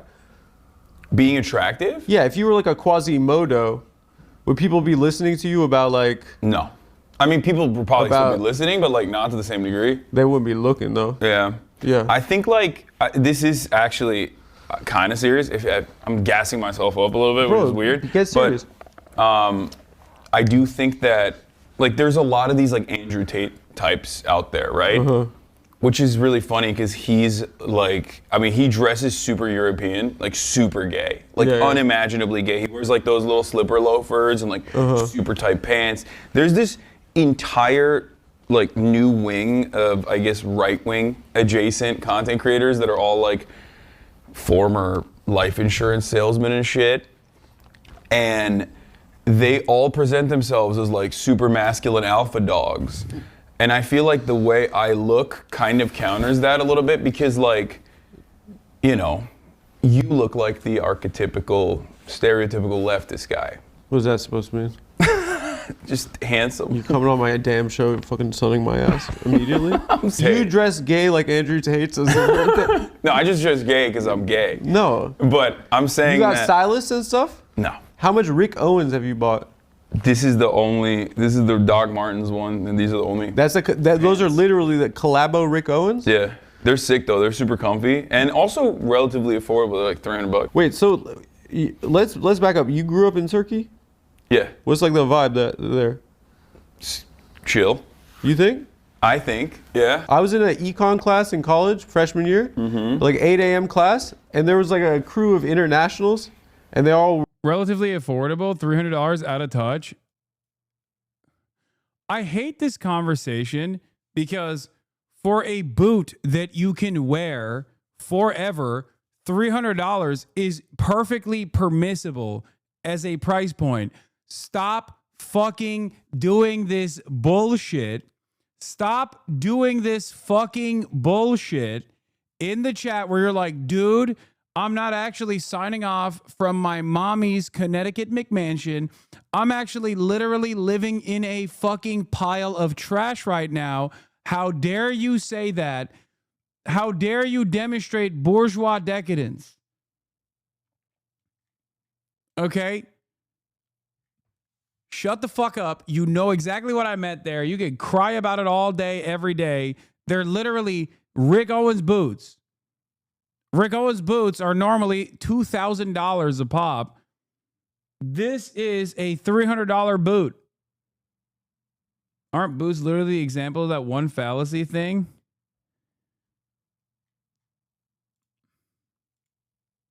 wearing Hermes like belt, Gucci shoes, like the kind of like the international students at college, they had blast cigs outside the library. Yeah.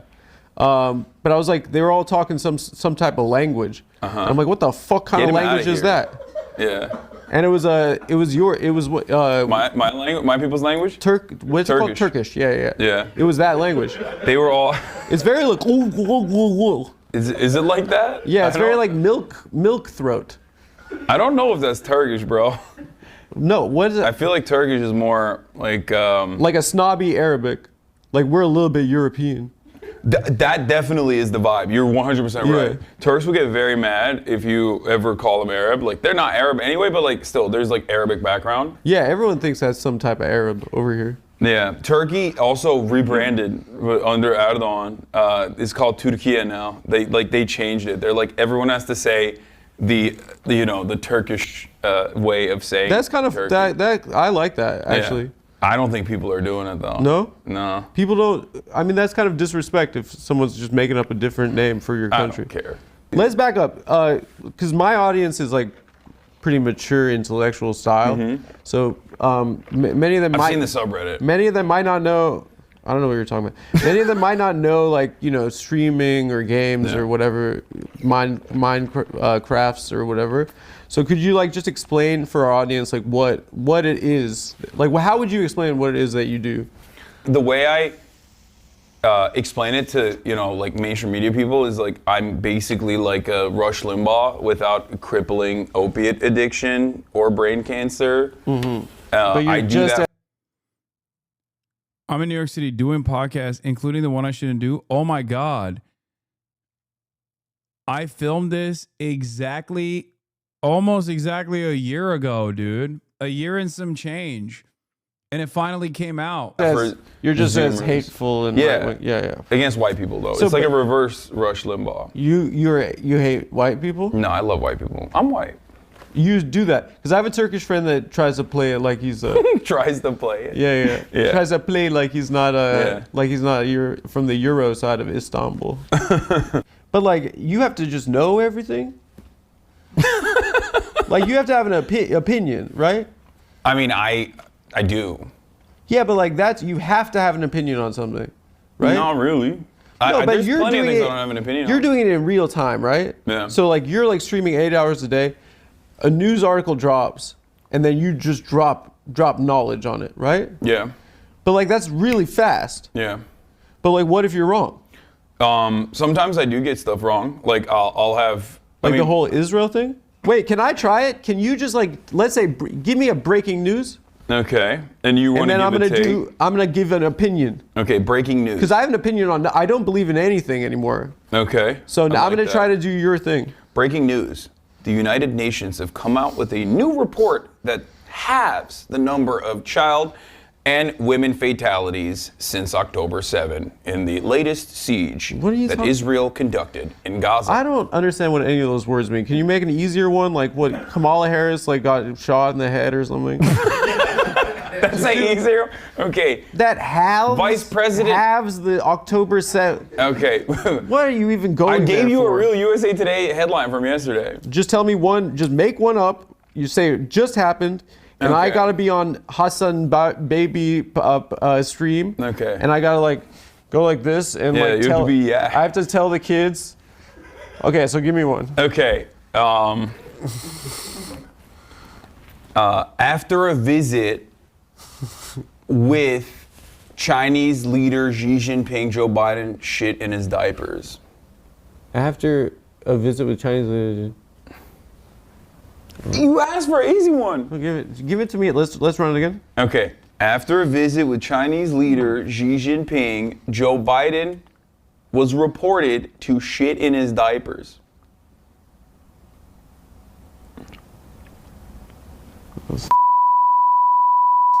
That's it. That's what I would have said. Actually, bro. Are you coming for my shit? Yeah, I'm just shooting from the hip. I went on your stream, right? And I was shocked. You have 25,000 people. I think they did a really good job of editing this because while we were in the process of doing this, in the back of my mind, I was thinking like these interviews go in two different directions. If you are a super serious person, okay, that doesn't know who Adam is, and presenting yourself as like a super serious person, like a Chris Cuomo style situation, then it's hilarious because he's being unserious. Or if you're actually a comedian and very familiar with Adam, then you guys can riff off one another. I happen to be somewhere in between where I'm not a comedian, obviously, but I know Adam, and you know, I can't like present myself as a super serious person. So I was a little worried that like I was in on the joke too much, if that makes sense. You know what I mean? But I think with the editing, they've done a decent job of like making this still kind of funny. People that are just constantly watching. What you're doing has more of a similarity, and this isn't condescending, to Jake Paul than like Wolf Blitzer, right?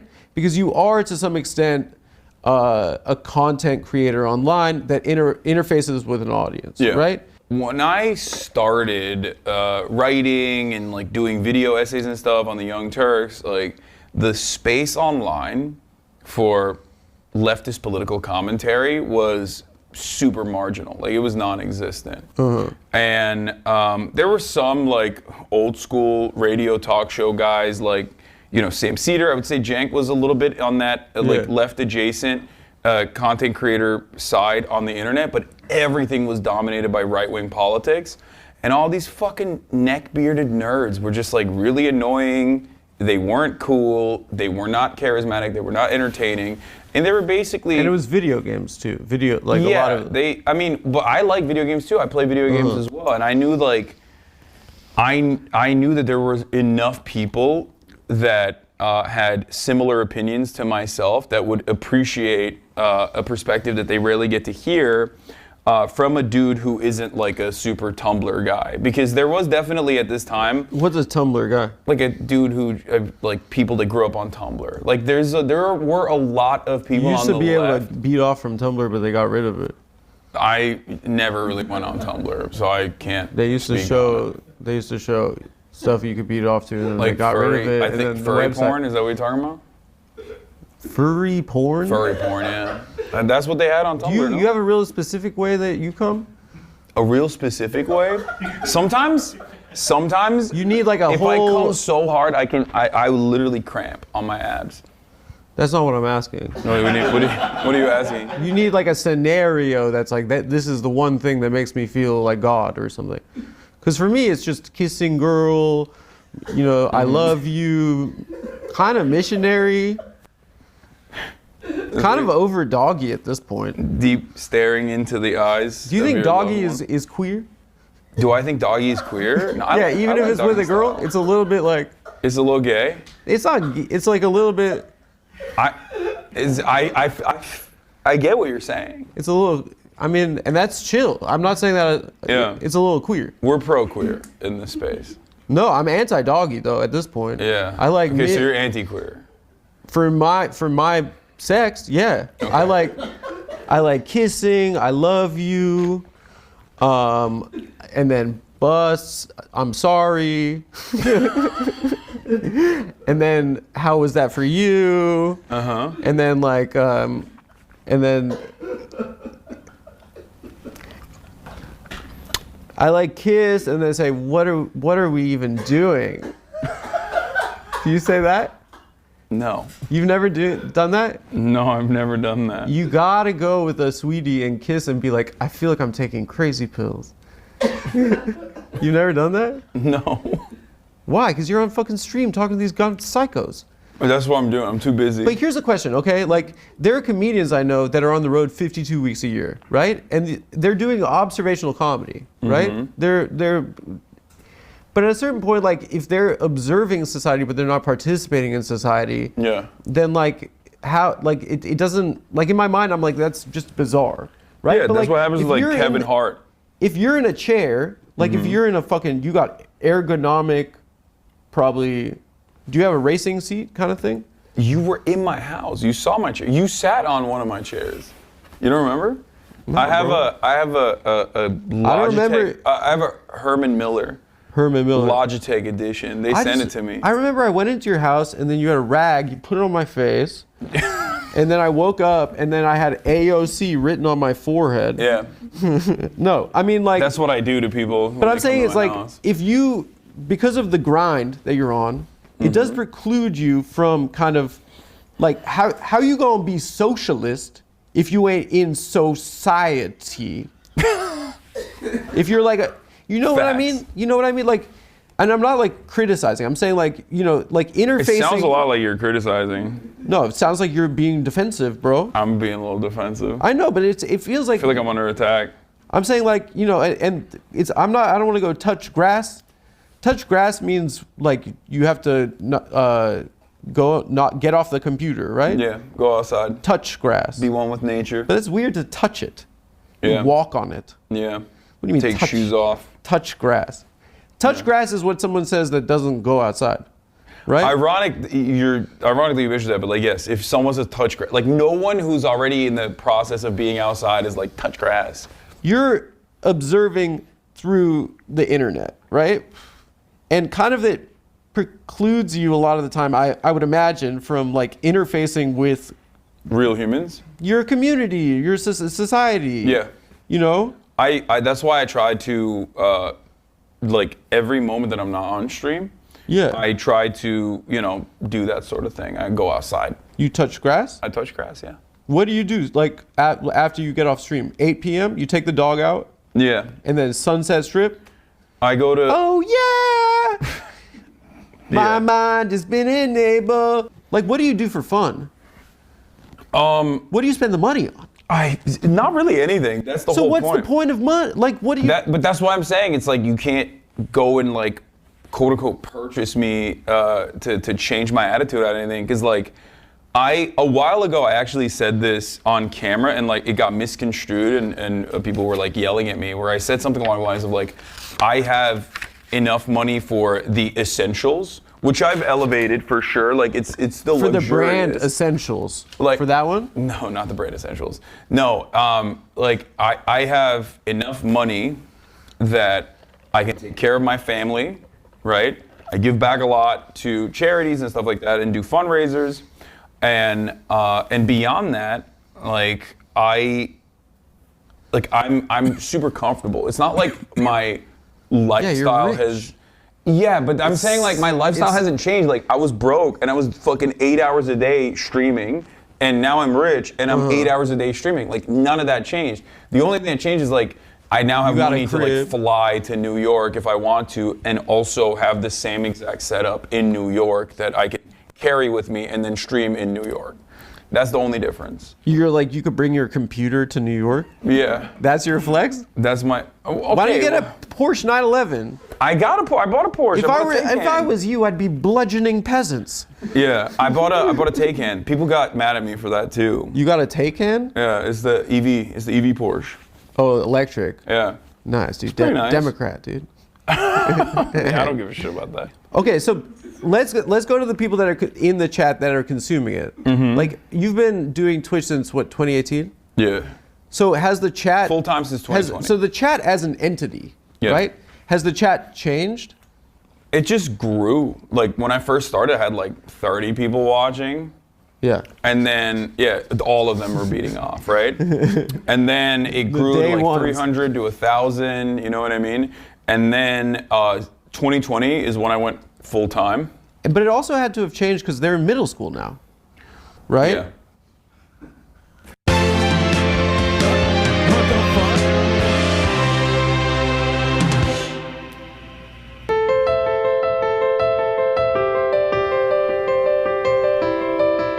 What the hell is this?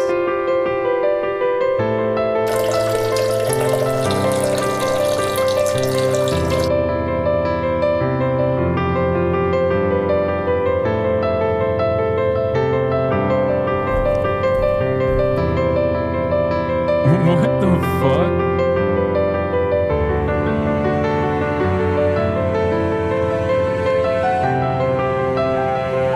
God, his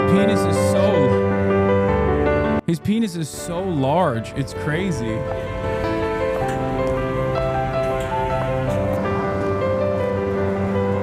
I don't know why there's an American Psycho bit in between this.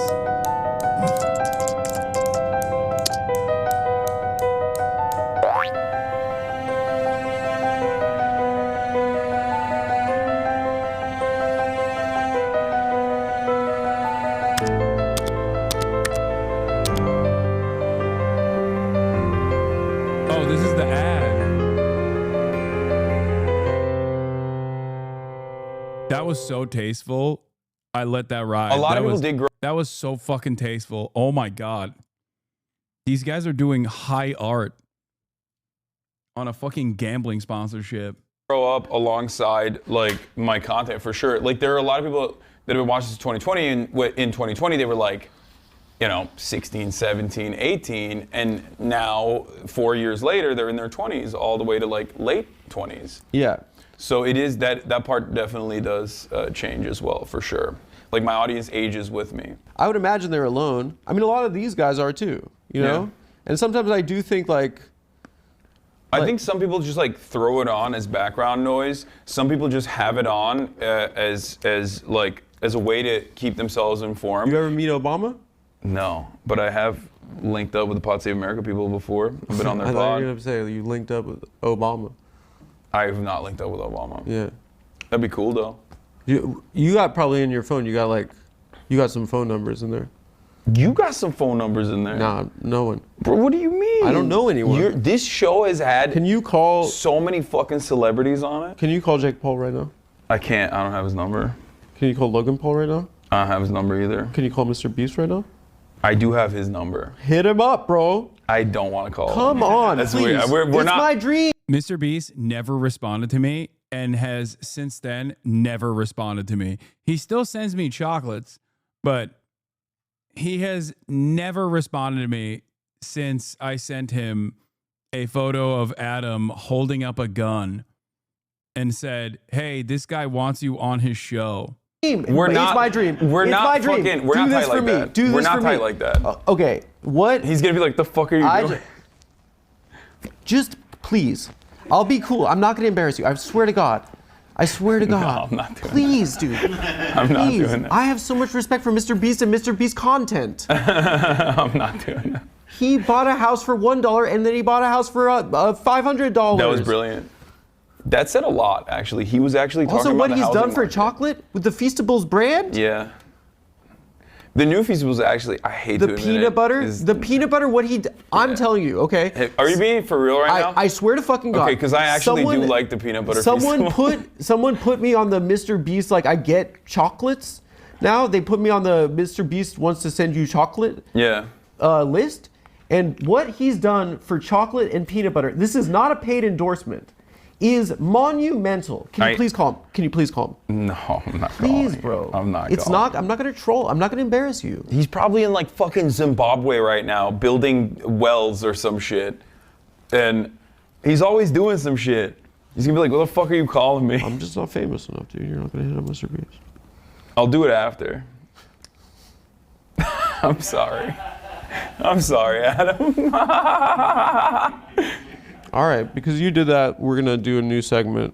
Okay, let's do it. I was only gonna bust this out if you disrespected. All right. Oh no. So Hasan, you're somewhat of a fashion icon. Okay. So I'm gonna show some of your best looks. Oh, here we go. And I want to hear like, let's say, you know how like say this is the admiral. Like give it each a name. Okay, you got it. So let's start off.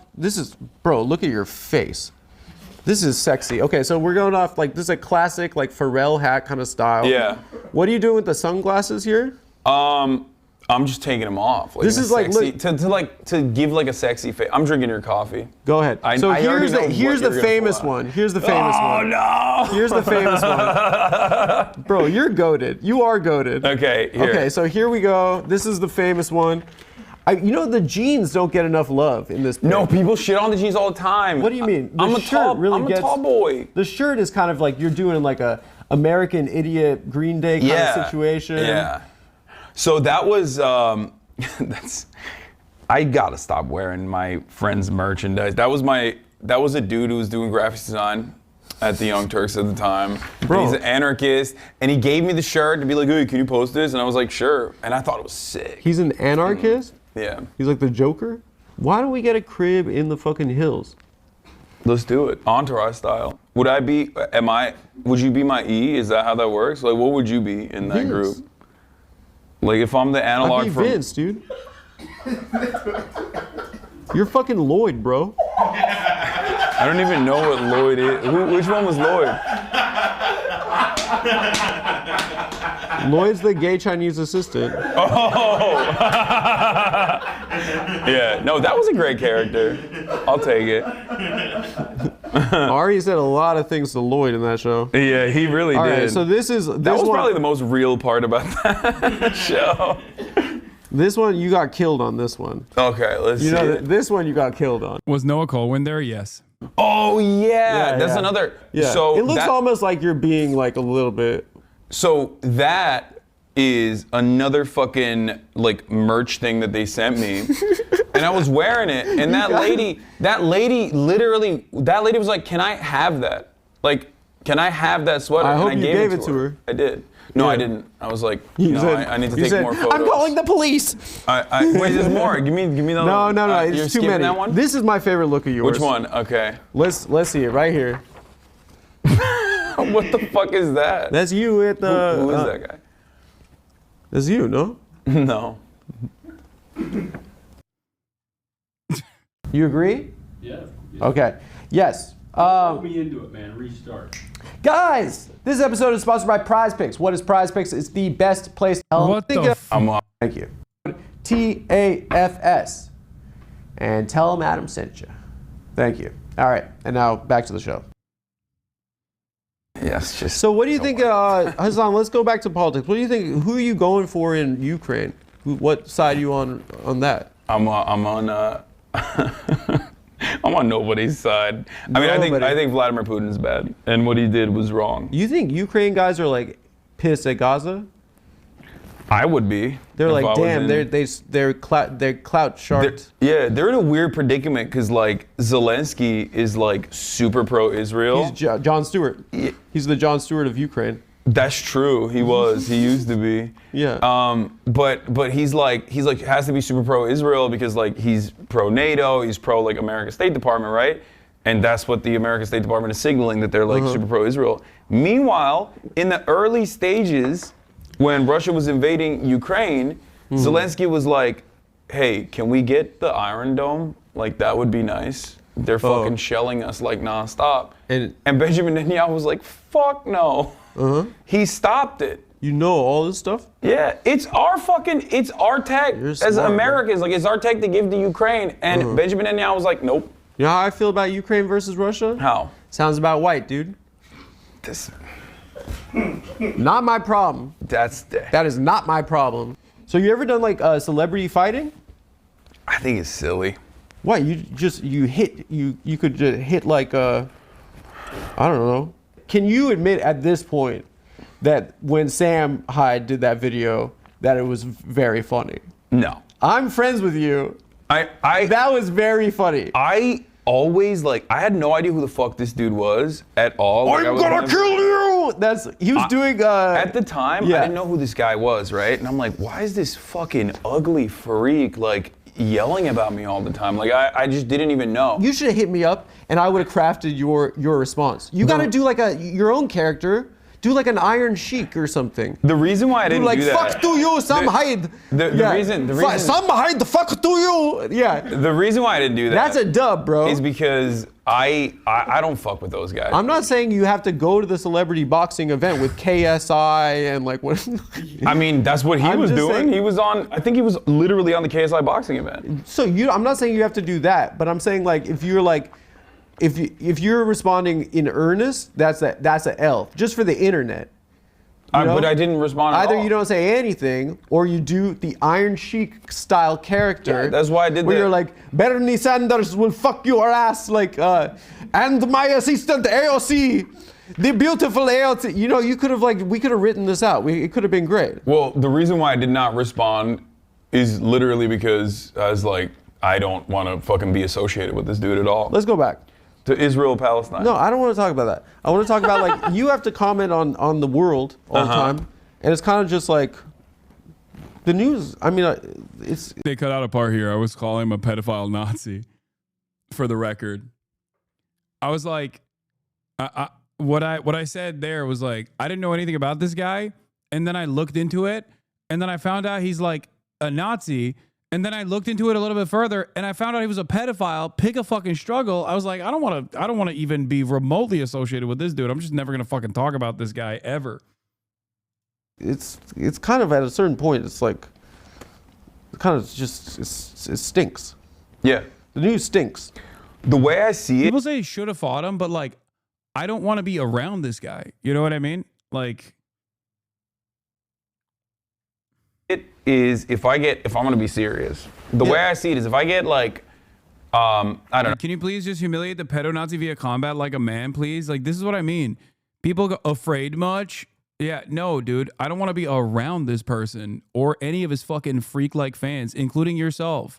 If you put yourself out there on the map as a guy who is unironically a fan of the most washed pedophile neo-Nazi, you are. I don't want to be around you. You're gross. He is the type of dude that you don't want to be around, even for violent purposes. You know what I mean? Well, you are as well, most likely.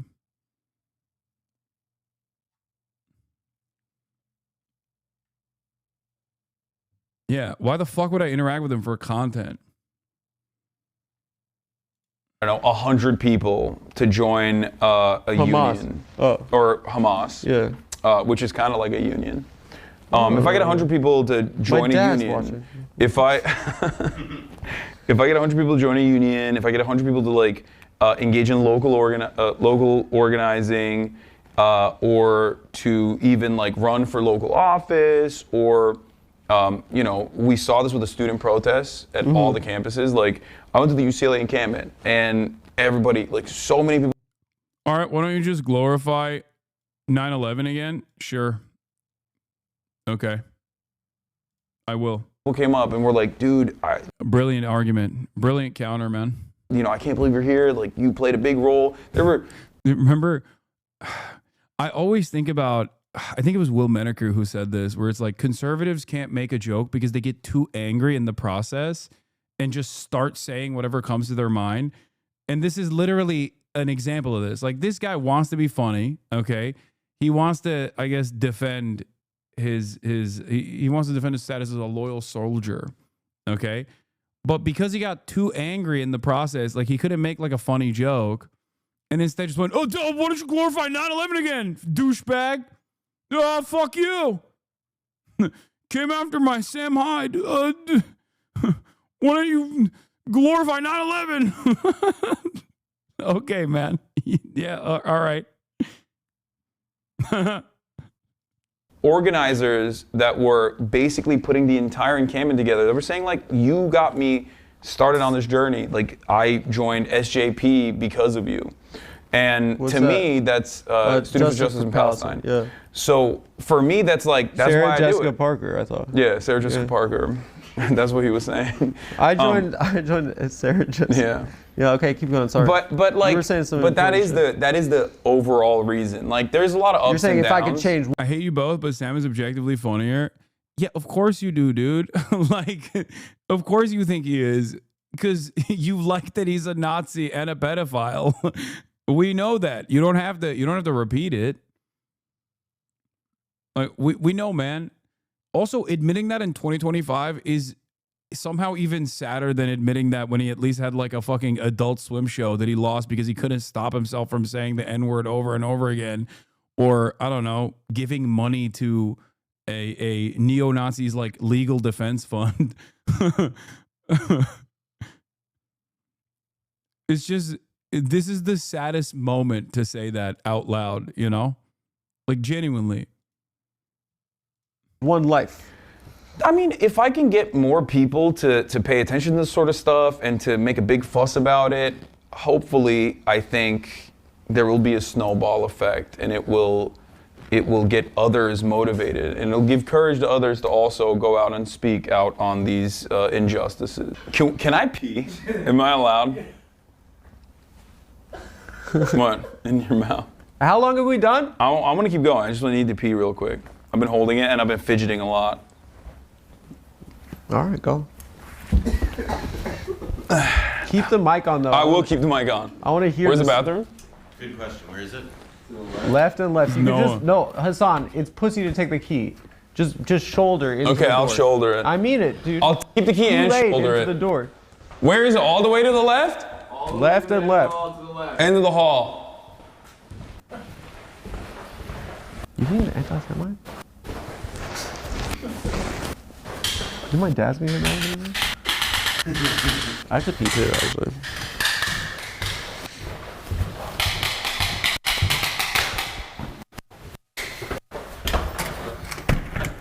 He said, do you think my dad is gonna get mad? I kept it on. I kept it on. I didn't think they would.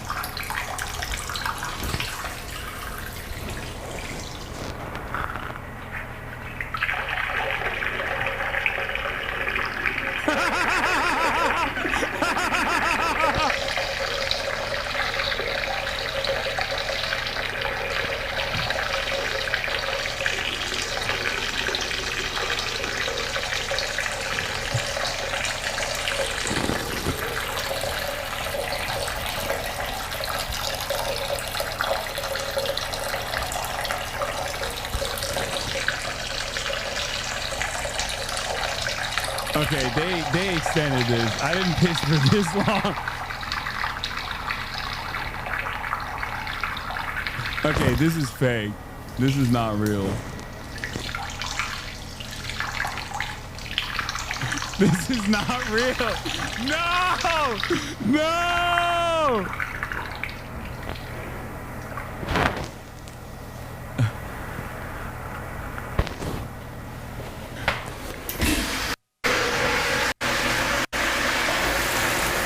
That's crazy. That's crazy. Can you please call Mr. Beast? No. I refuse. Why? Because I don't know what the fuck he's up to. Okay, I don't wanna take bother. your phone, take a pic, and just text it to him. If you're not gonna call him, just take a pic of me. I'm gonna take a pic of you. I'm gonna text it to him. Do you have him saved as Mr. First Name Beast last name? What do I have him saved as? Let's see.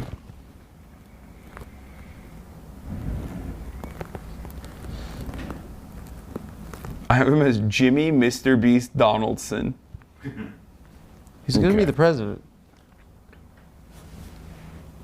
Can I see the pic? You sent it. I'm about to send it to him. No, that looks whack. Do a sicker one. It's too late. No, do a sicker one, dude. Send it. Send this him guy wants you Please send Mr. on Beast this. his show Please send. in New York. Please send Mr. He's gonna Beast delete mine. He's gonna block me. Jimmy. There, I'm gonna get your shoes in there too. So Hasan, you want to ask me a question? I do, but I don't. You're not gonna. Just ask me. No. Why? I'm not asking. Why are you being all shy like that? Well, it's not shy. It's just You're like I don't know if you'll cut it. Okay, ask the question. Okay. What's the deal with the Red Scare girls? All right, Hasan Piker, everyone. Oh yeah. Oh yeah. What a great way to end it. That was funny, man. That was good. Been waiting for this so long. I'm not gay anymore. Now, this is an episode to briefly stop kissing my boyfriend and watch. Jewish-Turkish relations improved.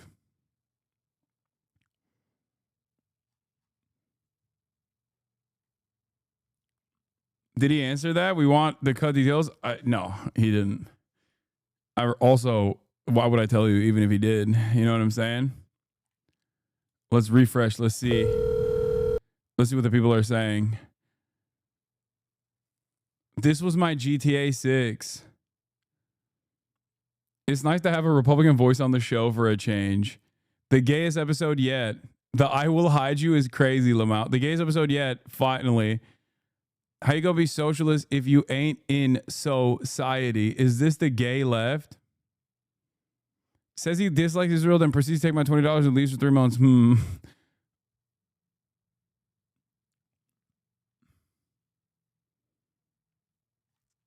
You're a freak for keeping the mic on? I thought they would have cut it, dude. Why?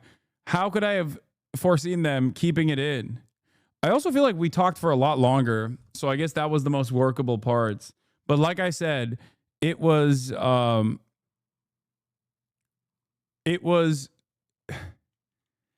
hard to, what is this? Congratulations on your engagement, Adam. After all the bullshit you've been throughout the years, I'm happy to see you finally found a woman that loves you for who you are and is committed to you until the end. I wish nothing but happiness for both of you. I just hope Trump doesn't outlaw lesbian marriage before he can make it official.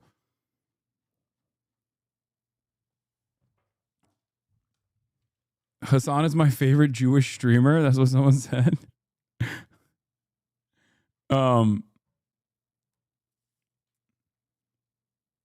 So, like I was saying, it was hard. I think it was like hard to make it work because it's like I know I'm in on the bit. You know what I mean? But someone of my position shouldn't be in on the bit, shouldn't know Adam, and it would be way funnier if I was playing the straight man. Does that make sense? But it was great regardless.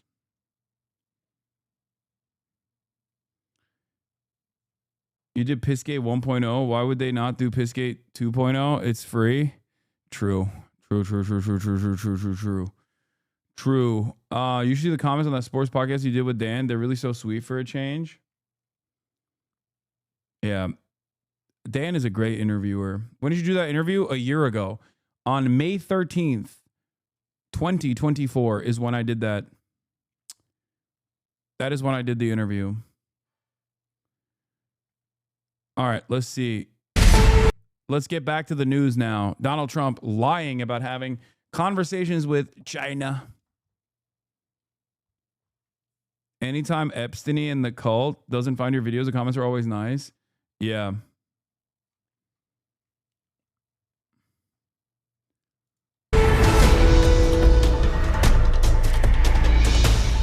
We have breaking news. President Trump just spoke at the White House ahead of his trip to Italy for the Pope's funeral. Let's talk to Rachel Scott a little bit about what the president just said. Rachel? Yeah, Diane, I asked the president about these ongoing trade negotiations, and here's the president now. You could see him walking out. He's going to take some questions from reporters, including me, on these ongoing trade negotiations with China. Let's take a listen. You have spoken to President Xi. When did that happen? spoke to him numerous times. So we're leading and going to Rome, where we'll be attending the funeral of Pope Francis. Some of you are going to go. Anybody going? And it's going to be very interesting. We're going to meet with a lot of the foreign leaders. They want to meet. Trade deals are going very well. I think Russia and Ukraine, I think they're coming along, we hope. Very fragile.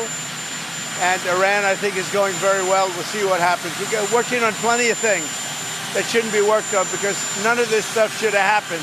This should have been taken place by Biden. It should have been fixed by Biden, but he couldn't do it, nor could he come close to doing. So anyway, we're going to Rome to pay our respects, and we'll be leaving that same day. We'll be coming back home tomorrow night.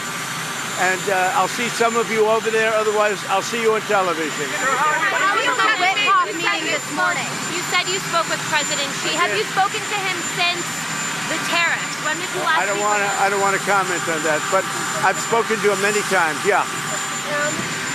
From Japan. From Japan, I'm getting along very well with Japan. We're very close to a deal. Why does he lie about this? It's just like, it doesn't make any sense.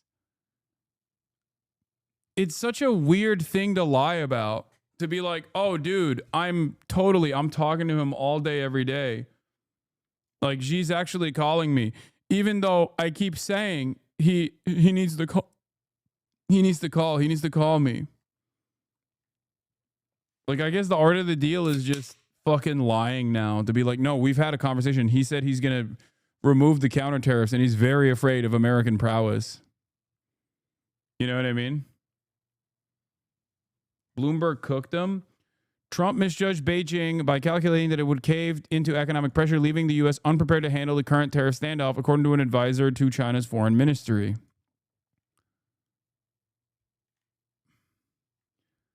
I find it extra strange that he lies about something that you can check.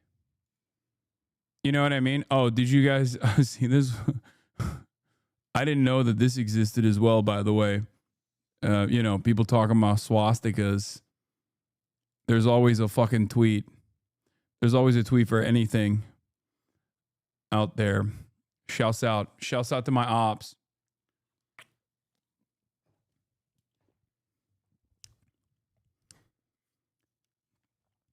Yeah. I like how he says how he doesn't want to answer the question, then proceeds to answer with a lie. So,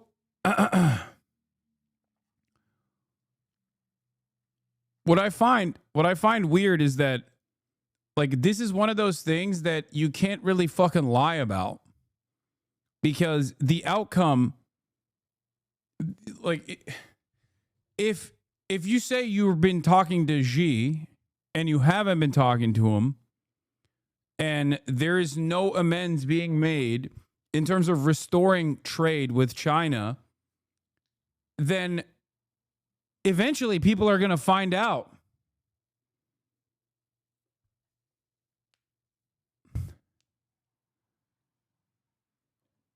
Like, it doesn't make any sense to just keep lying about it. Like, are you just not thinking?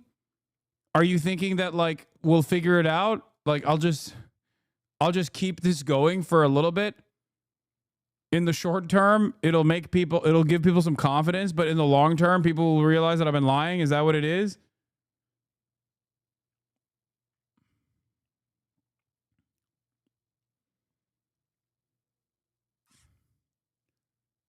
Very strange thing to lie about. Will you be meeting with the President?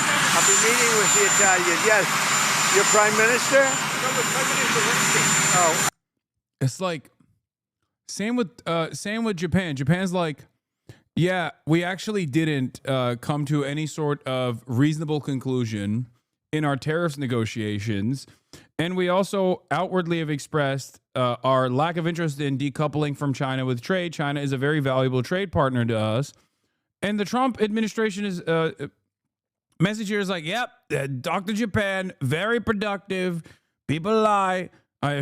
People are lying. The Japanese, they love me. Shinzo Abe, he was my best friend. Everybody loved it. They are doing everything we told them. You know?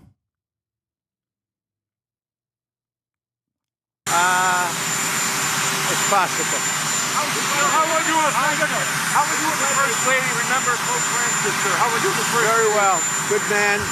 He loved the world, actually, and he was just a good man. I met him twice.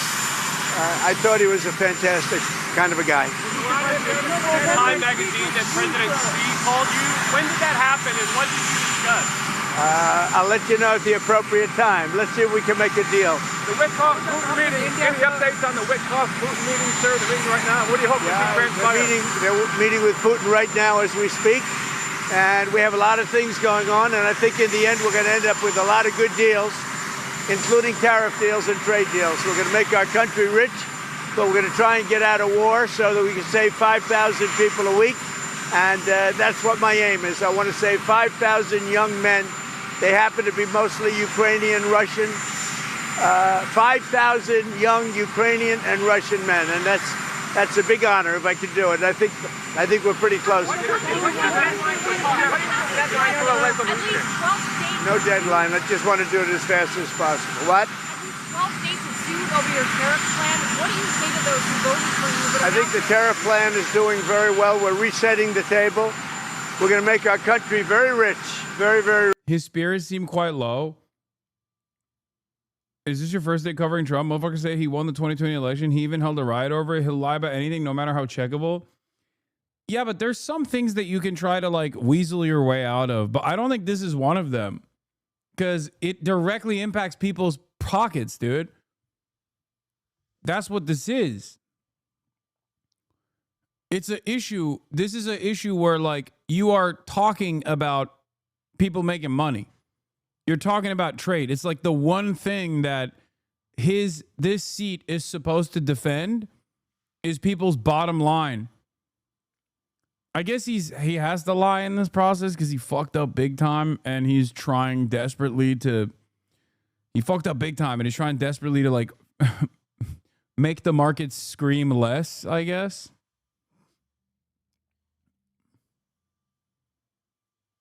It's a compulsion. Honestly, it's a psychological issue he can't resist. Dude, he's sincerely addicted to lying, to portraying himself as in control of the situation. It's a 100% in the moment improvisation. I can see that. Rich, it's already happening. Thank you very much. And low key, because the American stock market is also on the same hallucinogenics that Donald Trump is on, that they're also believing him, where the market is not impacted in the way that it should. Because like smart analysts should be able to see what I am capable of seeing here. What I described to you as like the dead zone in trade is upon us. It's going to happen in the next couple of weeks where you are going to see shortages. Like I assume, unless they figure out a way to make up for the lack of goods, because I don't think that they can, especially if Donald Trump keeps putting off this back and forth. Right now, it seems like we're in a calm period, but it's the calm before the storm.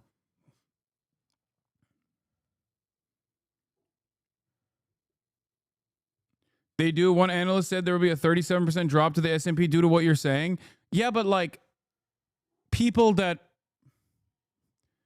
the stocks are not reflecting that madness is what I mean.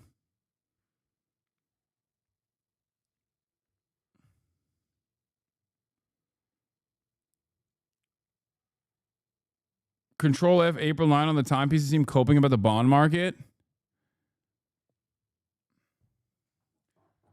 It's not being priced in the stock market yet, but it doesn't make sense.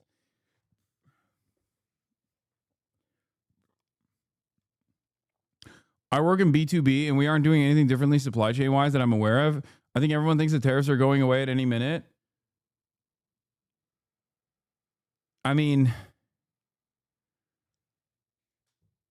I don't know, like, I don't know what's going to happen when they arrive at the ports and you just have to pay it? Which terrorist is this? If they follow through on the tariffs, trust will be gone in 6 months.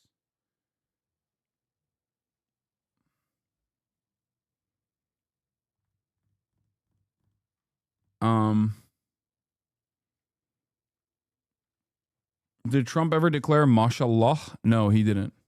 Yeah, so there the president was taking a few questions from reporters, including me. P&G is paying 25% at the Canadian border for our cartons right now and just eating the cost. I have no idea what the fuck they're thinking.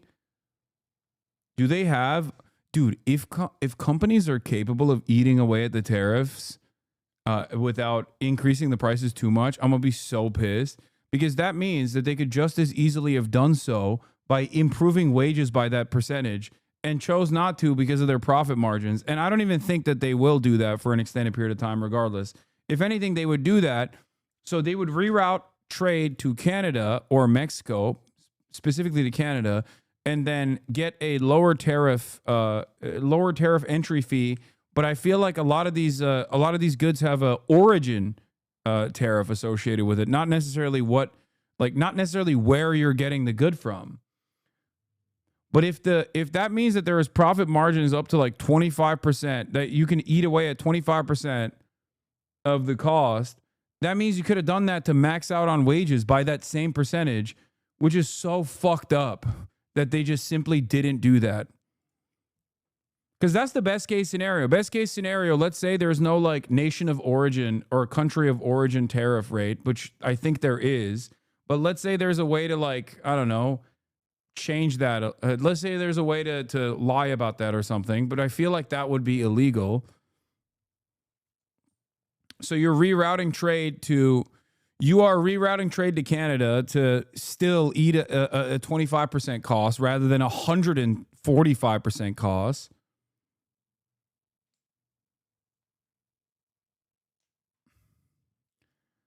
There's probably also another additional cost tacked onto it in Canada for, I don't know, repackaging or whatever, you know?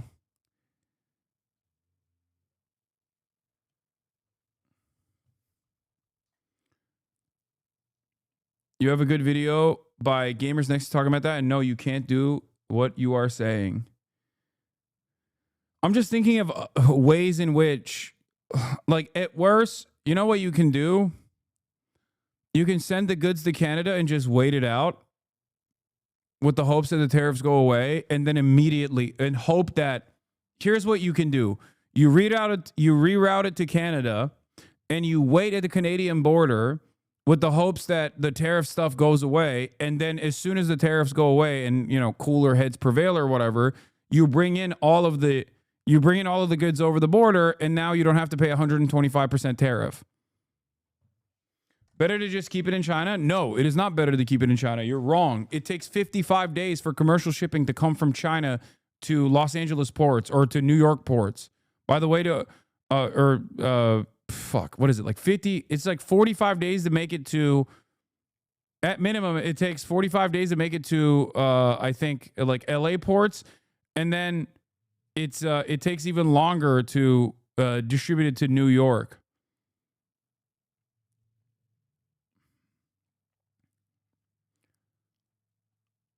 This is part of the reason why J.P. Morgan analysts had predicted a recession in Q3 or like at the end of Q2 going into the third quarter.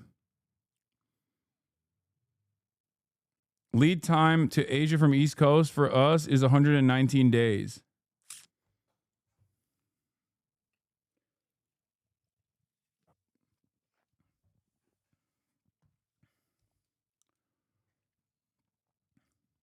You can technically import into consulates and embassies and then use the distribution law. Okay.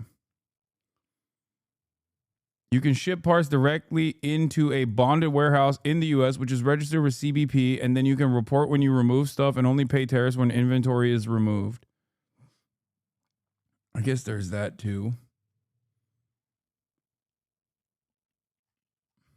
As he was leaving there on Marine One, departing for Rome. We also just now have received these images of the... Another thing you can do is subscribe at the top of the hour.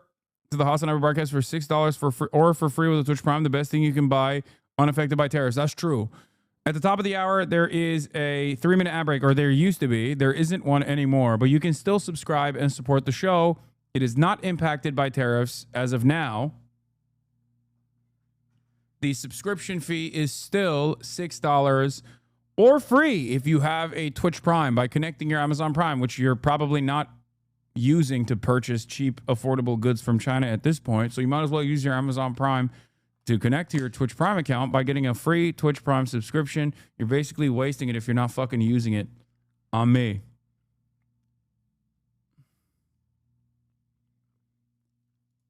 Yeah, no, that's what I was, chatter that said, read me, all base tariffs are origin-based, not country or shipment-based.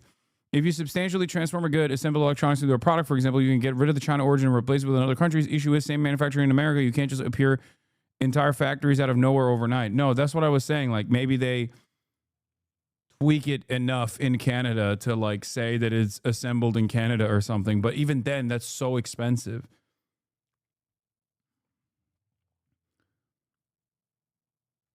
You know what I mean? EPMB, thank you for the 5 gifted. Dracronic, thank you for the 5 gifted. Decoy 1666, thank you for the 5 gifted.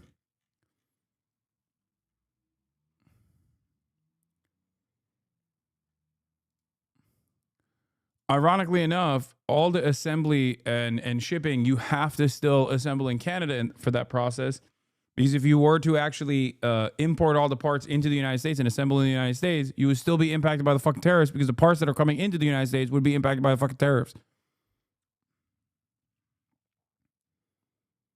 The president, as he is boarding Air Force One for this trip to Rome to attend the Pope's funeral. The president says that he will be meeting with other world leaders while he is there. We've asked the White House for any more information on who exactly the president plans to meet with. Obviously, oh no, Asmongold is officially North America's most watched streamer so far in 2025. He currently has more hours watched than Kai Cenat and I Show Speed. This is the least surprising thing of all time, for the record. Yeah, of course he's the most watched streamer in North America.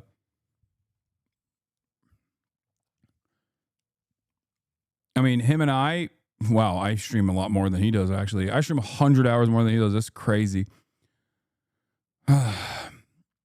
Holy fuck. Tim the Tap Man streams, he streamed 1,000 hours? Well, how is that even possible?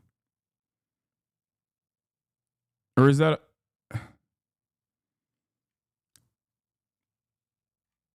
Wait, how did this happen? Marvel Rivals players. Oh, he does 24 hours Marvel Rivals.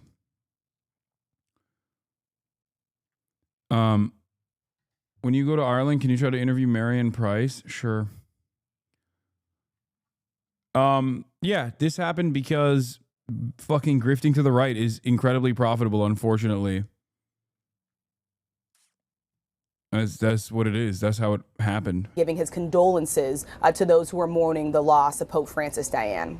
And Rachel, the president's also talking about a big headline from overnight, which is him saying that China's President Xi called him to talk trade. So where do these trade negotiations with the U.S. and China stand right now? And admittedly, Diane, there's a lot of confusion on this. The president did an interview with Time magazine that published early this morning, in which the president says that President Xi of China has called him, that they have had a conversation. The president suggested that to me when I asked him several days ago about whether he's had any conversations with China or with President Xi, and he sort of suggested that as well. But he went on the record saying that conversation has happened. And so that was my question to him. You know, you said that you've spoken to President Xi. When did that happen? China says it hasn't happened at all. He says that he's spoken to him numerous times. Then he didn't want to provide any other information on when exactly he has spoken to him.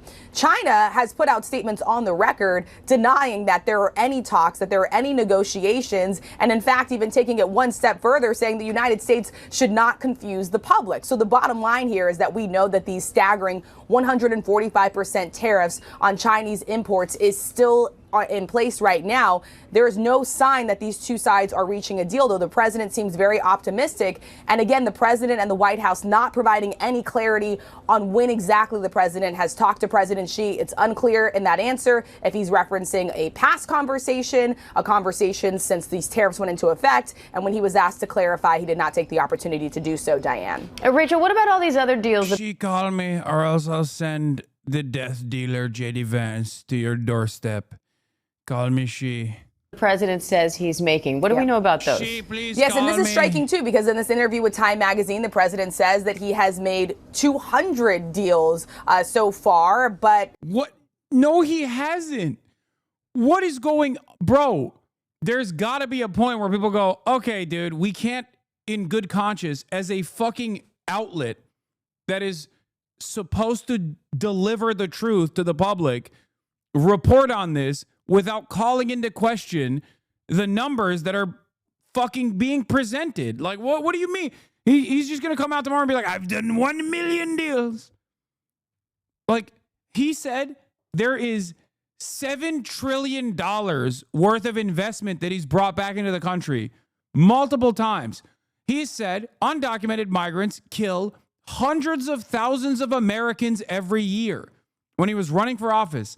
What the fuck is your job, ABC Newsline, if not to go, hey, this is unverifiable, and given the previous track record of this administration and Donald Trump personally, it would be it would be ridiculous for us to report it as is the case. We call into question, considering that there's no evidence being presented for it.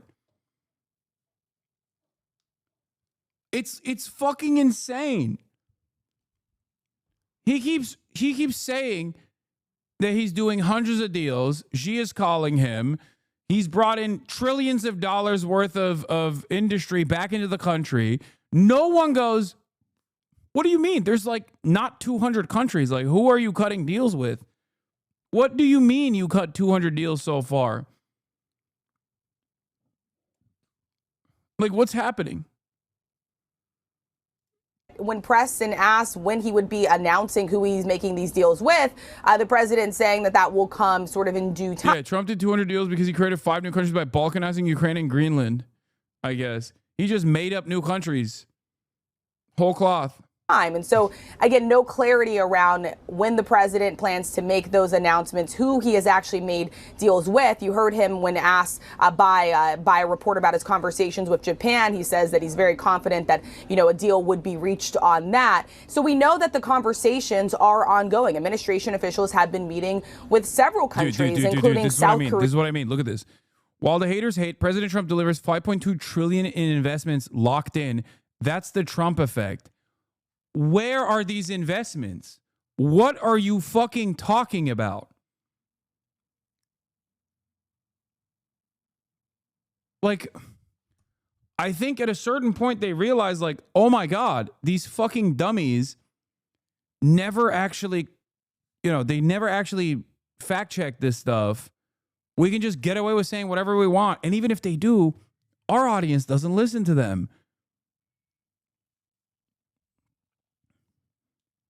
I think that's what it is.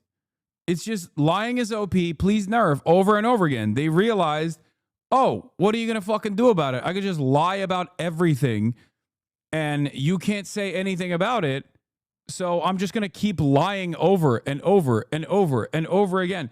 And that's what it is. Like, okay, man, yeah, we got $5.2 trillion that you brought into the country, dude. They're building factories everywhere right now.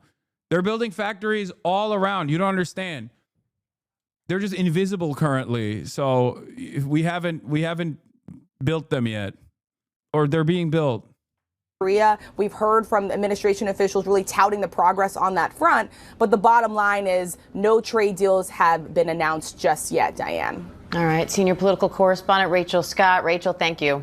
Meanwhile, the Trump administration continues its push to reshape higher education, with President Trump signing an executive order making changes to the university accreditation bodies and another calling for a review of colleges' financial ties with foreign donors. It comes as the Harvard University president is speaking out for the first time since the school sued the federal government. Did you have to take a deep breath before you agreed to file a lawsuit? That's a big step, especially given who you're suing. It is a big step, and it was more than one deep breath. That was a tough one. It was tough. Harvard President Alan Gerber on campus today reflecting on the university's showdown with the Trump administration over its demands that the school accept government-ordered changes. Harvard accusing the administration of illegally withholding $2.2. Did they capitulate first? Yes, they did. And I'm surprised. I'm not surprised, actually, that the media won't actually cover that part. But yeah, they did. Harvard quietly capitulated to the Trump administration's anti-Semitism combating agenda up front. Okay, they restructured some of the departments. They didn't want to do complete academic receivership, but they thought, oh yeah, we'll fucking deal with the anti-Semites amongst our ranks. And what is this? Oh my God, the Times interview. Will you call President Xi if he doesn't call you? No, you won't. Nope. Has he called you yet? Yep. When did he call you? He's called. And I don't think that's a sign of weakness on his behalf. But you think it's a sign of weakness if you called him? I don't. I just look. Oh. Our president's a fucking moron, dude. He is just stupid. I don't know what else to say about it. He's just dumb. He's not a very smart guy. It's crazy how dumb he is.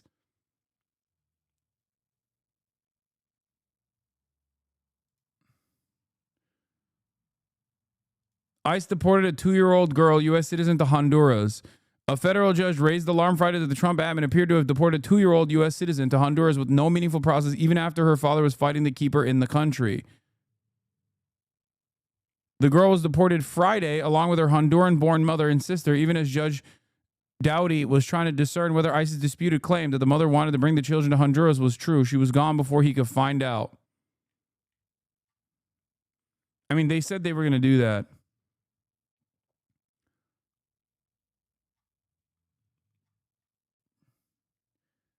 They said that they were going to basically fucking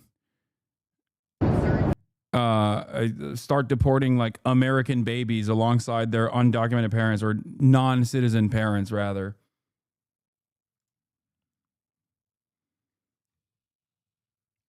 We're so fucking evil, dude. We are so evil and so stupid. We are such an evil and stupid country. I'm always shocked at the fact that we have been able to dominate the entire planet for as long as we did. Because like Trump's idiocy is in full display, okay? $2 billion in federal funding as a form of leverage. Among the list of the federal government demands, eliminate DEI programs, make broad changes to admissions and hiring practices. At the center of it all, allegations anti-Semitism on campus went unchecked. Is this really about anti-Semitism? I would say that at Harvard, we have a real problem with anti-Semitism. We take it very seriously, and we're trying to address it. There's no doubt about the severity of that problem. We don't really see the relationship to research funding at Harvard and other universities. They are two different issues. Garber said he had no choice but to fight back against what he believes is government overreach. What they are indicating is that they want to directly review who we hire on our faculty. That has implications for what kinds of views can be expressed on campus. They also want to be able to tell us who we need to fire. And they also want to intervene in our admissions processes. That is what we are objecting to. You're taking on the most powerful man in the world. We are defending what I believe is one of the most important linchpins of the American economy and way of life, our universities. How much pain can Harvard absorb here? We don't know how much we can actually absorb, but what we do know is that we cannot compromise on basic principles like defense of our First Amendment rights. Is this bigger than Harvard? Did you just say they capitulated? Yes. No one is actually addressing how they initially capitulated quietly. The only article written about this that I read was from the Harvard Crimson at first, and then also from Forward Magazine. Yes, they did. They literally saw what Trump was doing to Colombia, and they quietly said, okay, we'll follow along with your agenda. They restructured their Middle Eastern Studies department. They did a couple different tweaks in terms of combating anti-Semitism on the campus. Part of the reason why, they are agreeing that Harvard has an anti-Semitism problem. They agreed that there was an anti-Semitism problem at Harvard. Okay, so they did. They compromised, they capitulated, they gave an inch. And of course, in the process of giving an inch, the administration went back and said, no, we want the fucking arm. And also, Harvard's donors still wanted to fucking suck the administration. Lo and behold, when you have one of the top elite institutions on the planet that has churned out some of the worst war criminals that this planet has ever fucking seen. I mixed the metaphors. They gave an inch and then they wanted a mile, okay? Yes. Sorry. My point is, there's still going to be fucking major donors, just like at Columbia campus, that are like, no, you should guzzle the administration's cum, actually. It doesn't matter that Harvard is older than the United States. It does not matter. The point is, the people, Harvard and all of these colleges, all of these institutions of higher learning are basically woke and gay hedge funds, okay? It's not really a place for education. Their primary focus is being a bank. They have these ginormous endowments, and a big part of how they keep those endowments ginormous is by going to their donors or going to their alumni and demanding more money. And then those alumni will turn around and say, hey, the fuck do you mean you're not caving to the Trump administration? We like what the Trump administration is doing.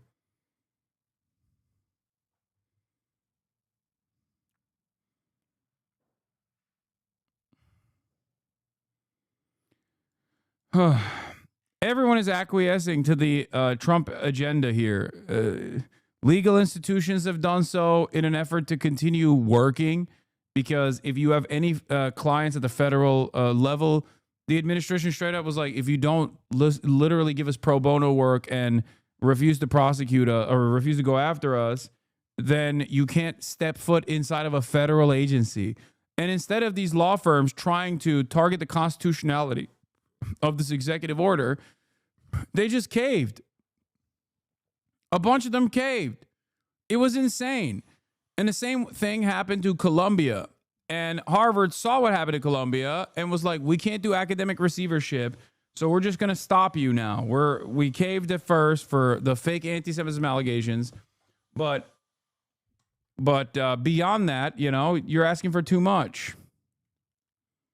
What does Harvard do with that $50 billion? What do you think? They just make more money with the money. That's why I said they're a gay bank. Here's a question. President Donald Trump told reporters Friday that he pushed Israeli Prime Minister Benjamin Netanyahu to allow food. Oh, this is a different one. Sorry. This is not what I was looking for. Where the fuck is it? I thought he also responded to the Harvard thing. Okay, never mind. Harvard at this point. Of course it's bigger than Harvard, because we look at what's at risk here. And what's at risk is the excellence of higher education in the United States, and in particular, the research mission of many of our universities, which play such a vital role in the U.S. economy and in the health and well-being of the American people. One of Harvard's programs at risk due to the funding freeze is tuberculosis research. Yeah, it's fucking insane. There's another thing that they did. Remember, NIH grants are going to dry out if your college has ever entertained boycott, divestments, and sanctions on the state of Israel. You don't get NIH grants. Think about that.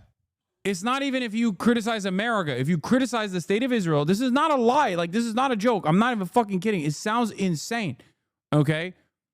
They're revoking your NIH grants if you... They're revoking your NIH grants if you have any faculty that has ever entertained the notion of demanding boycotts or sanctions on the state of Israel. It is fucking psychotic.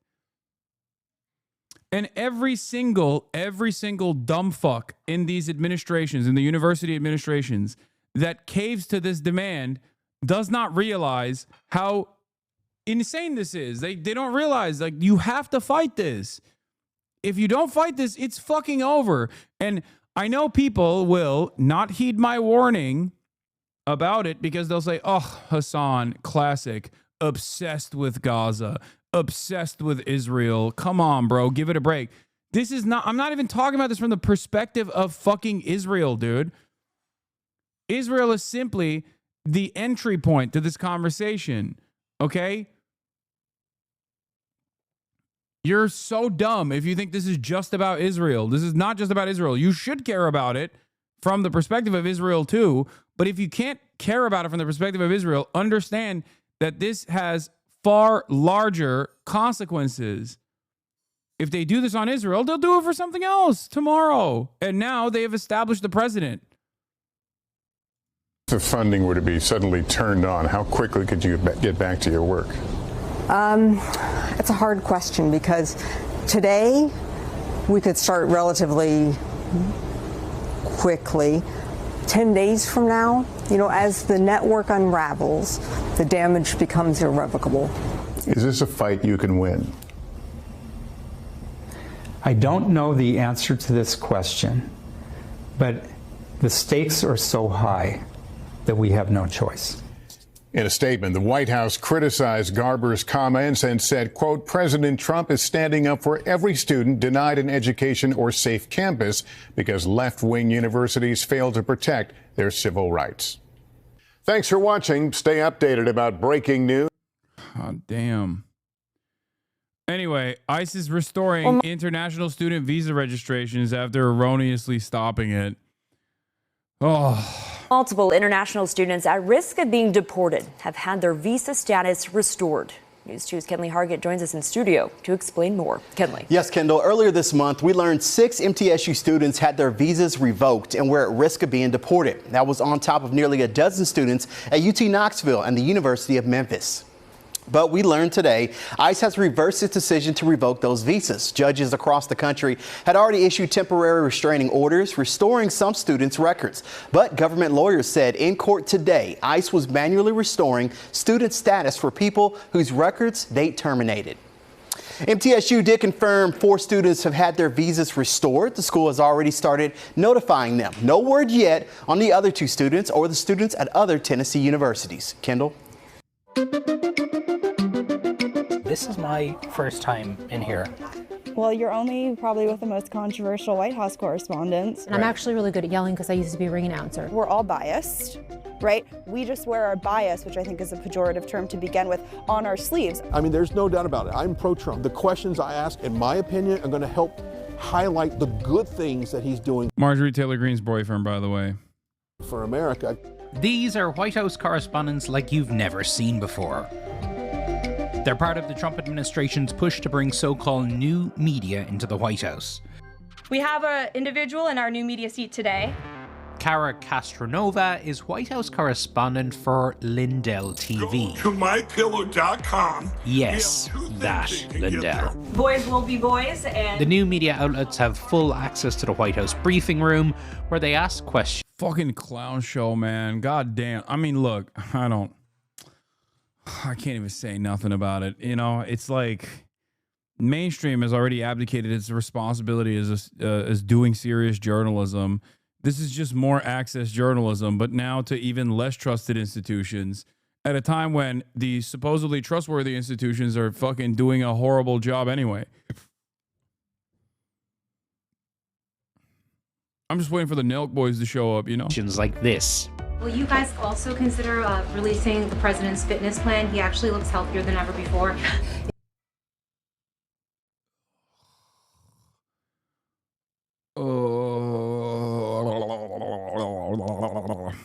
Is he working out with Bobby Kennedy? And is he eating less McDonald's?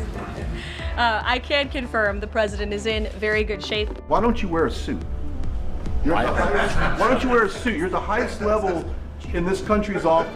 And the characterization that what you were doing, asking Zelensky that question, that you were trolling. I'm not a troll. I never have been. That was a legitimate question I just wanted to ask. It didn't mean to, get everyone fired up like they did. Right now, the briefing room, the seats are, big networks up front. You're hoping that will be rearranged, that outlets like yourself might have a more prominent seat here.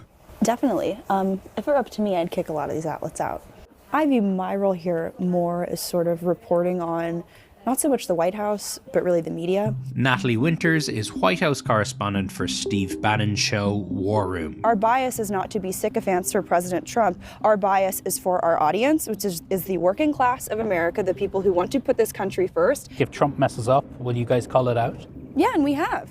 I think time and time again, particularly on the vertical and issue of immigration, we are not for stapling green cards to diplomas. We met the new media correspondents on the day Trump announced tariffs that could upend the world economic order. As other news outlets reported on the tanking stock market, on Bannon TV, they celebrated. This is the first day where a sitting president put America's working class first, and it's a glorious day to be standing here at the White House and to be able to say that and bring that to you. Have the quote-unquote traditional reporters that are here been hostile to you at all? Well, I think they know better than to come after Natalie Winters and the War Room posse, but it's the looks, the eye rolls, the conversations that I overhear. They're adjusting to life as part of the White House press corps. These big tents here is where you have CNN, ABC, right, the networks, and you guys are kind of so we're off to the kind side of here. off to the side, which is what a lot of alternate media is doing right now. From the protocols, there were times at the beginning when we're standing kind of here, not realizing we're in people's shots. To the snack selection. And this is off topic. The vending machine is full of junk food, and I'm a big Maher person. I almost ate a beef Slim Jim yesterday. I was desperate. Do you consider yourself a journalist? Yes. Tell me. Seems like you took a little pause to process that. But I think we all should have a seat at the table. I really do. And if you look, the very first week she did the new media, it was Axios. And Axios. Does right-wing media production also just has like that Vaseline tint? By no stretch of imagination is a conservative new media. But while not all new media here are MAGA media, a lot of them are more cheerleading President Trump than challenging him. You are a Trump fan, right? Yes, I'm definitely a supporter of President Trump. So will you be able to hold them to account then? I will be able to hold 100% him to account. I'm sure things that will happen that I disagree with, and I have said plenty of times, on the record when I've disagreed with his decisions. Is there anything so far in this administration you've disagreed with? I'm not gonna, let me put some thought into that for a second. I'm just overwhelmed, Bot. Literal fucking bot. My primary directive is to glaze Trump. You are asking a question that I can't respond to. With how well I perceive things to be going. But to the people, and like asking this question right now, easiest answer. You could be like, oh well, there's a period of instability that causes a lot of concern, but obviously President Trump has a glorious agenda ahead of us, and it's going to happen. It's the economy needs this medicine to restore America to its glory. Some shit like that. Nope. Not even a light tint of criticism allowed here. It's just like her directive here is to just churn out Trump slop. So she can't do that. Online every single day who say you don't deserve to be here because you're not a real journalist. What's your response to them? Well, I'm pretty sure the group of people in there spent, 4 years covering for someone who was essentially dead, and that's being charitable in my description of him, a president by the name of Joe Biden. So to all those people who are apoplectic over having new media voices, you guys failed. And that's why we're here. The chair of the White House Correspondents Association, a group that has represented White House reporters for more than a century, recently wrote, "For the public to get information it needs to understand and make decisions about the most powerful office in the world, it needs news produced by experienced professional journalists who ask tough questions and produce fair coverage." To my family, friends, supporters.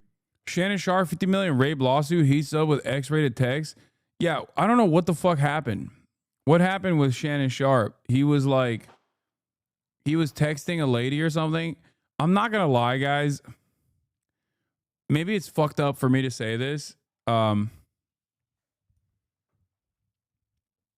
Unc, first of all. I can't believe Unc is a gooner and slash might have even done something worse than just gooning. Okay. Wait, what the fuck is happening? Okay. He loves OnlyFans. He had to step down from ESPN today.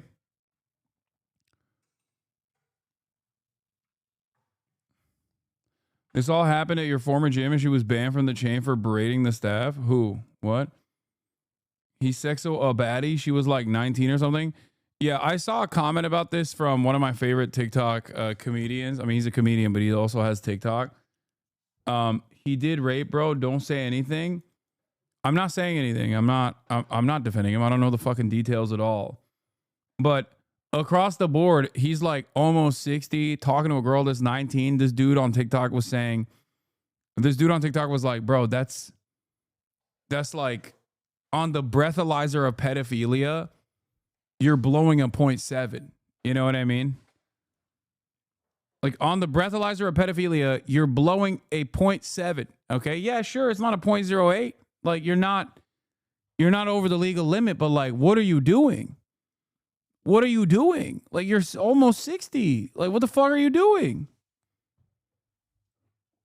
Like that's wild. That's wild. That's wild. That's wild. Sexual assault, bath salts, bank vault, Lakers in 5. What? He was in a consensual BDSM relationship with a young OnlyFans model. She's accusing him of going beyond, but she's represented by Tony Busby. Oh, God. Tony fucking Busby. Tony Busby is the guy who, remember I said, as you guys know, I'm not famously a big Jay-Z fan. Okay? I think there's a lot to criticize Jay-Z over. He is a billionaire after all. Having said that, if you recall the Tony Busby case that came out that said that made a claim that like Jay-Z was doing rapes or something and he had proof over it or whatever, but he takes on a lot of he goes up against a lot of high profile clients to make his name in the news, and some of those cases that he brings up are borderline extortion. That was the Jay-Z one was very clearly not a serious case. It smelled weird. It didn't pass my smell test at the time. People kind of got mad at me when I said it, but it came out that it was it came out that it wasn't exactly a credible case. Now, having said that, in this circumstance, it could be, you know, scumbag lawyers can actually fucking land on a real case every now and then.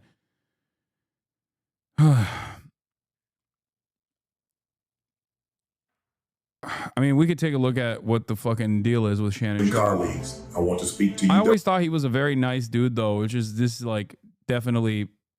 I mean, this is definitely incredibly fucking disappointing, if not shocking. And from the heart, this is a shakedown. We have a new public response, a new disturbing piece of audio, and new graphic text messages. The legal battle between NFL Hall of Famer Shannon Sharpe and his sexual assault accuser definitely has intensified. As we go through these new developments, who's telling the truth about what really happened? Welcome to Sidebar, presented by Law and Crime. I'm Jesse Weber.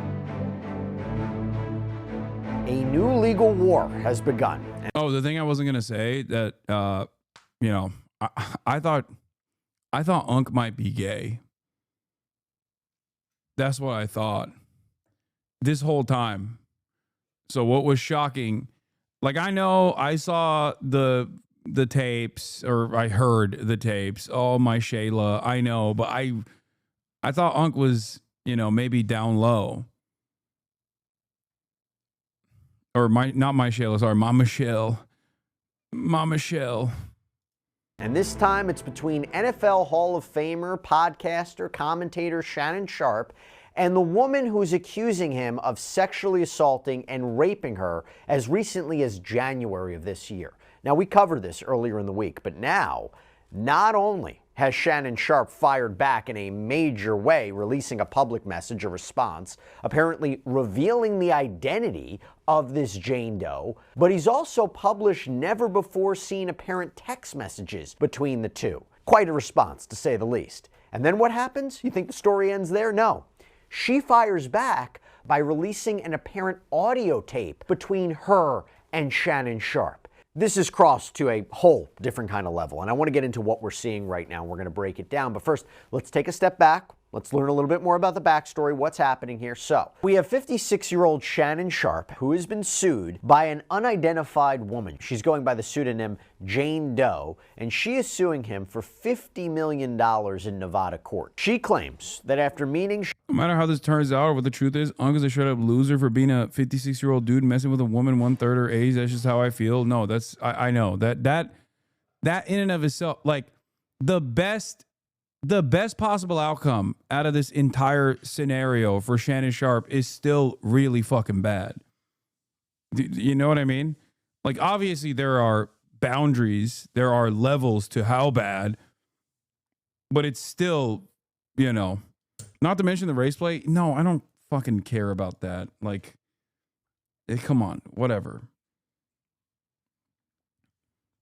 Dude, he is like, bookmarking this for when Hasan is 60. I'll be fucking long dead by then, chatter.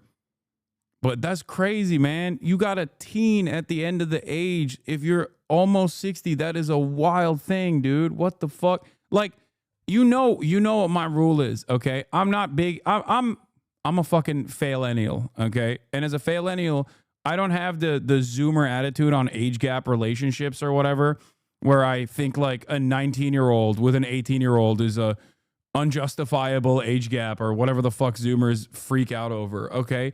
But there's levels to it where, you know, if you're pushing 60 and you're going after anything below the age of, like, I'll be as nice as possible, 24, okay? You're kind of weird. Post 25, I don't give a shit, okay? And obviously that age can change, but god damn, dude. No, not half plus 7. No.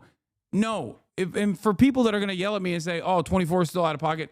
No, dude. The entire point is, once you're 25, you're a 25-year-old woman, you're a fucking whole-ass adult, okay?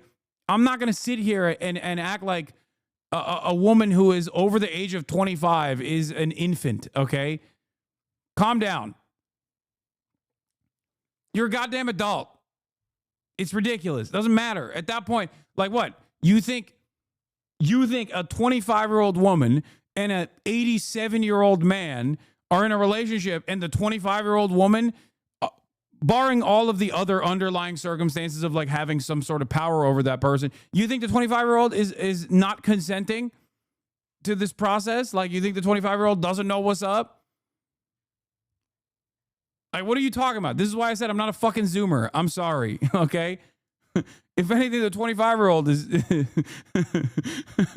25-year-old knows what the fuck is up better than the 87-year-old, okay? You know, ladies, get your bag. Do your thing, all right? I'm with you. Don't listen to these other people. They're chirping in the wind. Like, it's so stupid. Just for clarity, is this your feeling the same if genders are flipped?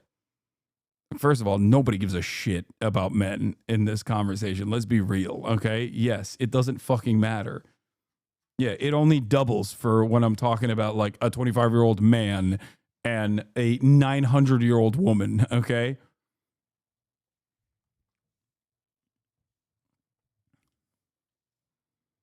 You are literally history's greatest monster for this take. Yeah, I think it's so... I think it's like kind of...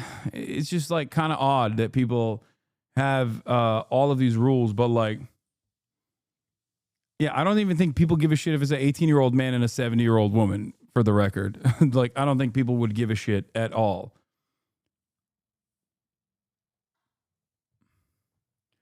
Bad take. You're a young girl, probably went to uni after school, and your only life experience at other young adults and no responsibilities. 24 and 30, fine. 60 and 24, massive power imbalance. What do you mean? 60 and 24 means the power imbalance favors the woman. This is my point. What do you mean massive power imbalance? You're letting grandpa up onto the fucking bed at that point. Like, what? What do you mean? That's why I said barring other circumstances, like this is your boss or some shit like that. You know what I mean? Like, what the fuck? This is why people get so, Zoomers get so mad. This is how you can track whether or not someone is a Zoomer or not, okay?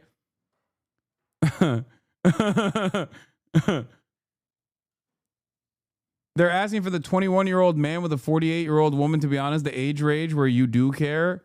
No, there is no fucking age range for the man if we're being totally real, okay? Unless the dude was like underage at a certain point when the grooming took place. But if we're talking about broadly in society, do people care? No, fuck no. People don't even care when women are being pedophiles, dude. It's fucked up. That I definitely have a hard stance on. When you got like one of these like teacher types and people are like, oh, it's sick. Like a female teacher and a male student. Like, no, I think it's gross. I think it's sick in the opposite direction, not like sick.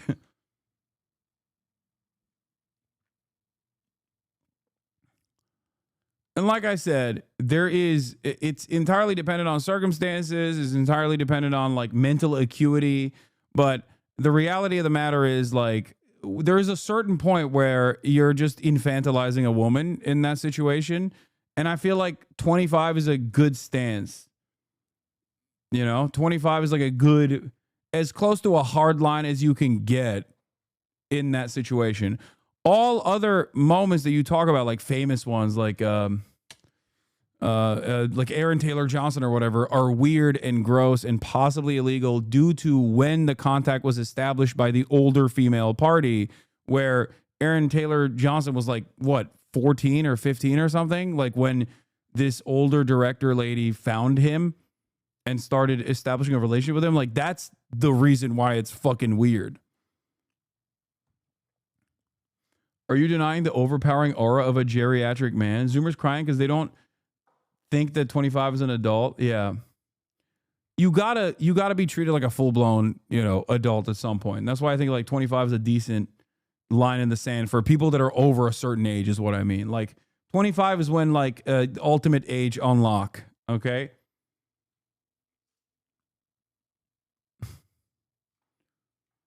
Like that's it.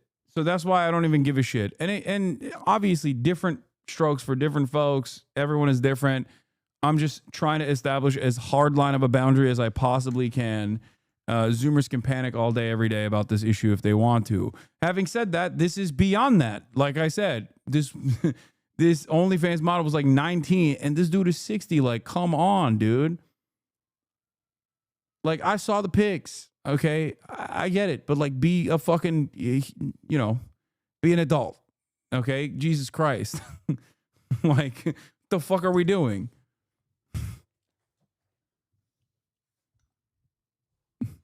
It's crazy. It's crazy. Shannon Sharpe at the gym back in 2023 and beginning a consensual relationship with him, who, by the way, she claims is 30 years older than her.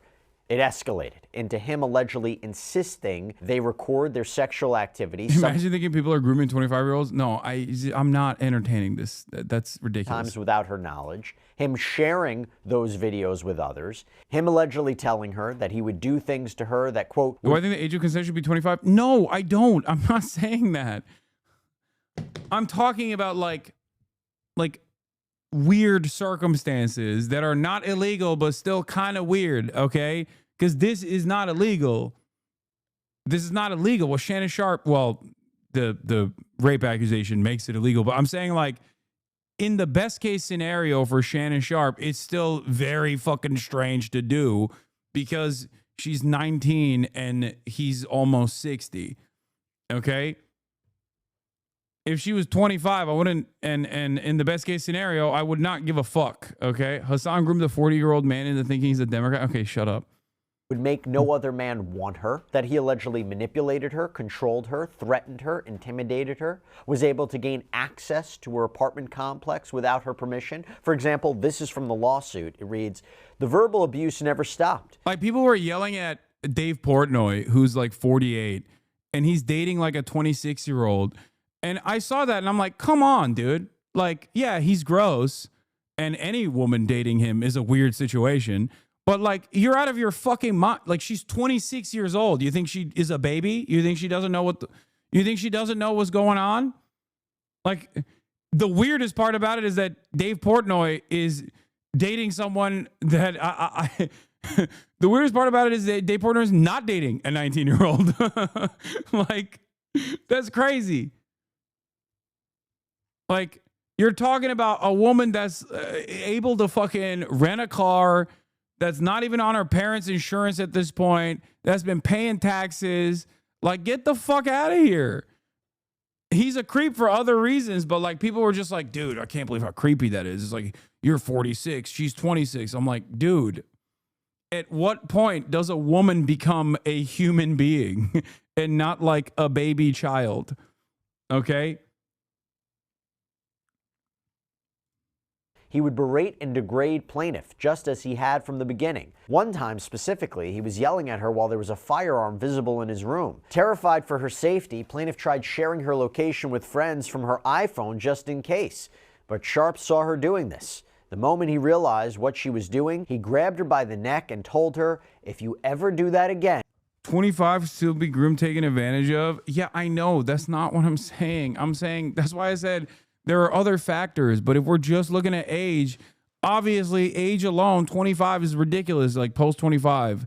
That's why I used my words very carefully when I said this. And I will bleeping kill you. And then this finally all allegedly culminated with Jane Doe claiming that in October of 2024, Sharpe violently sexually assaulted and raped her in Las Vegas, all while she was allegedly sobbing. And she claims he did this again recently in January of 2025, her allegedly begging him to stop as this was purportedly going on. So she has sued him for assault, sexual battery, sexual battery, intentional infliction of emotional distress. She's being represented by Texas attorney Tony Buzbee, who we know famously represented a Jane Doe in a now defunct sexual assault lawsuit against. Yeah, I mean, the fact that it's Tony Buzbee still rings a little bit of, I mean, it's a little bit concerning. It's a little bit concerning because it's like, you know, this is kind of his thing. This is what he does. He's a fucking massive MAGA freak. Jay-Z. He represents several accusers in actions against Sean Diddy Combs as well. But as I mentioned, Shannon Sharpe has responded. This is what we want to get into. And let me tell you, did he respond? A lot of money at stake in this case, right? And talking money, actually, how about getting money back? Let me tell you about Upside. Upside is fantastic. It is a free app that gets you cash back when you buy daily essentials. Bro, these ads have gotten straight dystopian, okay? 25 cents back on every gallon on your first tank of gas. So first, we have this statement from him on his Instagram where he says that he's going to be open, transparent, defend himself because this isn't right. And he says that this whole thing is being orchestrated by Tony Buzbee. Tony Buzbee targets black men, and I believe he's going to release a 30-second clip of a sex tape that tries to make me look guilty and play into every stereotype you could possibly imagine. That video should actually be 10 minutes or so. Hey, Tony, instead of releasing your edit, put the whole video out. I don't have it, or I would myself. You know what happened, and you're trying to manipulate the media. And he goes on to say that the encounter in question took place during the day at the invitation of Jane Doe, says that this was all a deliberate setup by her. He also, by the way, revealed her first name, and apparently her name that she purportedly uses on OnlyFans. We're not going to reveal those names here. We're not going to do that. But he does go on to say, quote, my career is all about real talk and honesty. I know my family and fans know exactly what this is about, and I'm going to be out there telling you whatever I need to say, just like I always do. And we also got a statement from his attorney.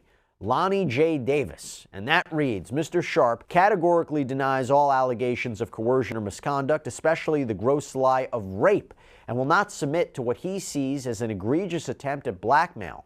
He stands firmly by the truth and is prepared to fight these false claims vigorously in court. And Davis has also commented about that apparent tape that was seemingly referenced by Sharpe, because he accuses Jane Doe of providing a, quote, secretly recorded and heavily edited video to them that purports to be a non-consensual encounter of some kind. But Davis claimed that Jane Doe, quote, has refused to provide a copy of the full unedited version of the recording to Mr. Sharpe's legal team. And then there's this. Sharpe and his legal team released all of these apparent text messages between him and this Jane Doe, reportedly 44 pages worth of communications. For example, as reported by TMZ, there's one apparent message from October 2023 where Jane Doe seemingly messages Sharpe, I want you to put a dog collar around my neck and choke me with it while you're bleeping me. Now, the New York Post reporting on other messages allegedly from Jane Doe, like, tie me up and do bad things to me. I know you miss this big, juicy bleep, $25K for each cheek. Tie me up like this and bleep me, with Sharpe replying, if I knew how to, I would. She then allegedly wrote back, it's okay, I have handcuffs. We can stick to those for now. Jane Doe also allegedly writing, I want like some hardcore BDSM action though, and feeling kind of freaky lately. And then you have this apparent message from March 14th, 2024. I want to be abused, daddy. So I don't get it. Was this like a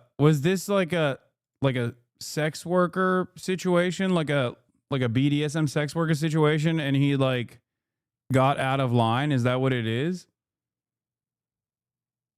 Fair. Sharpe's lawyer disclosed that they try to settle for $10 million, not looking good for him.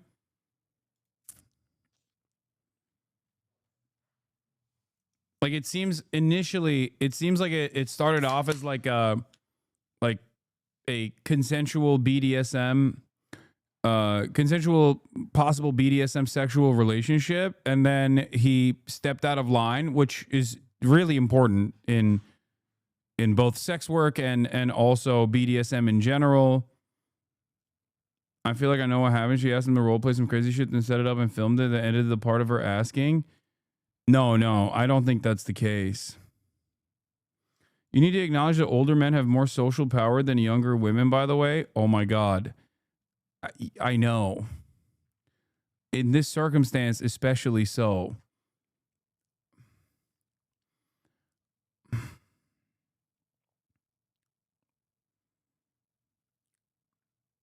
But that's not the conversation that I was bringing up. I'm talking about a situation on just age alone, saying that like a 25-year-old woman is getting, without any other additional factors at play, saying that let's say you have a 25-year-old multimillionaire, okay, or a 26-year-old doctor who comes from a very wealthy family. She's a woman, okay? I'm woke. I know you immediately thought Dr. Man, Dr. Woman in this circumstance, because this is a woke broadcast, okay? And she's fucking a 68-year-old homeless guy. What happened to the power imbalance? Do you see what I'm saying?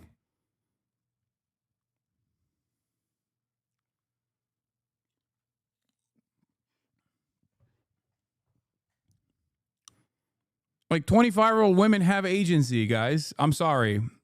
It's crazy. Not that it matters in this situation. The reason why I brought that up was because I knew that this is, like I said, something the Zoomers get real fucking mad about. And my point was proven instantly. Having said that, this doesn't even matter in the conversation that we're having currently, because the conversation we're having currently is where Unc is, I mean, he's in deep trouble. And then another message from last year where she apparently wrote him, I've always wanted a black baby. Now, Lonnie Davis commented that, quote, the evidence paints a clear picture. This was a consensual adult relationship that included role-playing, sexual language, and fantasy scenarios. So what happens then? Again, this is not the end of the story. Jane Doe ends up releasing an audio tape seemingly between her and Sharpe. And I'm going to explain part of what is heard on this tape. We can't play it for legal reasons, but Here is part of the exchange, and this part is key. Again, this is from the audio tape. Jane Doe says, "Don't manipulate me." Sharpe replies, "If you say that word one more time, I'm going to choke the bleep out of you next time I see you." Jane Doe pauses, takes a minute, and says, "Well, I don't want to be choked." And Sharpe replies, "Yes, you do. I don't think you have a choice in the matter." Now, to be clear, Hasan, stop running cover for creepy unk. Point to me where I fucking ran cover for unk. Dude, why do I ever cover news? Like, why? Why do I ever fucking do anything? I should just like play YouTube videos and unironically let the chair do the talking, because people just make up their own minds. I've been saying exactly this. You downplayed it by saying she's 25. Oh my God. Clean your fucking ear. You must have earwax inside of your ears, because that is the opposite of what I said. I said, in this circumstance, it doesn't matter, because clearly she was 19 when he, a whole ass 60-year-old adult, met her. That is gross and creepy, even in the best possible scenario where this is a circumstance where there was no rape that happened, even though, like, that would be the best possible scenario for Shannon Sharpe, and it would still be fucking gross. That's what I said.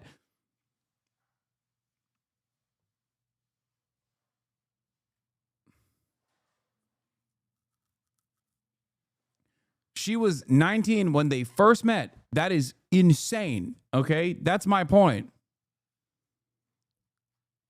The reason why I brought up the 25 thing was to talk about how like people infantilize women sometimes, but that's not even the case here anyway, which is something that I kept saying over and over again. This tape may only be a portion of the entire conversation and audio, but this appears to be a portion nonetheless. Jane Doe's attorney, again, Tony Busby, described this audio as, quote, "The contents of this clip are certainly not sexual. They are not playful. They are instead disturbing, you were aggressive, ignoring me because you know I'm right." This audio paints a very clear picture of how Sharpe treated Jane Doe, leading her to escape from him by leaving Nevada and blocking all contact with him. And he added that they released this audio in response to Sharpe's lawyer, Blonnie Davis, trying to discredit Jane Doe by releasing all of these alleged texts, which, by the way, Busby says are basically irrelevant because they're all before the alleged assault. Okay, so now I want to bring on Mauricio Padilla, litigator, criminal defense attorney, to talk more about this. Mauricio, thanks so much for taking the time. Let's just start with the lawsuit and the allegation, suing for $50 million. A very graphic detail. This was not a sex work situation. So they were in a, I don't understand, because he said $25K for each cheek. And I don't know if he was just memeing when he said that, or I mean, or I don't know if it was like a sexual fantasy thing. It could very well be that they had no like sugar baby situation whatsoever.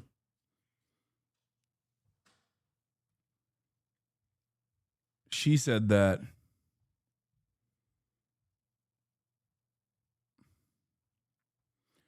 but it doesn't matter, because in I think like the most charitable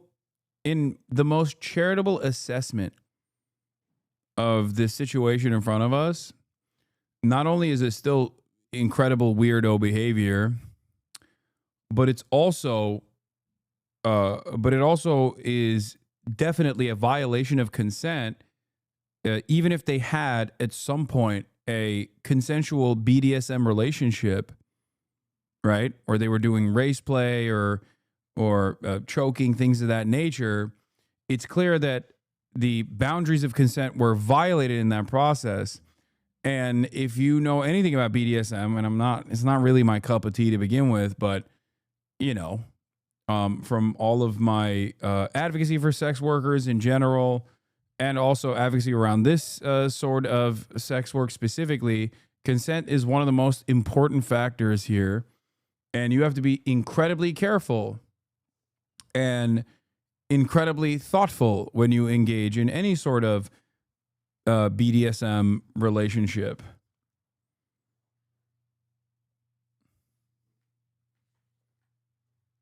About these multiple alleged sexual assaults and rapes. Your take just on the initial lawsuit and allegations.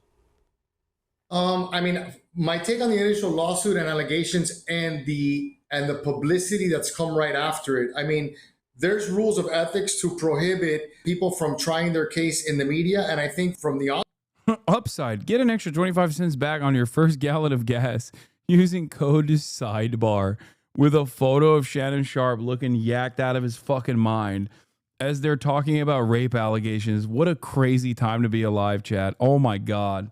onset, both sides are engaging in releasing what could be evidence, and the rules of ethics from state to state vary, but they pretty much usually are concentrated on not releasing any information that could possibly affect a jury. And they're out there releasing pages and pages of text messages. They're out there releasing audio. It looks to me like both sides are engaged in trying to litigate this in the media before litigating it in a court of law. But isn't that the Justin Baldoni, Blake Lively effect, right? Isn't that what we're seeing now? It's the idea of let's battle this out on the court of public opinion, particularly, by the way, when you're dealing with such a public figure like Shannon Sharpe. The idea of if I'm fighting this in a court of law, but I'm also fighting this in the court of public opinion, if I can put enough out there to try to reverse the narrative, maybe not only I'll still retain my fan base, my career, but also it puts pressure on Jane Doe maybe to stop the lawsuit, or maybe not, because she fired back too.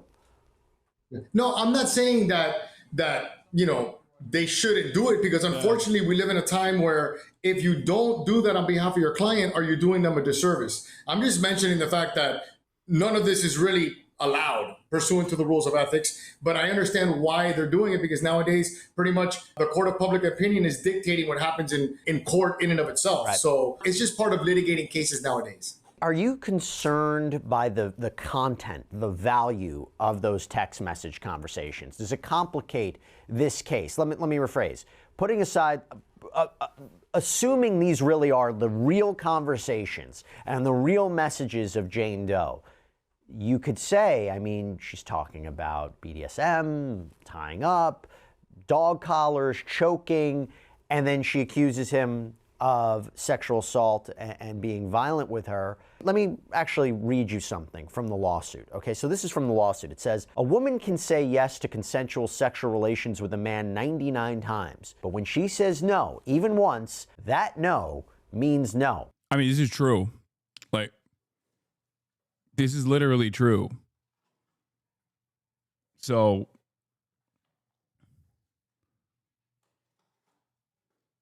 yeah, defendant Shannon Sharpe, a man who is accustomed to getting what he wants, completely fails to understand his basic concept. After many months of manipulating and controlling plaintiff, a woman more than 30 years younger than he, and repeatedly threatening to brutally choke and violently slap her, Sharpe refused to accept the answer no and raped plaintiff despite her sobbing and repeating screams of no. Defendant Shannon Sharpe, a man who is accustomed to getting what he wants, completely fails to understand this basic concept. After many months of that's why I said, even in the most charitable estimation of what took place, regardless of the fact that it was that fucking asshole Busby guy, it seems like even if there was at any point a consensual BDSM relationship established, like it seems like Shannon Sharpe violated those boundaries. Controlling plaintiff, a woman more than 30 years younger than he, and repeatedly threatening to brutally choke and violently slap her. Sharpe refused to accept the answer no and raped plaintiff despite her sobbing and repeated screams of no. So you look at those messages, are they irrelevant? If you establish a pattern of, S&M, a pattern of voluntarily submitting yourself to someone, to accepting, violence, to accepting as part of the norm of your sex life, then obviously that's something that could be used, because he's going to say, yeah, it was consensual. So when you don't have enough info to say that, gross. I mean, I'm taking into account what she's saying. That is a valid claim that she's making. I don't know if it's, I'm not immediately going and disbelieving the person that is making this claim. And even then, I'm being as charitable as possible. But it is correct. That is a correct statement. Jury's trying to analyze whether or not these acts of violence were consensual or not, they can obviously look to the history of the relationship and whether or not she's going to admit it. So now you put her on the stand and you're like, so you allowed him to choke you. You allowed him to hit you previously. And that was something that you guys engaged in, voluntary sexual behavior, and you found it pleasurable. And you did it for the X amount of months. But then on this particular day, you told him no. You know, so it's something that it's fruitful to bring up a trial. I think they would be doing them a disservice if they didn't explore that more. And yeah, ultimately, what Mr. Busby's saying is true. A woman can say yes 99 times and say no that 100th time, but the historical behavior of accepting violence as the norm in your bedroom and in your sex life is something that a jury can look at to determine whether or not she did in fact say no, because he's going to say that she said yes. He's not going to admit that she said no, that he raped her. No, I hear you. And I knew that he was going to get on the defensive. I mean, if you believe his side, right, that he's completely innocent, you get hit with this lawsuit, right? You want to defend yourself immediately. He goes out, he puts out this message on Instagram. Do you think he was advised by his lawyer to do so? Let's start there. And B, purportedly outing her, naming her name, just the first name, and also what her apparent handle is, her name on OnlyFans. Is that appropriate? That right? I mean, again, he's defending himself, but she filed this anonymously. Right. Well, whether or not his attorney advised him to do it, if he took those steps without discussing it with his attorney should be very upset at him doing something of that nature. I don't think that an attorney can counsel their client to disclose the identity of a victim in a sex case. So I don't think that his attorney would ever admit to taking those steps simply because there's, laws to protect victims in sex crimes. But I understand why it's beneficial to his defense. I'm putting it out there. I'm saying who you are. I'm saying that you're an OnlyFans person. I'm saying that we were engaged in this voluntary sexual behavior where you possibly accepted money to do sexual things on camera or do sexual things for me. So it definitely benefits his defense in letting people know, listen, this is not the person that Busby's saying that it is. This is a person that I'm telling you who she is. So I think it's beneficial.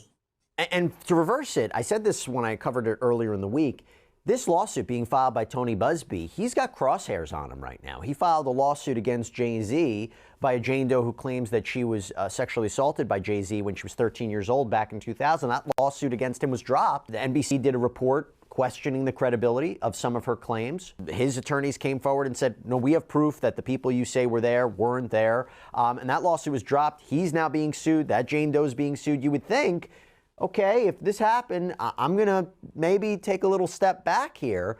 But to go so public and forward with allegations against a high-profile figure like Shannon Sharpe, he must not only believe the account of Jane Doe, he must believe he's got the goods to back it up. Definitely. And listen, when you're an attorney, you have wiggle room in the sense that if you have a client that's telling you what their version, you have to act reasonably, and you can't just believe someone that you may have knowledge that she suffers from psychiatric conditions, but you have a lot of leeway. Like, you have a client that's telling you, you're allowed to believe your client and you're allowed to litigate on their behalf. And obviously there's rules in place for a lawyer not to Pied Piper a complete myth and sue people without a basis. But, when you do have a client that's telling you what occurred, I think he has a lot of leeway in the way that he acts simply because he has a client that's telling him, and he's allowed to believe that client. Now, there's limits, and apparently, regarding the Jay-Z, confronted with evidence that he couldn't refute regarding the lack of liability, then he dropped the lawsuit. If he's defending his own lawsuit, that's separate from this one. So I don't see why a guy like Busby would change his MO, so to speak, and retreat, because at the end of the day, he's making money. He's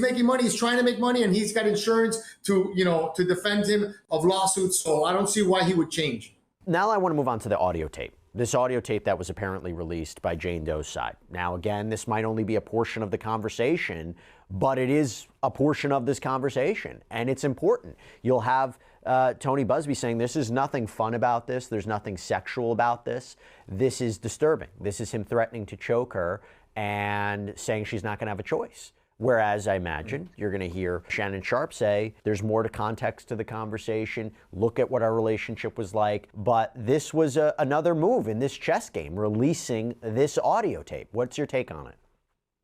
Well, listen, an audio tape like that is damning just because if you're a man and you're talking like that to a woman, even if your defense is, you have to look at the totality of the circumstances. You have to look at the relationship that we had where she was voluntarily submissive to me. And that I was, in a position where we would obtain sexual pleasure from me being a dominant figure. That has to be his defense. But a lot of people would reject that right off the bat. Like, that's something that a lot of people are not going to stomach, are not going to understand. And he definitely has his work cut out in trying to explain to the viewing public why that type of language to a woman is appropriate. It has to be, his defense has to be that you're only looking at a small piece, but if you look at the entire relationship, that's how we would do it, and that's because she was submissive to me. People are going to reject that. Now, I will tell you this. As this came out, I said to myself, how did they release those messages so quickly? They must have had it ready, right? You can't just have those messages. And I said to myself, did they know this was coming? Well, what do I come to find out? According to NBC, Lonnie Davis, again representing Shannon Sharpe, has confirmed that Sharpe apparently made a financial offer to this Jane Doe to try to settle this case before she filed it. In fact, while it seems he first said that it was tens of millions of dollars, then clarified and said it was at least $10 million. So the idea that if that's true, yeah, I mean, that is, I think, that right there, I think, is probably one of the that is probably one of the worst looks in this process. Because, like, even if I were to put myself in the mindset of a scumbag defense team, okay, I'm Shannon Sharpe's lawyer in that process. Like, that is, what is his response? Oh my God. That is all but an admission of guilt. You know what I mean?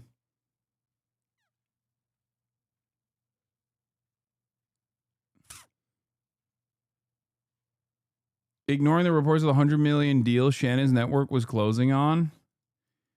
I mean, even then, dude, what do you mean? You're not going to you're not going to try to pack that up ASAP with 10 million. I understand not wanting to go through the process of like a frivolous lawsuit or whatever, but like $10 million is pretty crazy, Are you giving 10 million? Let's say you have a $100 million deal down the line, okay? Are you giving someone randomly accusing you 10 million?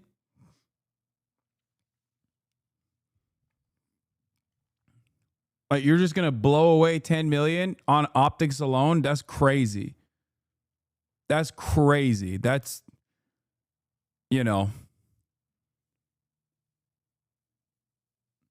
There's a reason why settlement discussions are not admissible as evidence, so a jury will never hear it. Well, good thing we're not a part of the jury. I'm just thinking about it from my own, like, what I think is going on here.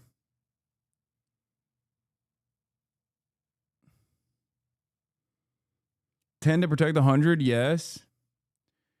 Tend to protect the 100, but tend to protect the 100 over, in his, if everything in here is completely fucking fabricated, yeah, you don't drop 10 bills on it.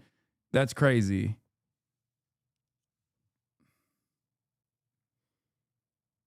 Like that, come on, can we just be honest? Can we be honest with ourselves here? And with everyone around, like 10 million to 10 million to stop this from going through is a crazy amount. Might as well come out and be like, yeah, I did that shit. My bad.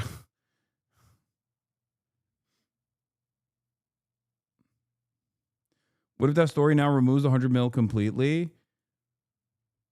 To be fair, the team is trying to get the 100 million runs from Disney, and he knows even if he's not guilty of anything, they had a sexual relationship, so she has some sort of evidence. No, I understand that. But again, off rip, They tried to get to settle it, and then she files, and now they have their messages ready. What does that tell you?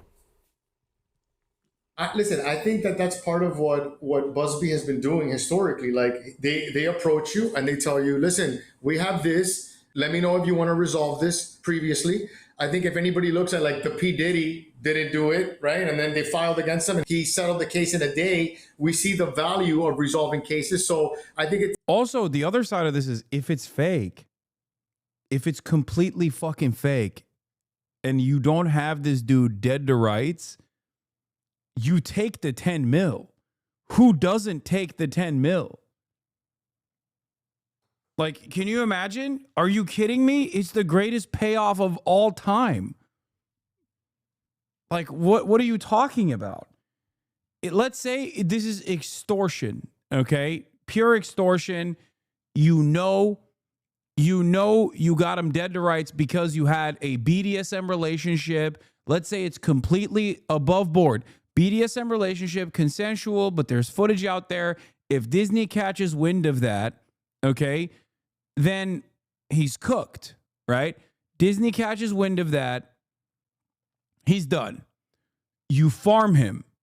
I'm not saying this is what happened. I'm just trying to help you understand why that is a crazy fucking situation. You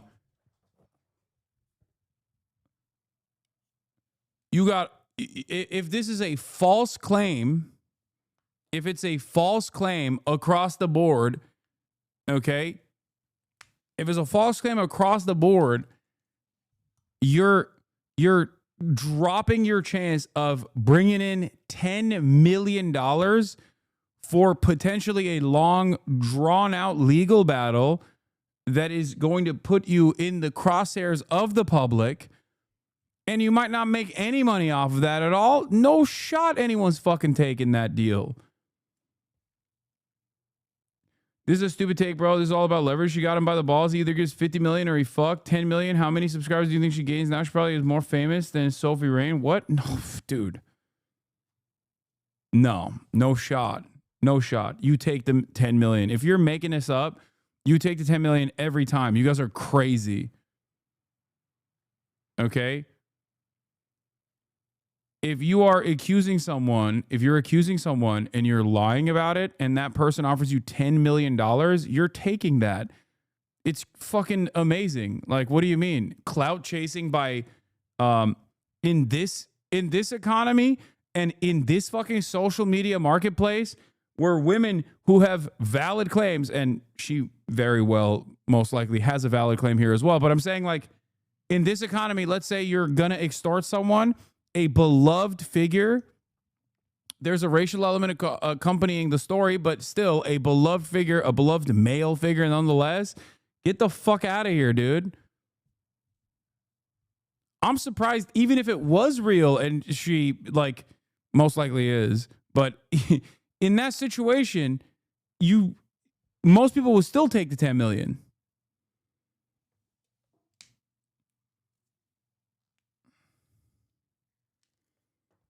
This is why you will never be a good crypto grifter. You need to squeeze them for all they got. People are greedy. They want more than 10 million. Guys, oh my God. You're insane, okay? You're insane. Even if it's not, I'm not even entertaining the other side of the argument where it's like, oh, a settlement doesn't mean guilt, right? I'm not even saying that. But if you're actually extorting somebody and they off rip offer you 10 mil, you're taking that deal instead of getting $0 down the line potentially and then being ridiculed and threatened and possibly doxxed, harassed, swatted. Like, you're out of your fucking mind.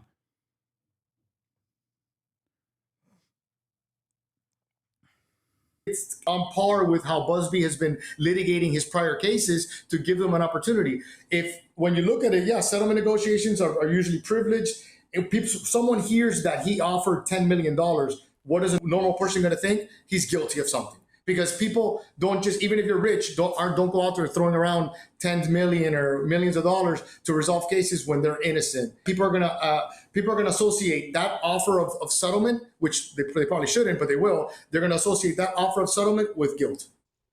At the time of this recording, I haven't seen Shannon Sharpe file a countersuit of any kind, but talk to me if this works. Could he countersue for defamation, or is there a litigation privilege, right? You're allowed to make claims against somebody. You're shielded away from every time anybody sues anybody, the other side will say it's not true. You can't just turn around and say it's defamation, right? I mean, could he sue for defamation? Right. Well, you're right. There is a litigation privilege regarding defamation actions. So I always tell people this when people ask me, can they sue? People can sue all the time, whether or not it's going to survive a motion to dismiss. Honestly, I've seen it in my career over 22 years. People sue for things that are ultimately going to get dismissed, and it doesn't affect their willingness to do it, their desire to do it. But you're right. There is a litigation privilege because I guess the mindset, the universal mindset is that you don't want to be gagging people in a court of law. You want people to have the freedom to express themselves openly without the threat of litigation while they're in litigation. And that's the entire. So to answer your question, it seems like you're right. A litigation privilege does apply, but nowadays people get sued for all kind of things. And I wouldn't be surprised if we see a countersuit because, again, his perspective is this is blackmail. These are false allegations. And by the way, what's the timing of it? And by the way, when we talk about Shannon Sharpe, he's a powerhouse in the podcast space. Hosts Club Shay Shay, Nightcap, tons of followers. According to Front Office Sports, he's expected right now to sign a new contract worth more than $100 million. Do you think that comes into play? I feel like that's gone. The problem with people that have those types of contracts is it doesn't have to mean that you're guilty or not guilty. Just the news in and of itself is going to affect your ability to get followers, to do your job, and to execute contracts. Now, yeah, if it's fake, no way Sharpe is coughing up $10 million not to deal with it, but declining $10 million is the most damning. The scumbag lawyer is probably losing his shit when his client declined the money, regardless of what the truth is. But let's be real, the truth is he's guilty as fuck. That's how I feel about it too. I'm not gonna lie, bro, $100 million deal on the line for him. He throws 10 million out there and she's like, nah, fuck that. That's crazy. Bro, you take the 10 million in that situation, whether you are lying or not, you definitely take the 10 million if you're fucking extorting, but you most likely take the 10 mil even if you're not extorting. This is the nuclear option here. Are you kidding me? If you're lying, you take the 10 mil every day of the week, 100% of the time. Okay? If you're not lying, you probably still take the 10 million because who the fuck wants to deal with all of the goddamn headache that comes along with it? Like, that's crazy.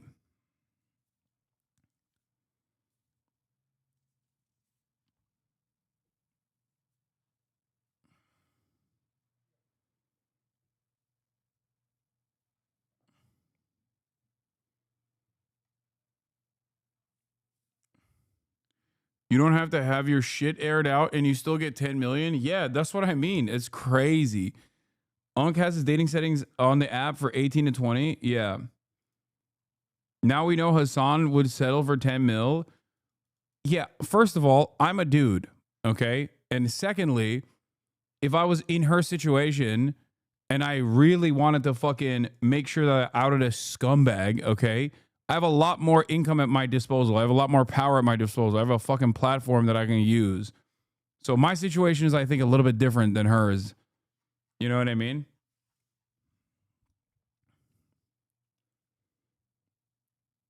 But in her shoes, as a woman especially, you take it every time.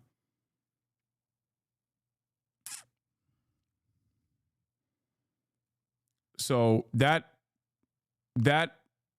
makes me inclined to believe that she has a valid case and is not farming.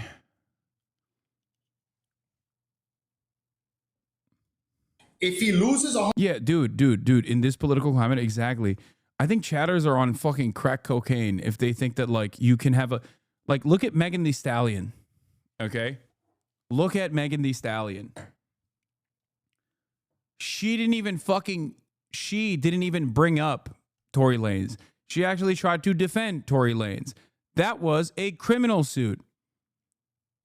And she was victimized again and again and again in that process for simply being shot in the foot by fucking Tory Lanez. Like, that's an insane situation. She didn't want to be no part of this, and yet she still got cooked in the process. Like, women are automatically guilty in the post Me Too era. I feel like we totally had a pendulum swing where people just across the board, doesn't matter, you could be dead to rights, a fucking victim, dead to rights a victim, try to defend the person who victimized you, and 90% of dudes that encounter your stories are gonna be like, nah, she's wrong. Yeah, are you a woman? You're automatically guilty. Automatically. $100 million contract because of this, whether there's a litigation privilege or not, you can expect a lawsuit. Even if the standard for a motion to dismiss is lower than the standard for a motion for summary judgment, you could file a lawsuit. You could survive motion to dismiss, and routinely judges don't like to decide cases on summary judgment, and they often say that almost anything is an issue of fact for the jury because they know they're not going to get appealed when they make that type of ruling, and they like to kick it to a jury even if it is the type of case that shouldn't survive motion for summary judgment. So what I'm saying is that even if you have a clear defense, even if they don't have a good case, a lawsuit is still something that can be fruitful to either side. Do you think this is going to end up settling, or is it now just too far down? How do you settle it without one side looking bad? The problem is when you're dealing with someone like him, that his livelihood depends. For the chatter saying, I'm only skeptical when there's a ton of money to be made, but I don't know shit about this. I'm telling you, she had the opportunity to fucking make the money and not even have this be public.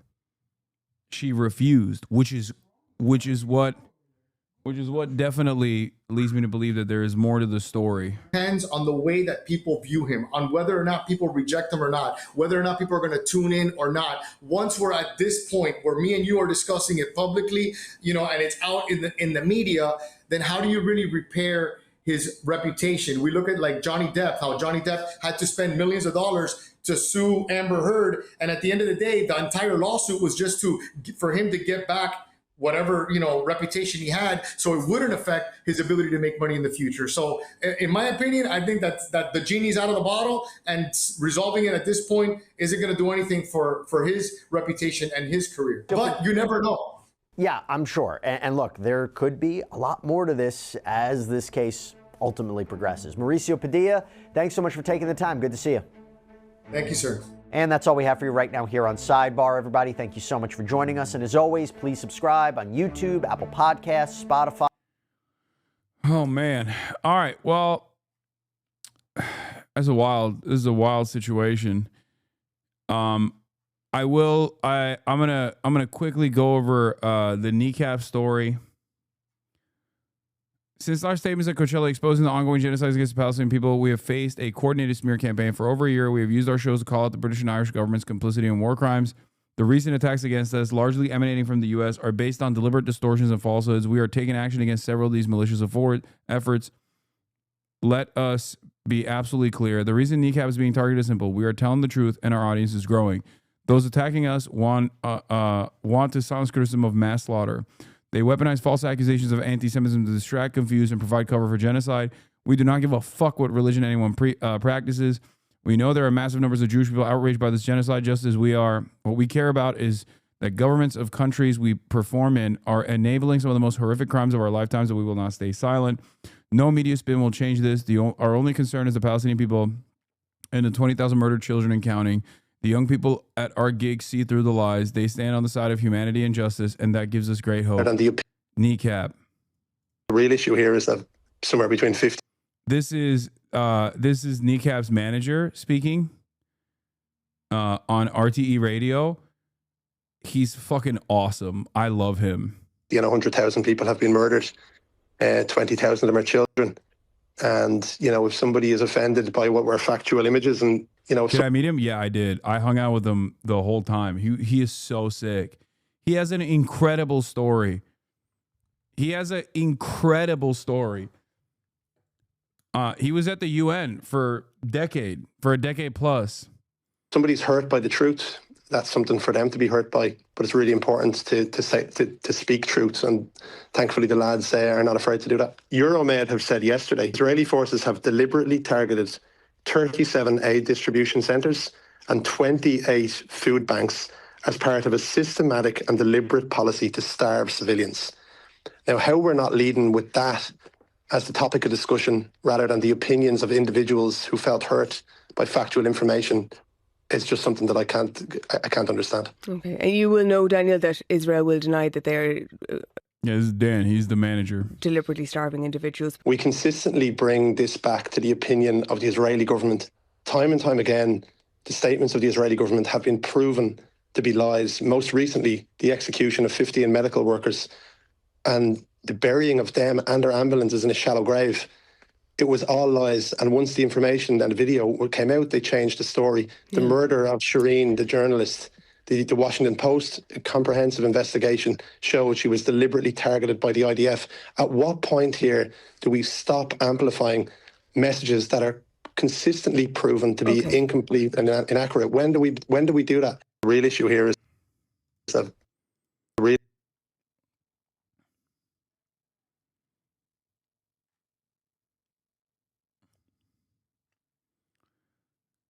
Oh man.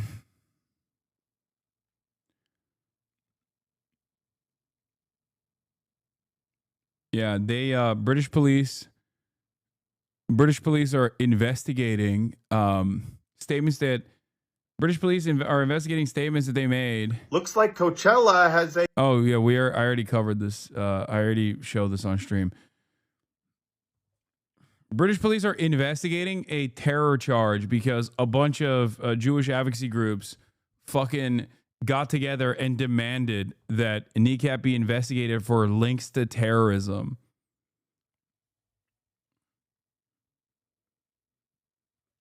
After they put up the "Fuck Israel, Free Palestine" banner at Coachella, they kept chirping over and over again. They kept chirping over and over again about how anti-Semitic they were, and then they found like old footage from previous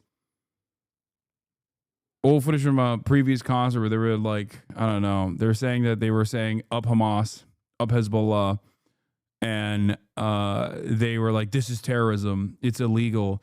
So now the British government is investigating them. This is literally the IRA shit all over again. Yeah, it's funny because like they have a Brits out. There's a song called Brits Out. Get your Brits out. It's so fucking gross, dude.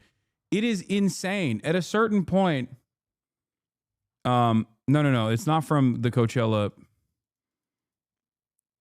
It's not from the Coachella set.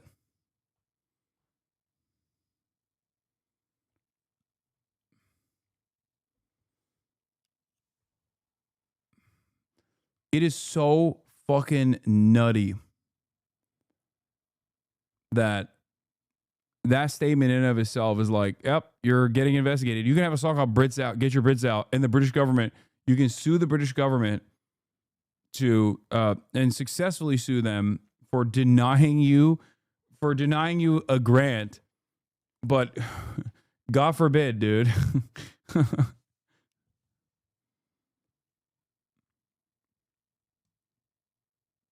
It's so fucking annoying. Anyway, that's all I got for today, lads. Tomorrow is a fun day. Obviously, I'm going to do the news, but Maya Higa is going to be on the broadcast, and we're going to finally play basketball. I'm going to have some other special guests as well, 24K Golden most likely, and also the Crash Dummies Pod Boys also as well. Big day for guests. You kind of suck now. I'm not gonna lie. Okay. Okay, chatter. I guess I kind of suck now. Sunny Los Angeles, California. In any case, love you all, and bye-bye. See you tomorrow, chat. To the topic just begun. There he is again, Hasan is streaming. Hasan is streaming. There he is again, Hasan is streaming. Hasan is streaming.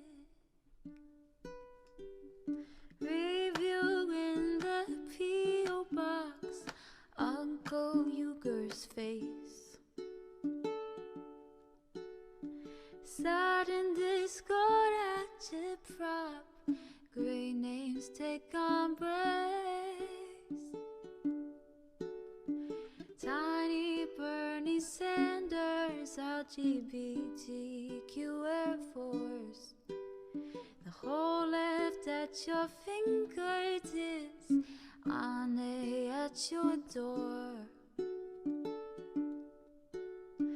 H3 crowded debate, the Young Turks online show. 3 full fucking years of this, plenty more to go. 90-day fiance talks of champagne bourgeoisie. A Trump rally live reaction, a mass riot at DC. There he is again, Hasan is streaming. Hasan is streaming. There he is again, Hasan is streaming. Hasan is streaming. Reading live stream fair comments, Austin show chat advice. And all the ways the right-wing pipeline can suck you in online. JCS react, Lord frame gets broken, cover blown. A full-blown mass pandemic, monster streaming at your home. Total radicalization coming out to find. The system you were taught to trust in was broken the whole time. All these daily streams, whether big or whether small, have helped me and so many find the meaning through it all. There he is again, Hasan is streaming. Hasan is streaming.